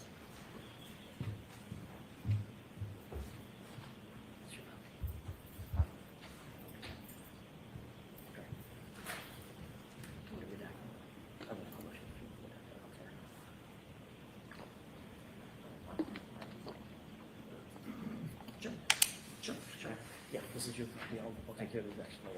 Can you just take a look at that photograph for just a quick second? Yes. Do you recognize that photograph? Yes. What do you recognize that photograph as being? It's my sister's house. 34 Fairview? Yes, sorry, 34 Fairview. Brian Albert's house as well? Yes. Your Honor, I'd like to mark this as marked for identification. There's a, Identification's fine. thank you. If I may. What would be the next in order? Exhibit F for identification. Thank you.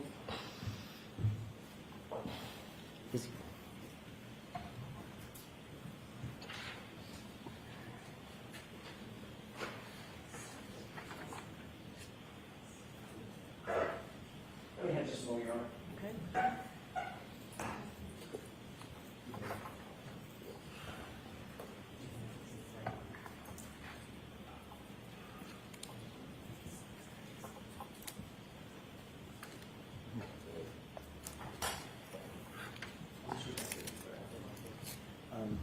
What exhibit number is that, Mr. Wolf?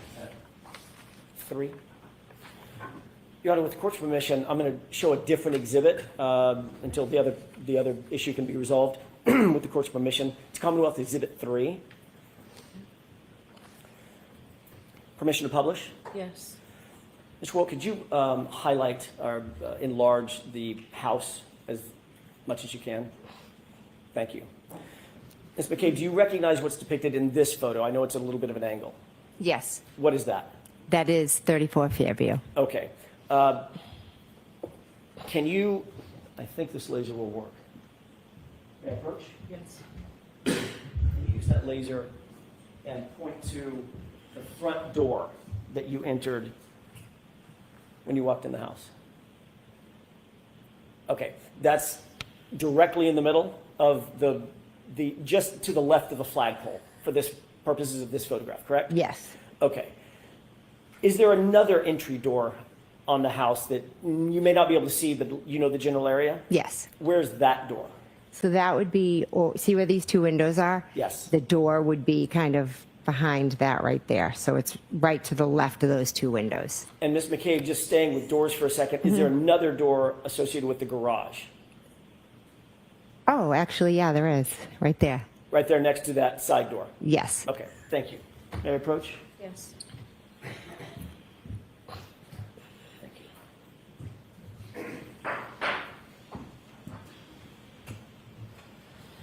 You didn't go in the side door, you went in the front door that night?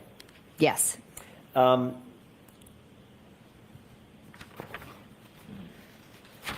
You indicated that once inside the house, you were sort of in the kitchen area. Is that right? I was in the kitchen, yes. You weren't paying special attention to Brian Albert or Brian Higgins, what they were doing. As a matter of No. fact, I think they went into a different room. Is that right? There's a room, kind of the kitchen opens up into the TV room. So they were in there. So the only two that you recognized at this point in the night, not being sort of with everybody else, were Brian Albert and Brian Higgins, separated out in the family room or whatever that room's called, living room. Yeah, if you like just right there, you know, right where they are, just Okay. kind of right in the next room. When you first pulled up, did you notice any vehicles in front of Brian Albert's house? Yes, I did. What vehicles did you notice? Vehicle or vehicles did you Just notice? one. What was that vehicle? It was a Jeep. Can you describe the Jeep for us, please? I really can't. All I can say is that when I pulled down, the Jeep was on the, parked on the street in front of the mailbox, and I turned into the driveway. Okay. Did the Jeep have any special features on it that you remember, that you No. can describe? Not that I can recall. Big giant snowplow on the front? Again, it was dark. I didn't really pay much detail to it beyond, I just asked, whose Jeep is that? And did you learn whose Jeep that was? I did, yes. Whose Jeep was it? It was Brian Higgins' Jeep. Parked in front of the mailbox, is that right? Yes, So as you're looking at the house, the mailbox would be closest to the driveway, is that right? yes. Rather than, for instance, the flagpole on the other side of the lawn. Correct. So if the flagpole's here, there's the lawn, and then here's the here's the mailbox, and then the driveway's over here. Okay. Does that make sense? It does to me. Okay. Thank you for that. You've previously indicated that the back edge of of that vehicle, Brian Higgins' Jeep, was at the side, basically, of the driveway, which is what you've just described. It would be blocking the mailbox, the rear end associated with the driveway entrance, correct? Yes. Have you ever discussed having seen that Jeep in that spot with anybody else in this case? Is that including previous testimony, or? It is. And at any time, before you testified at the previous hearing, had you discussed having seen that Jeep in that spot with anybody else? For instance, your husband? Objection.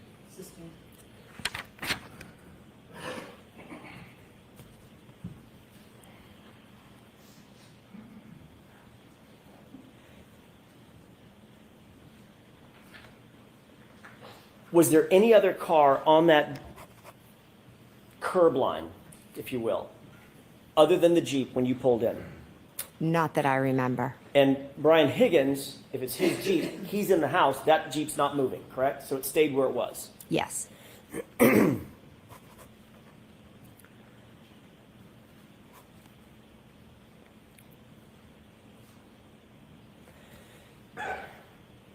At some point, did you observe Miss Reed's vehicle pull up to the driveway? I'm sorry, pull up to the house. I was told there was a vehicle outside, so I went and looked. Where Yes. was that vehicle? When you looked that first time, where was Miss Reed's SUV? When I went to the front door and looked out, it was straight ahead. So that would be parallel, actually in line with the Jeep, correct? Yes. Directly in front of the Jeep. I don't know the distance, but yes, you're correct. It was in front of the Jeep. So if the Jeep was a normal, it's a full-size Jeep, correct? I don't know. what size it is. Certainly the SUV is a full-size SUV. Yes. All right. So that would take up much of the room of the curb area in front of 34 Fairview, between the Jeep, assuming there's a snowplow, Right. and a full-size SUV, correct? I'm not really sure of the whole area, but there was the Jeep and then there was the car. I just don't know the distance between them. You gave a description of the vehicles that were out in front of 34 Fairview in your January 29, 2022 interview with Trooper Proctor, correct? He came to my house and asked me questions, correct? When you gave that interview to Trooper Proctor, you indicated to him that you first observed Miss Reed's vehicle parked on the street by the driveway, correct? I never said by the driveway, no. So if that's in a report, Trooper Proctor got that fact wrong, got that detail wrong. Sustained.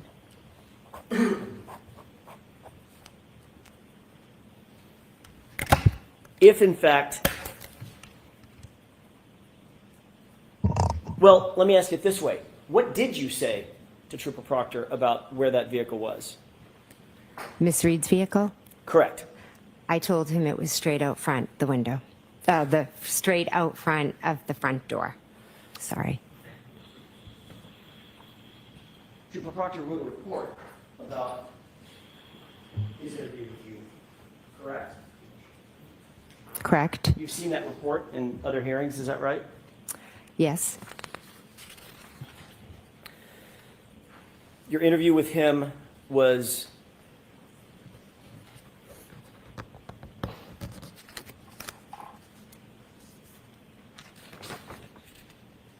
on January 29th. Do you remember the date? I'm sorry, I just said the date. Do you remember the time? My mistake.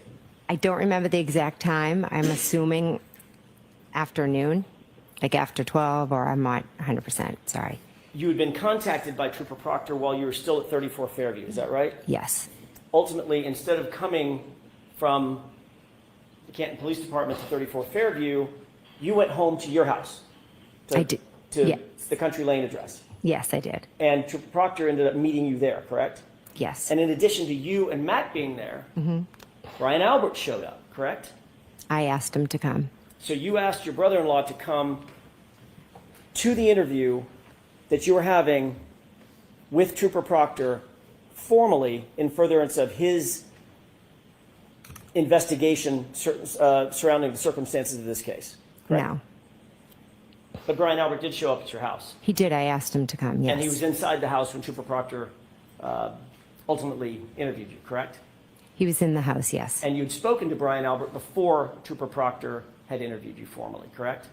I believe so, yes. Matter of fact, several times you had to have spoken to him at 34 Fairview. You've already said that, right? Oh, right, yeah. We were all there in the kitchen. And then obviously you spoke to him about the interview before Trooper Proctor got to your house to interview you on the 29th as well, correct? We were just talking about what happened. It wasn't specifically about Trooper Proctor. Right, not about Trooper Proctor. You talked to Brian Albert about the circumstances of this case before you spoke with Trooper Proctor. Yes, I had.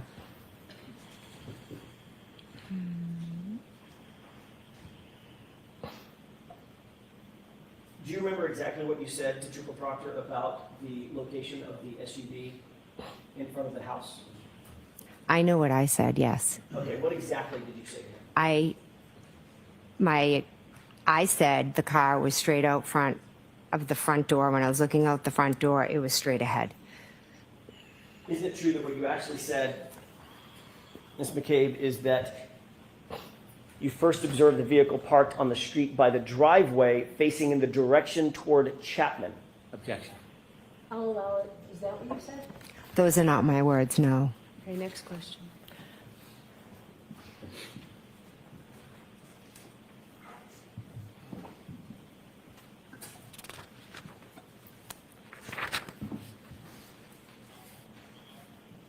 You've already indicated that following the events of January 28th and 29th, you have spoken extensively with your family and your friends, members of your family and your friend group about what happened that night, correct? Yes. And that includes Brian and Nicole Albert, is that right? Yes. That includes Matt McCabe, your husband, correct? Yes. That includes Chris and Julie Albert? Yes. includes other people there that were there that night, including Brian Higgins?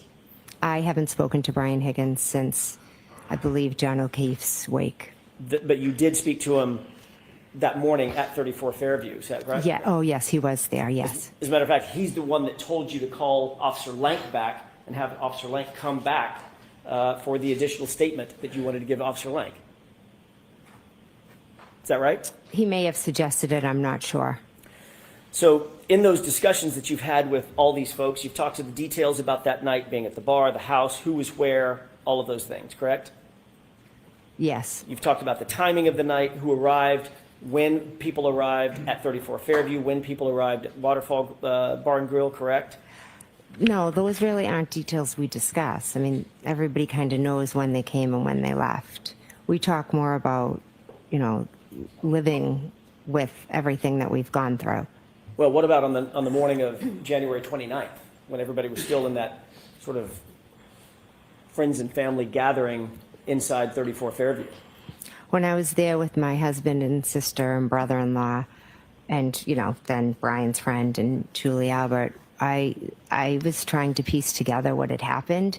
They were all being supportive. They had no idea what happened. We were just kind of sitting there in utter shock, waiting to hear from Kerry about John. It was nothing more than just us being together and trying to figure out what had happened. I had gotten a phone call from Karen to help her. And during here's that where I am. conversation, or that series of conversations, you were sharing what your observations of that evening were, what your story was, how the evening started, how it ended for you, correct? Or the morning ended for you, correct? We didn't, no, not correct.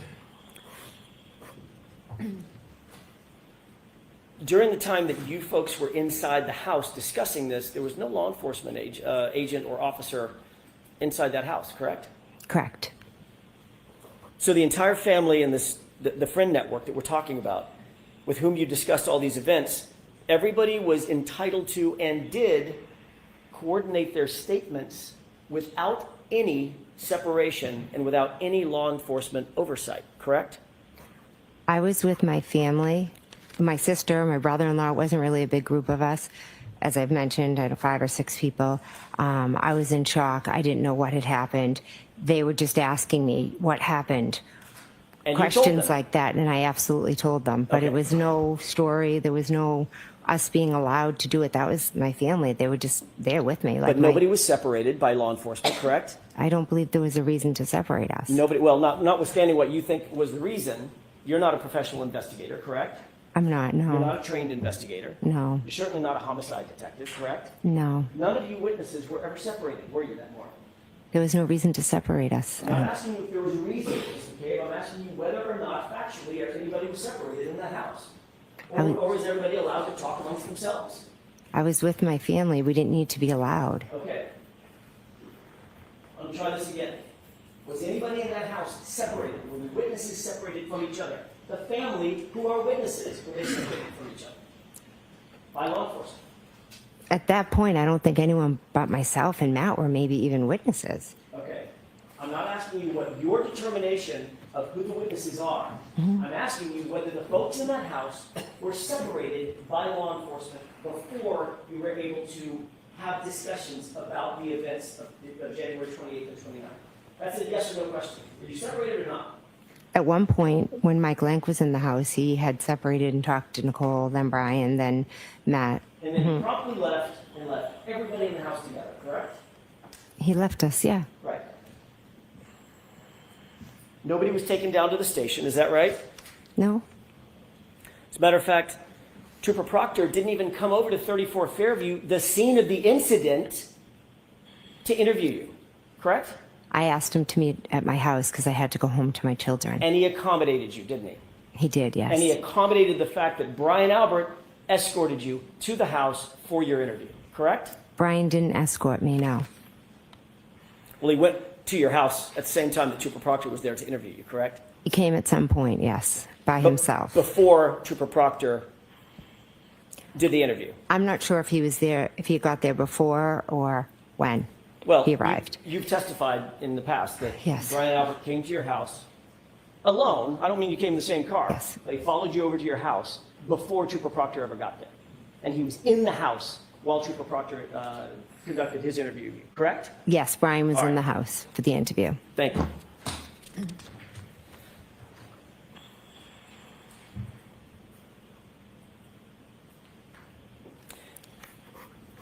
You've already indicated that you have been discussing this case with certain other witnesses, not for days or weeks or months, but literally for years, most specifically Carrie Roberts, correct?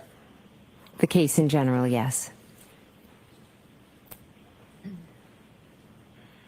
Just before Carrie Roberts testified at a grand jury proceeding in this case, you were with her, weren't you?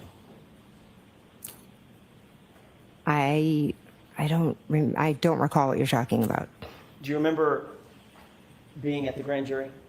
Yes. Do you remember testifying at the grand jury?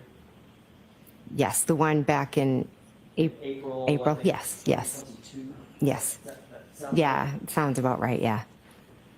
You remember being there in an ante room with some other folks? What's an ante An room? ante room, a waiting room? Oh, yeah. Waiting Mhm. for your testimony? Yes, You remember Carrie Roberts being with you in that exact same ante room?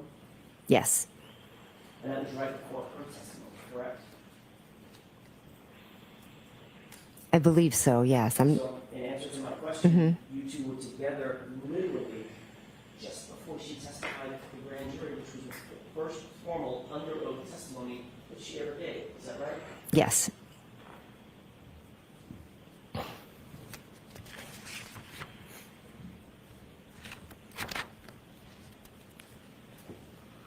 When she testified at the grand jury, was that before or after you two had gotten together and created this timeline? We did the timeline right after John had passed. So she testified, the answer is she testified after the timeline was created, correct? Yes.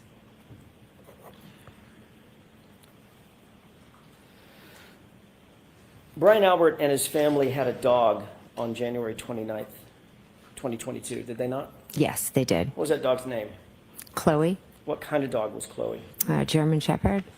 Was it do you know if it was a purebred German Shepherd or a mix of Malinois and German Shepherd, or do you know? I have no idea. Big dog, Yeah, good sized dog. Yeah. 70-pounder. I don't know its weight.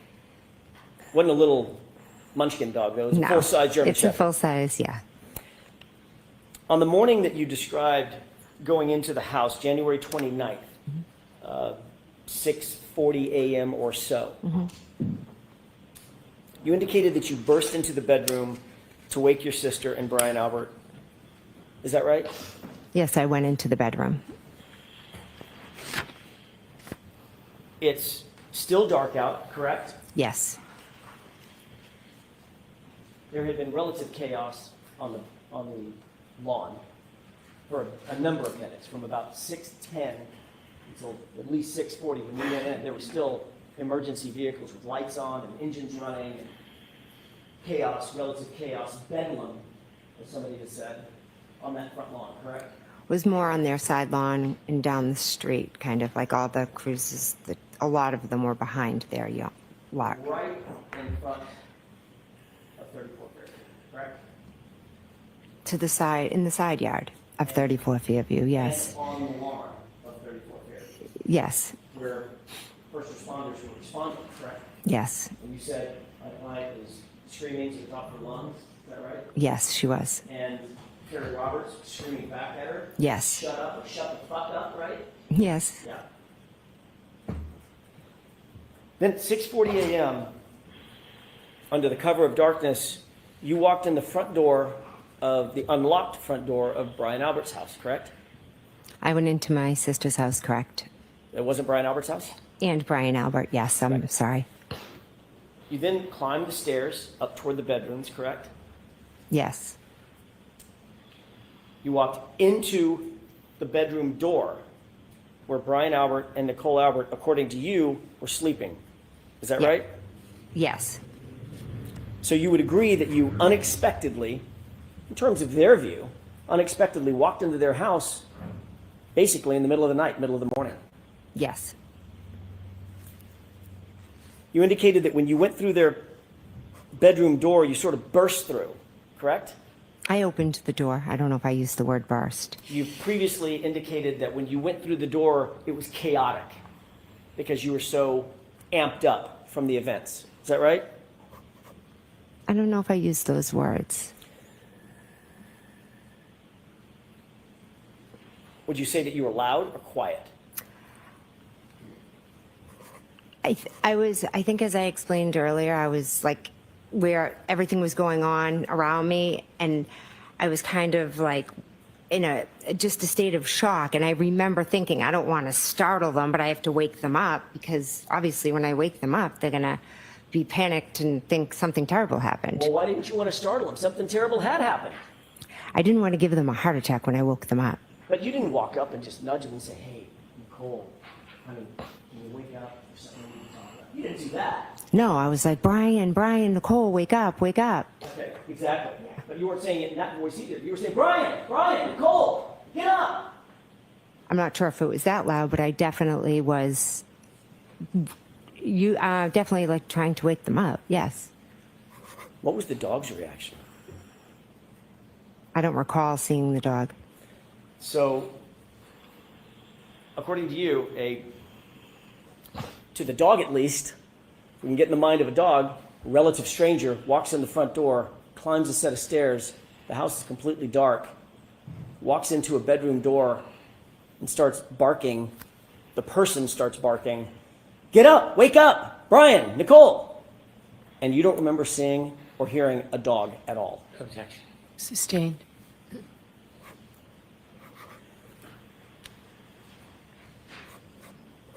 As you indicated, it's not that the dog wasn't reactive, it's that you don't remember the dog even being there, correct? I have no memory of the dog, no. But you do know that that dog sleeps in Brian and Nicole's room, correct? It may, I don't know for sure.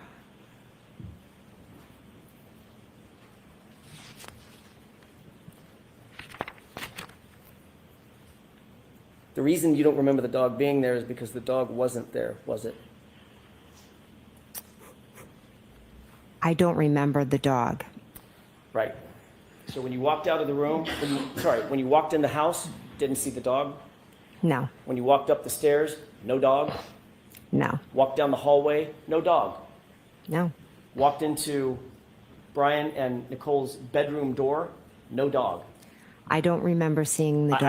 I realize that. Mm-hmm. Dog or no dog? No dog. I don't remember seeing the dog. Doesn't mean it wasn't there or it was there. I just don't remember seeing it. Well, no dog came up to you and barked at you, correct? No. You didn't see or hear a dog whining or howling, did you? No. You didn't hear or see a dog scratching at the door? No. There's no sign of a dog at all in Brian and Nicole Albert's house at 6:41 a.m. when you walked into that house, correct? Or 6:40? I don't remember seeing the dog. And this was a 70-pound German Shepherd, correct? I don't know the weight of the Have dog. you ever heard a description given about that dog by Brian Albert, anybody else? That dog was not good with strangers. I object. Did you know, as you said, you're very, very dear friends, and obviously dear friends with Brian Albert, relations with Nicole Albert, your sister. Are you aware that that dog was not good with strangers? Object. Do you know that? I don't. It wasn't good with other dogs is what I knew, so I could never bring my dog over there. That's all I know about the dog. Right. Had some aggression, correct? At least with other dogs. Possibly. Possibly with other dogs. Yeah. That's our next question. Thank you, Your Honor. If you could remind the jurors, in your memory, who was the last person to leave the house at 34 Fairview on the morning of the early morning hours of January 29th? I believe Caitlin left after us, my niece. Thank you.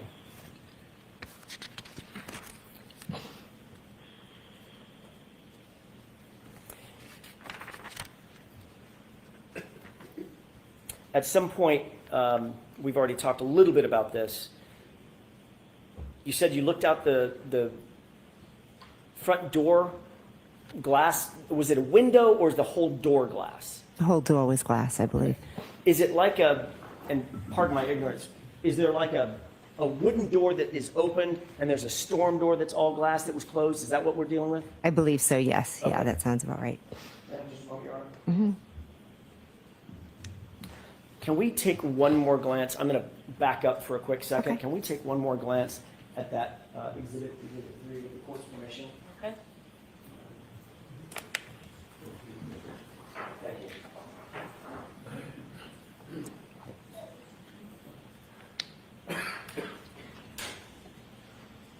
And can you enhance that just a little bit, please?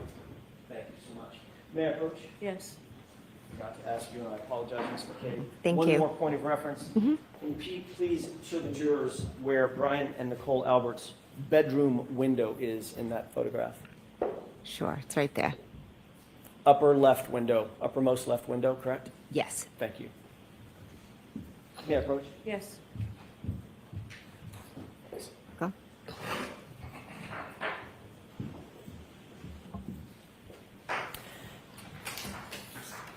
Let me get back on track. You indicated that you looked out that storm door and saw Miss Reed's vehicle, her SUV, directly in front of you, correct? Yes. That was the first time you noted or clocked that SUV being there? First time, The sorry. first time you noted the SUV, in other words, that you visually saw it, it was directly in front of you. It was not back by the mailbox, correct? Correct. Did you still see the Jeep parked back by the mailbox? I looked out the window. I saw the car. I really didn't pay attention to details of other cars. I just looked and saw her car. When you first looked out that window and saw, or looked out the door and saw the SUV, what time was that? I don't remember off the top of my head. I'm sorry. Does the time 2:23 a.m. sound familiar? 2:23?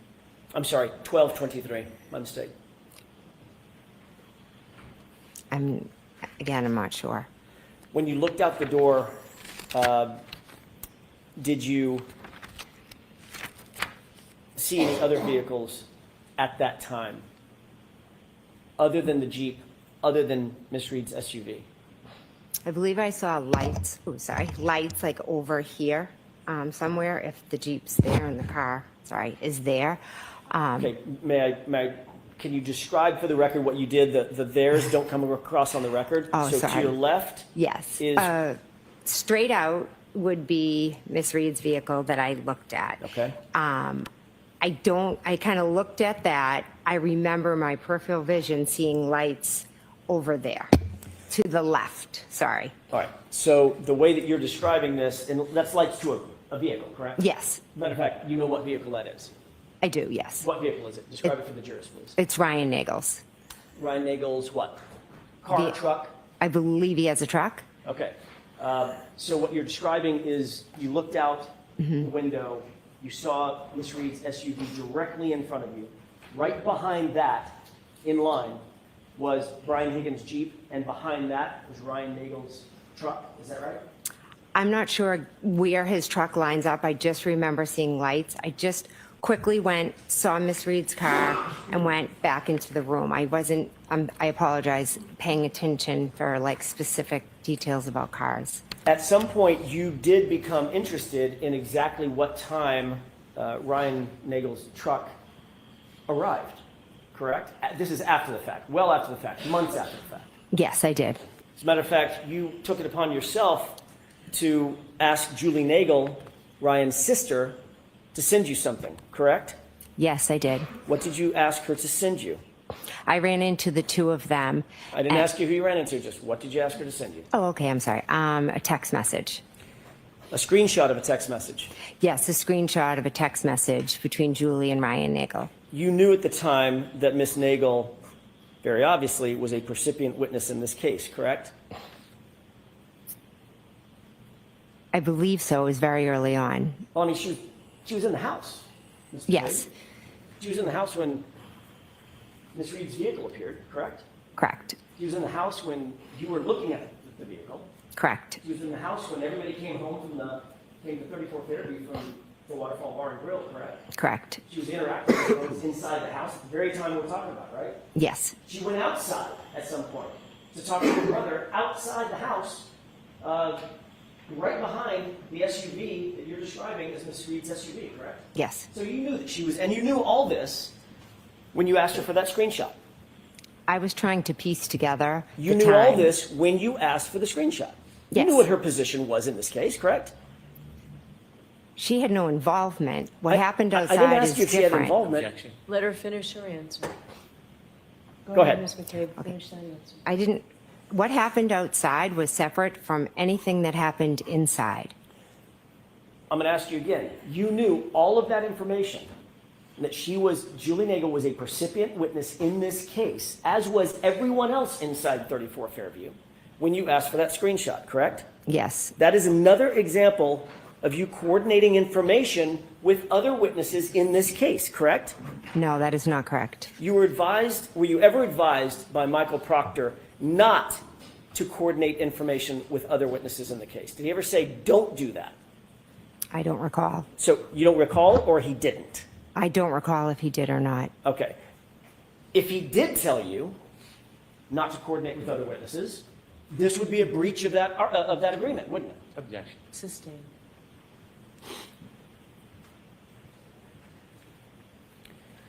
Indeed, once you got that screenshot, we'll talk about that in just a second, when you got the screenshot, did you ever share that with law enforcement?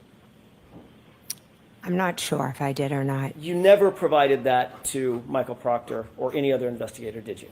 I'm not sure if I did or not. As a matter of fact, Ms. McCabe, the only reason we know about that screenshot is because of the extraction on your phone. Isn't that right? If that's how you know about it, I'm not sure. You asked for that screenshot for your own personal use, for your own personal information, for your own personal coordination, correct, of what happened that night. That's, what are you asking? There's 3 questions there. Did you ask for that screenshot for your own personal use? Yes. And indeed, you do know what time it was that you looked out and saw Ryan Nagel's truck, because the screenshot told you that, correct? The screenshot told me when Ryan Nagel pulled up. It didn't tell when I saw. And what was the time when Ryan Nagel indicated that he pulled up? I'd have to look at the screenshot. 2:23 a.m.? 12:23 a.m. sound right? If you have it and that's what it says, absolutely.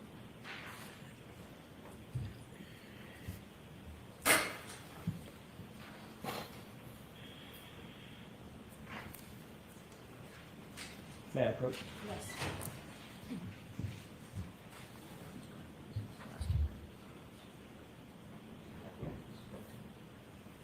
I'm sure I did. May I, Your Honor? Okay. Take a look at that transcript, that column. Can you read that to yourself, the highlighted portion to I'd yourself? like to be heard. All right, why don't you come to council? Why don't you council come to stand?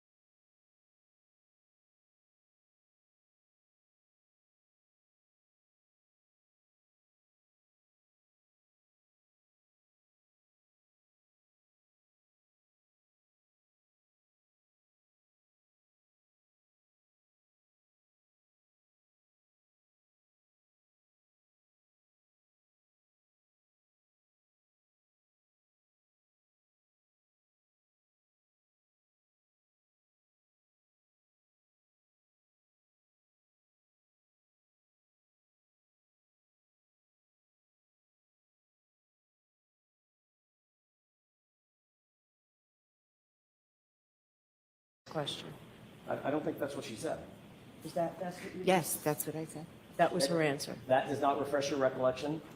Objection asked. That was her answer. Next question, Mr. Jackson.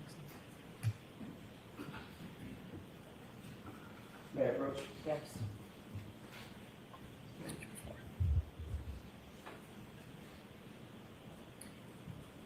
Thank you.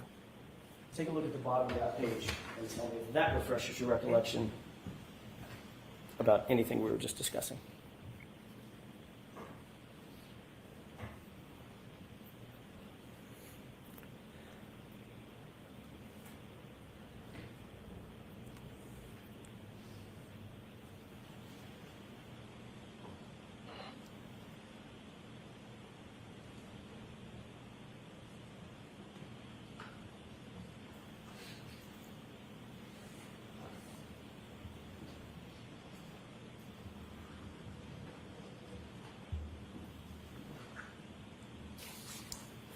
May I? Yes. Thank you. Ms. McCabe, having seen these, does this refresh your recollection about what we were just discussing concerning that conversation? Regarding me asking Julie Nagel for the time? Correct. Yes, it does. Okay. And what time did that was attendant to a screenshot that you asked for, correct? Yes. And that time was what? Objection. Do you remember the time? Can I look at the paper? I was reading everything. I didn't So look at the the exact question is time. whether you remember the. Oh, do I remember it? I don't remember the exact time, but I can read it off the paper. That's different than a memory. That's different. Next question. So this does not refresh your recollection as to the time that was reflected on that screenshot. I can read the time, but in my memory. That's not my question. I have to do it this way. Ms. Okay, McCabe. sorry. Does it refresh your recollection as you sit here, having read this, as to the time that was reflected on that screenshot? I don't, sitting here today, the only reason I know there's a time is because of what's on that paper. But you did ask for a screenshot from Ms. Nagel, correct? Yes, I And that- did. And that screenshot said something to the effect of outside. Is that right? Withdrawn. Just that question. The screenshot said something about outside. Is that right? I believe it said here, yes. Or maybe it's Yeah, here. something And similar. it was a screenshot from Ryan Nagel to Julie Nagel indicating that he had arrived.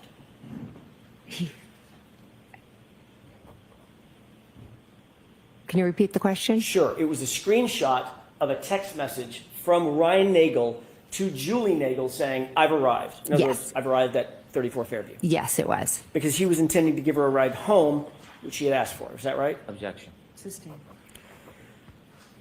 You did see Julie Nagel go outside and approach the vehicle, correct?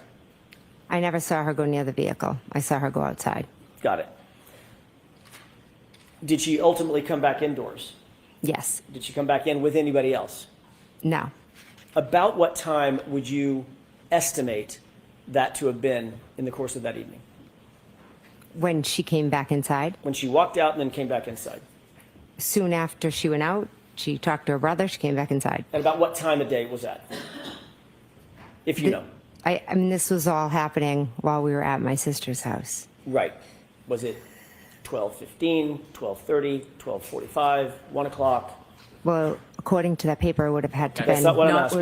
not according to the. Do you have an independent recollection of about, if not down to the minute, about what time that was? I could say I'd have to be. I wasn't looking at my watch that night, so it's very hard for me to give a time just off of my memory. I know what I've seen, but Okay. it's hard.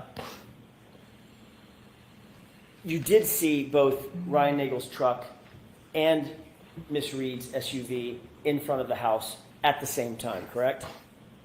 I saw his lights in my peripheral vision on the Right. left. But the lights are attached to what? The car, but it wasn't out front. Miss Reed's vehicle was out front. Right. When I say in front of 34 Fairview, we're going to talk about the spacing in just a second. I just meant out in front of the house.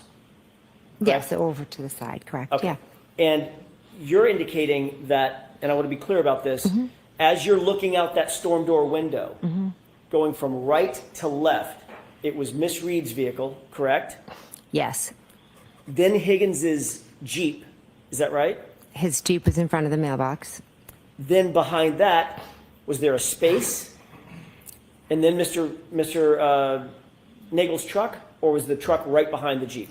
That's what I can't tell you. I just remember seeing lights. I didn't look over and pay much attention to it. I was just quickly looking at the Miss Reed's car, Do and you then I remember- went back and sat down. Do you recall testifying at a prior hearing that it was, your perception was Miss Reed's car, her SUV, the Jeep, a space, and then Mr. Nagel's truck from right to left?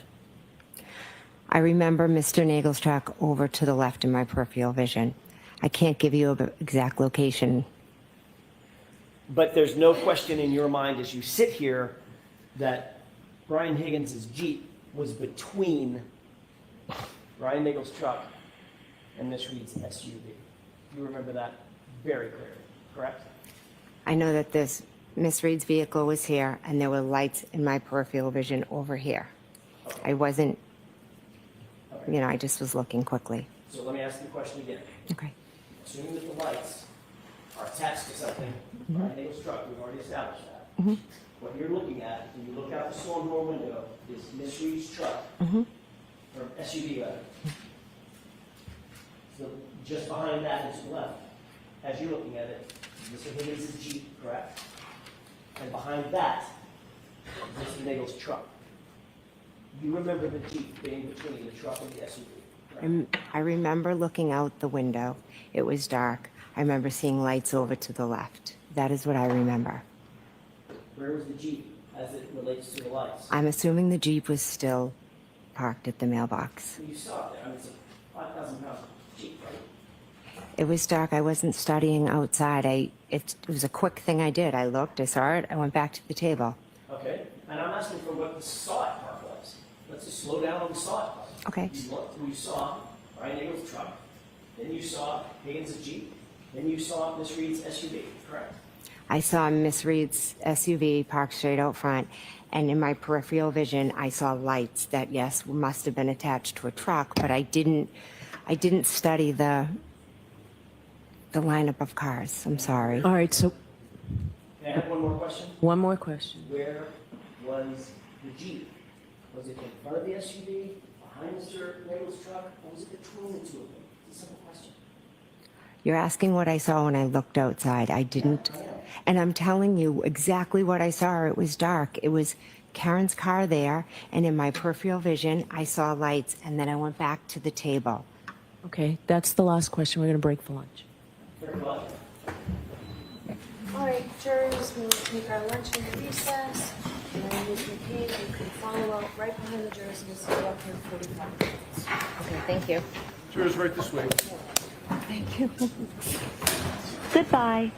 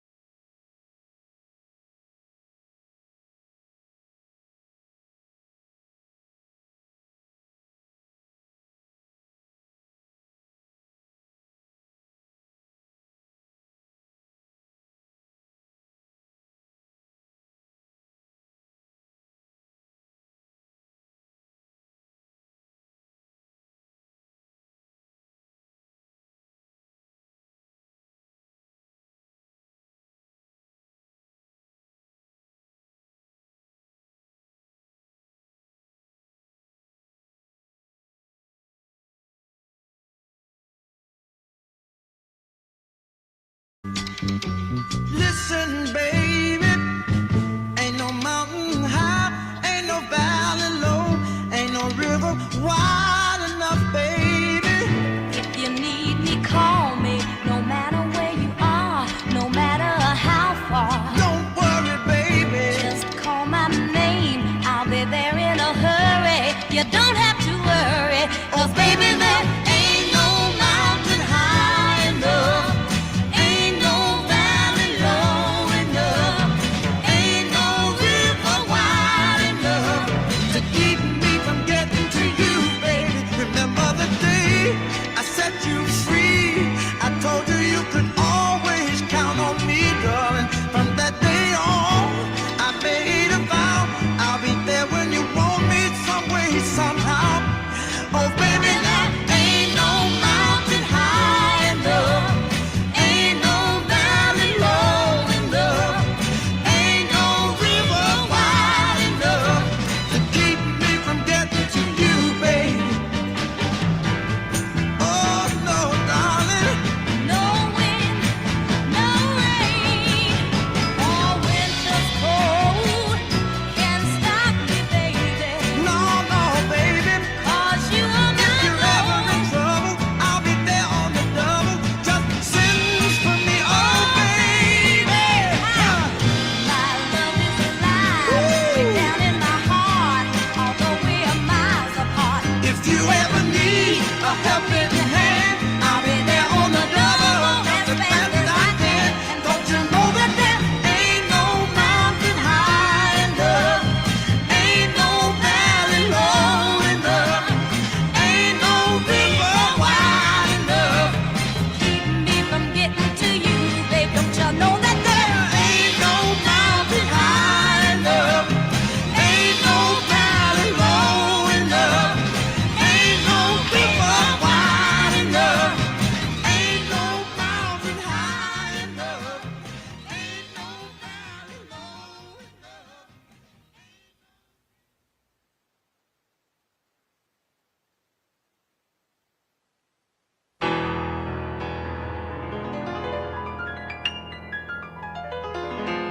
At first I was afraid, I was petrified. Kept thinking I could never live without you by my side. But then I spent so many nights thinking how you did me wrong. And I grew strong, and I learned how to get along. And so you're back from outer space. I just walked in to find you here with that sad look upon your face. I should have changed that stupid lock. I should have made you leave your key. If I'd have known for just 1 second you'd be back to bother me. Oh, now go, walk out the door. Just turn around now, 'cause you're not welcome anymore. Weren't you the one who tried to hurt me with goodbye?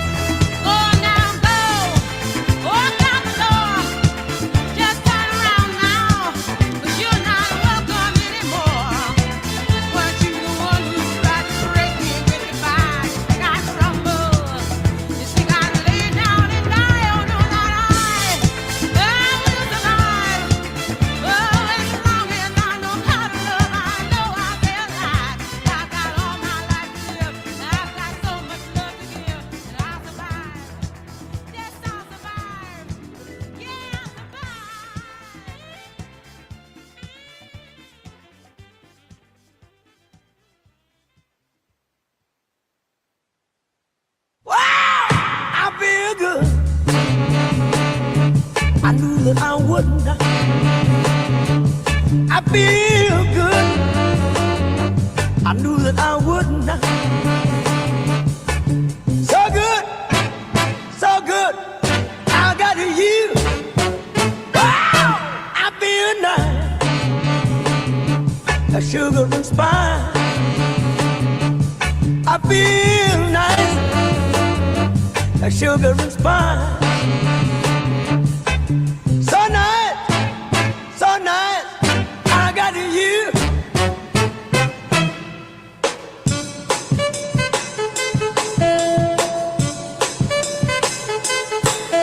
When I hold you in my arms, I know that I can't do no wrong. And when I hold you in my arms, my love won't do you no harm. And I feel nice, that sugar and spice. I feel nice, that sugar and spice. So nice, so nice, I got you.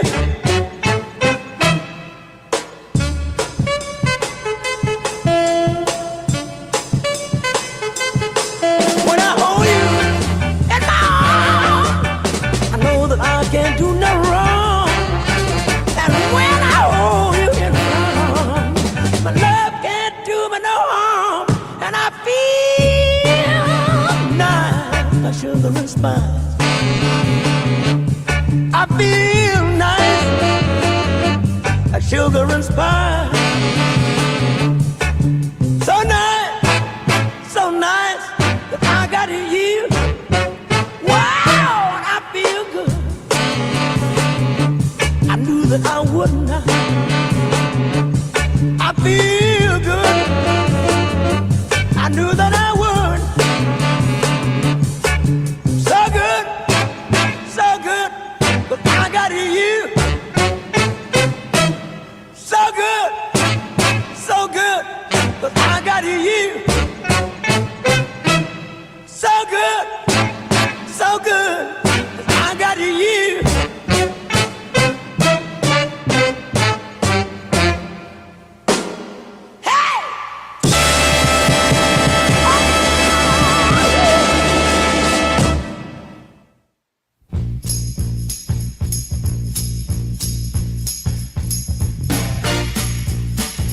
I need love, love to ease my mind.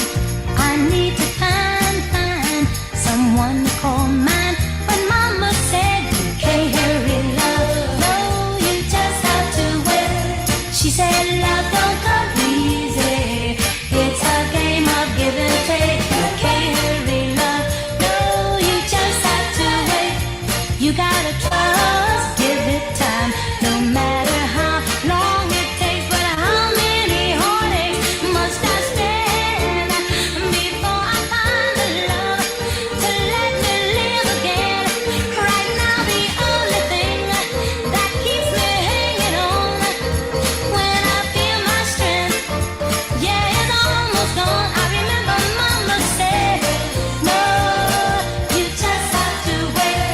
She said love don't come easy. It's a game of give and take. How long must I wait? How much more can I take before loneliness will cause my heart to break? No, I can't bear to live my life alone. I grow impatient for a love to call my own. But when I feel that I can't go on, these precious words keeps me hanging on. I remember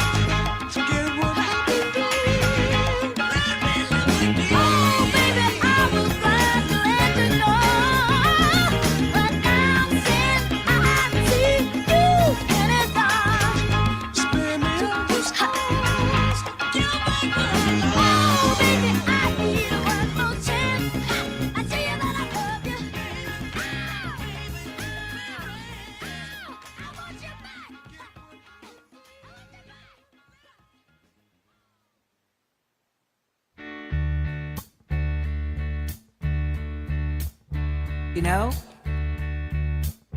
every now and then, I think you might like to hear something from us.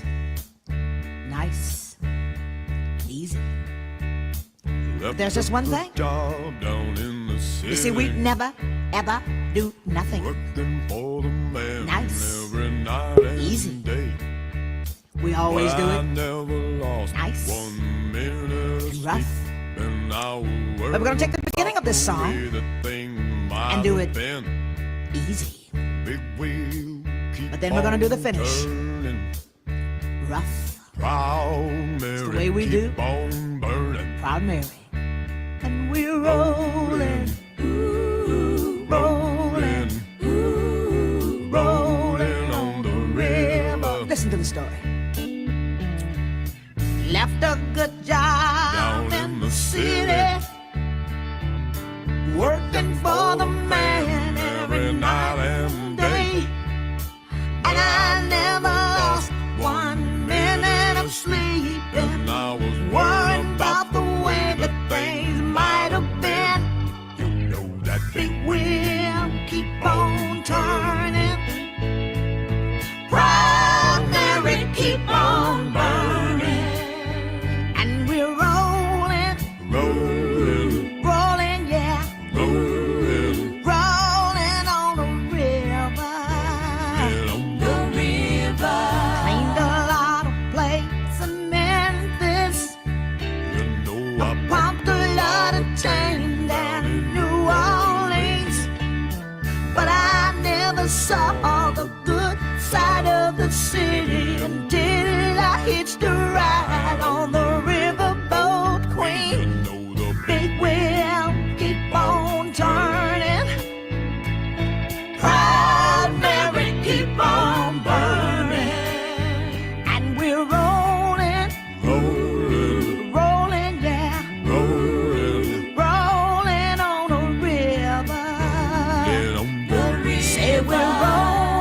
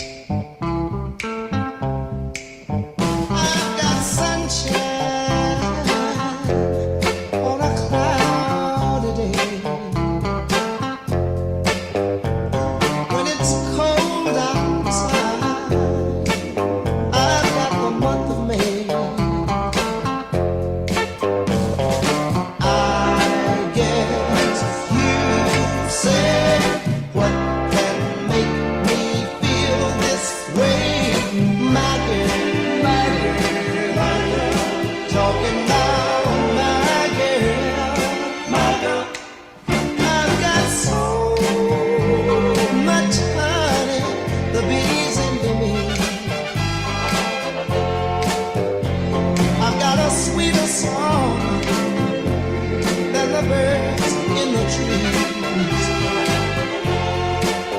Well, I guess you say what can make me feel this way, my girl, my girl, my girl, talking about my girl, my girl.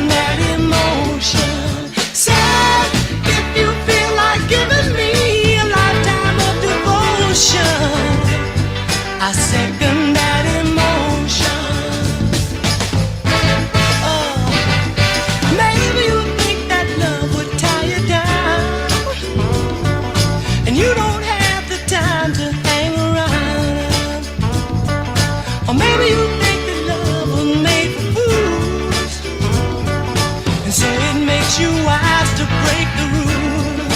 Oh, little girl, in that case, I don't want no part. I do believe that that would only break my heart.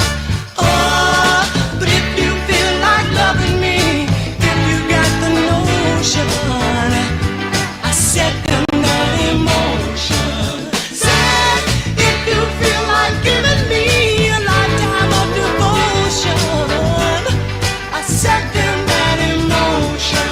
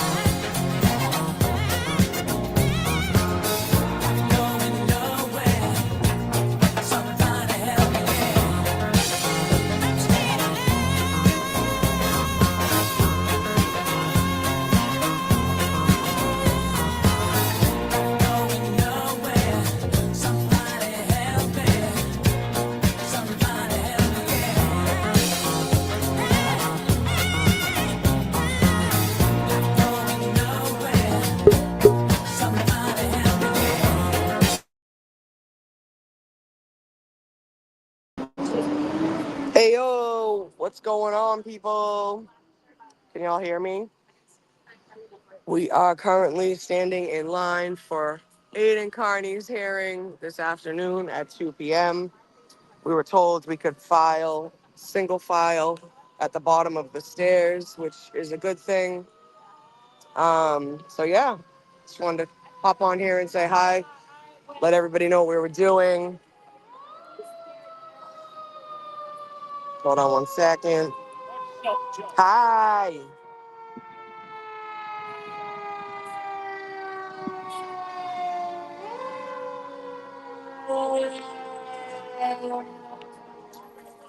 Katie, I did hear that. I honestly, I know absolutely nothing, unfortunately. I did see him out back. I just, said, oh, we love you. Good luck. Just have him take a deep breath. Sucks, dude. I fucking pray to God they don't pull some shit like that. Again, like, he just doesn't deserve it. And it's not even, like, remotely, like, it's just, I can't believe that we're living in this state.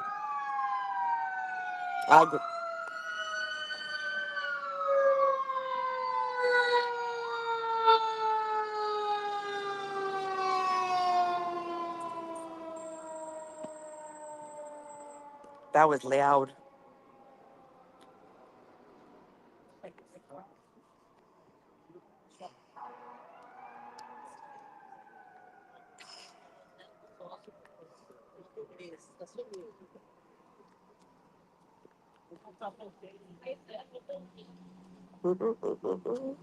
I wish I could be there. Yes, will do. Absolutely. I wish I could stay on live when I'm going to turn around because I'm not going to get accused of recording fucking anybody. And that's not going to happen. So we're going to do that. It is what it is. But yeah, we're just down here. The appointment went fantastic. Thank you. I think we're good to go. This is awful. I know, so screwed up. We'll just have to wait and see because Total Boy said that Krusty was given orders from Morrissey after Jen told Morrissey she wouldn't testify if TB wasn't in jail. Imagine that. It's disgraceful. Absolutely disgraceful. Ay, ay, ay. What are we going to do here? I'm nervous, but I just hate the fact that, like, this stuff is going on. I think Dylan's feeling okay. I think he just needed some rest. I told him it's an adjustment coming, coming to the States. There's pollen, God only knows what he's not used to. So I'm sure it's just something like that. But he just needed a few days, I think, and I'm sure he'll be okay. So let me just double check something real quick. Yeah, Hank caused some BS in the buffer zone too. He just likes to hi Keeks. He just likes to show everybody that he has control, and that's how it goes. But what are you gonna do? What are you gonna do? There's all different types of people here, which is good. Hopefully, we have enough people in there to back him up, and I'm sure we do. Yeah, he is a man cold. It's worse than oh God. You guys are ridiculous. Man child. Hi girl, how are you? Good to see you. At 1:45, we should just slowly walk. We're not standing and I think waiting for someone to. Well, so Officer Rose said we should single file right here, and that he would call us up at 1:40. Oh, he would call us. Okay, that's what I was. Okay, well, I just had a conversation with him too, so by all means, This guy? No, Officer Rose, his boss, actually. Tim Rose. I talked to Hartman and him. I'm just telling you what they said. I talked to Hartman as well, and he told me to talk to Rose. Literally, not even. I'm just letting Melissa. I'm just letting you know. That's all. Telling you what he told Okay, me. so exactly. So you do that. There we go. Yeah. I don't understand why. Matt, like, is it me? She said go up at 1:45. Yeah, that's what he said to us. Yeah, he would call us up at 1:45. Yeah, yeah. So. So are we there now? We are there. Yeah. I guess so. All right. You said the which one said it, Melissa?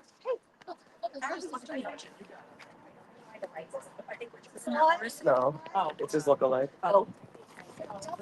The black officer. All right, guys. I gotta get going. So I will catch up with y'all, and we will talk soon. Donna, I love you, and I'll let you guys know what's up. I'll hop on here after if that's cool.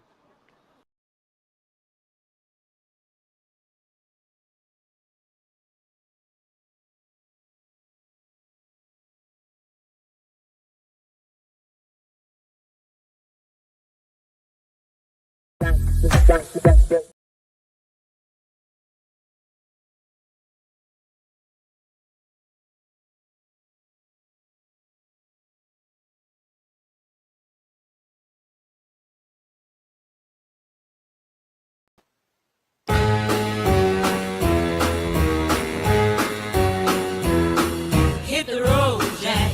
Don't you come back no more, no more, no more, no more. Hit the road, Jack. And don't you come back no more. What you say? Hit the road, Jack.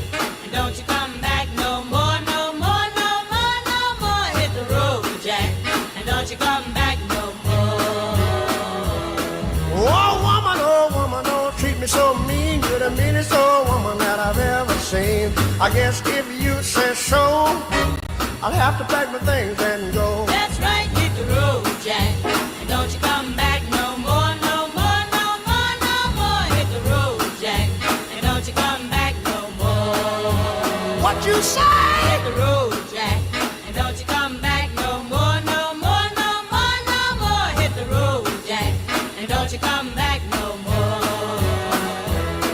Now, baby, listen, baby, don't you treat me this away, 'cause I'll be back on my feet someday. Don't care if you do, 'cause it's understood. You ain't got no money, you just ain't no good. Well, I guess if you say so, I'll have to pack my things and go. That's right, hit the road, Jack. And don't you come back no more, no more, no more, no more. Hit the road, Jack. And don't you come back no more. What you say? Hit the road, Jack. And don't you come back no more, no more, no more, no more. Hit the road, Jack. And don't you come back no more. Well, Don't you come back no more. what you said? Don't you come back no more. I didn't understand Don't you. you come back no more. You can't mean that. And don't you come back Oh, now, baby, please. Don't you come back no more. What you trying to do to me? Come back no more. Oh, don't hurt me like that, baby.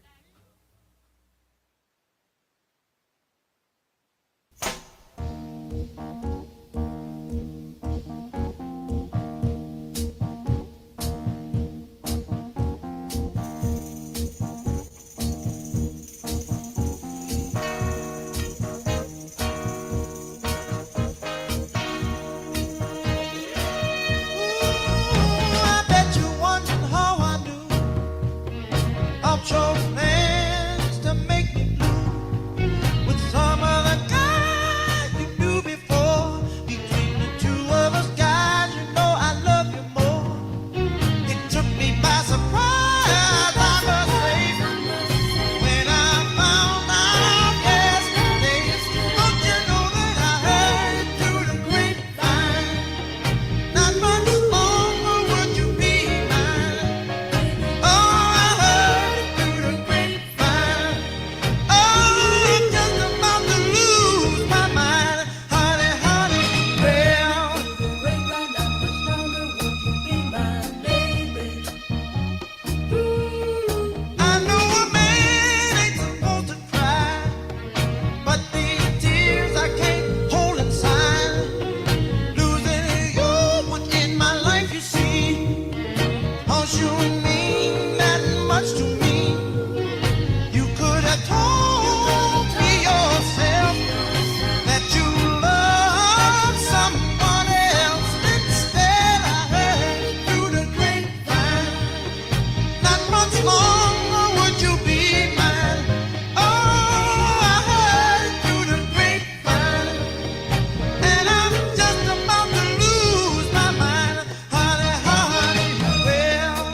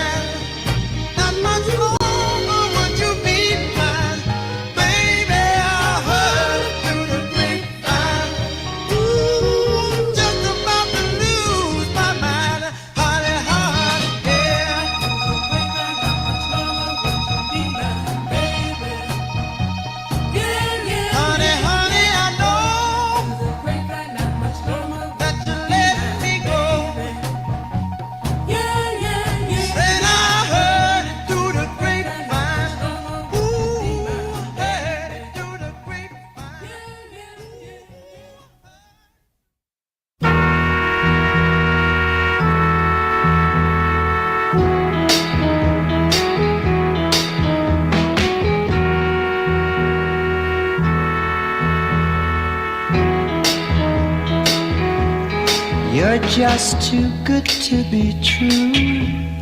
Can't take my eyes off of you. You'd be like heaven to touch. I wanna hold you so much. At long last, love has arrived, and I thank God I'm alive. You're just too good to be true. Can't take my eyes off you. Pardon the way that I stare. There's nothing else to compare. The sight of you leaves me weak. There are no words left to speak. But if you feel like I feel, please let me know that it's real. You're just too good to be true. Can't take my eyes off you.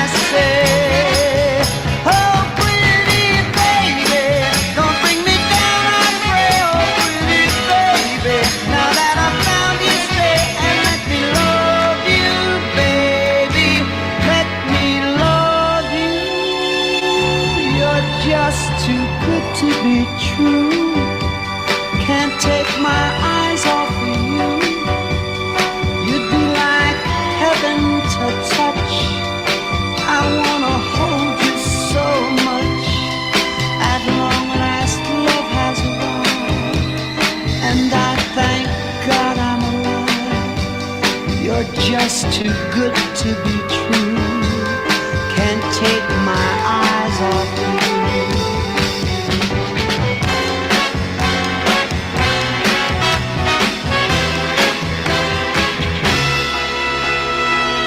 I love you, baby, and if it's quite alright, I need you, baby. You on the lonely night, I love you, baby.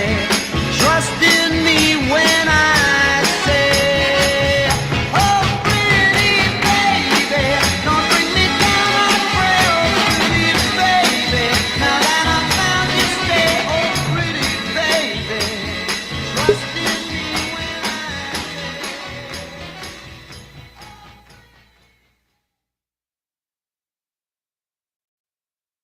Thank you.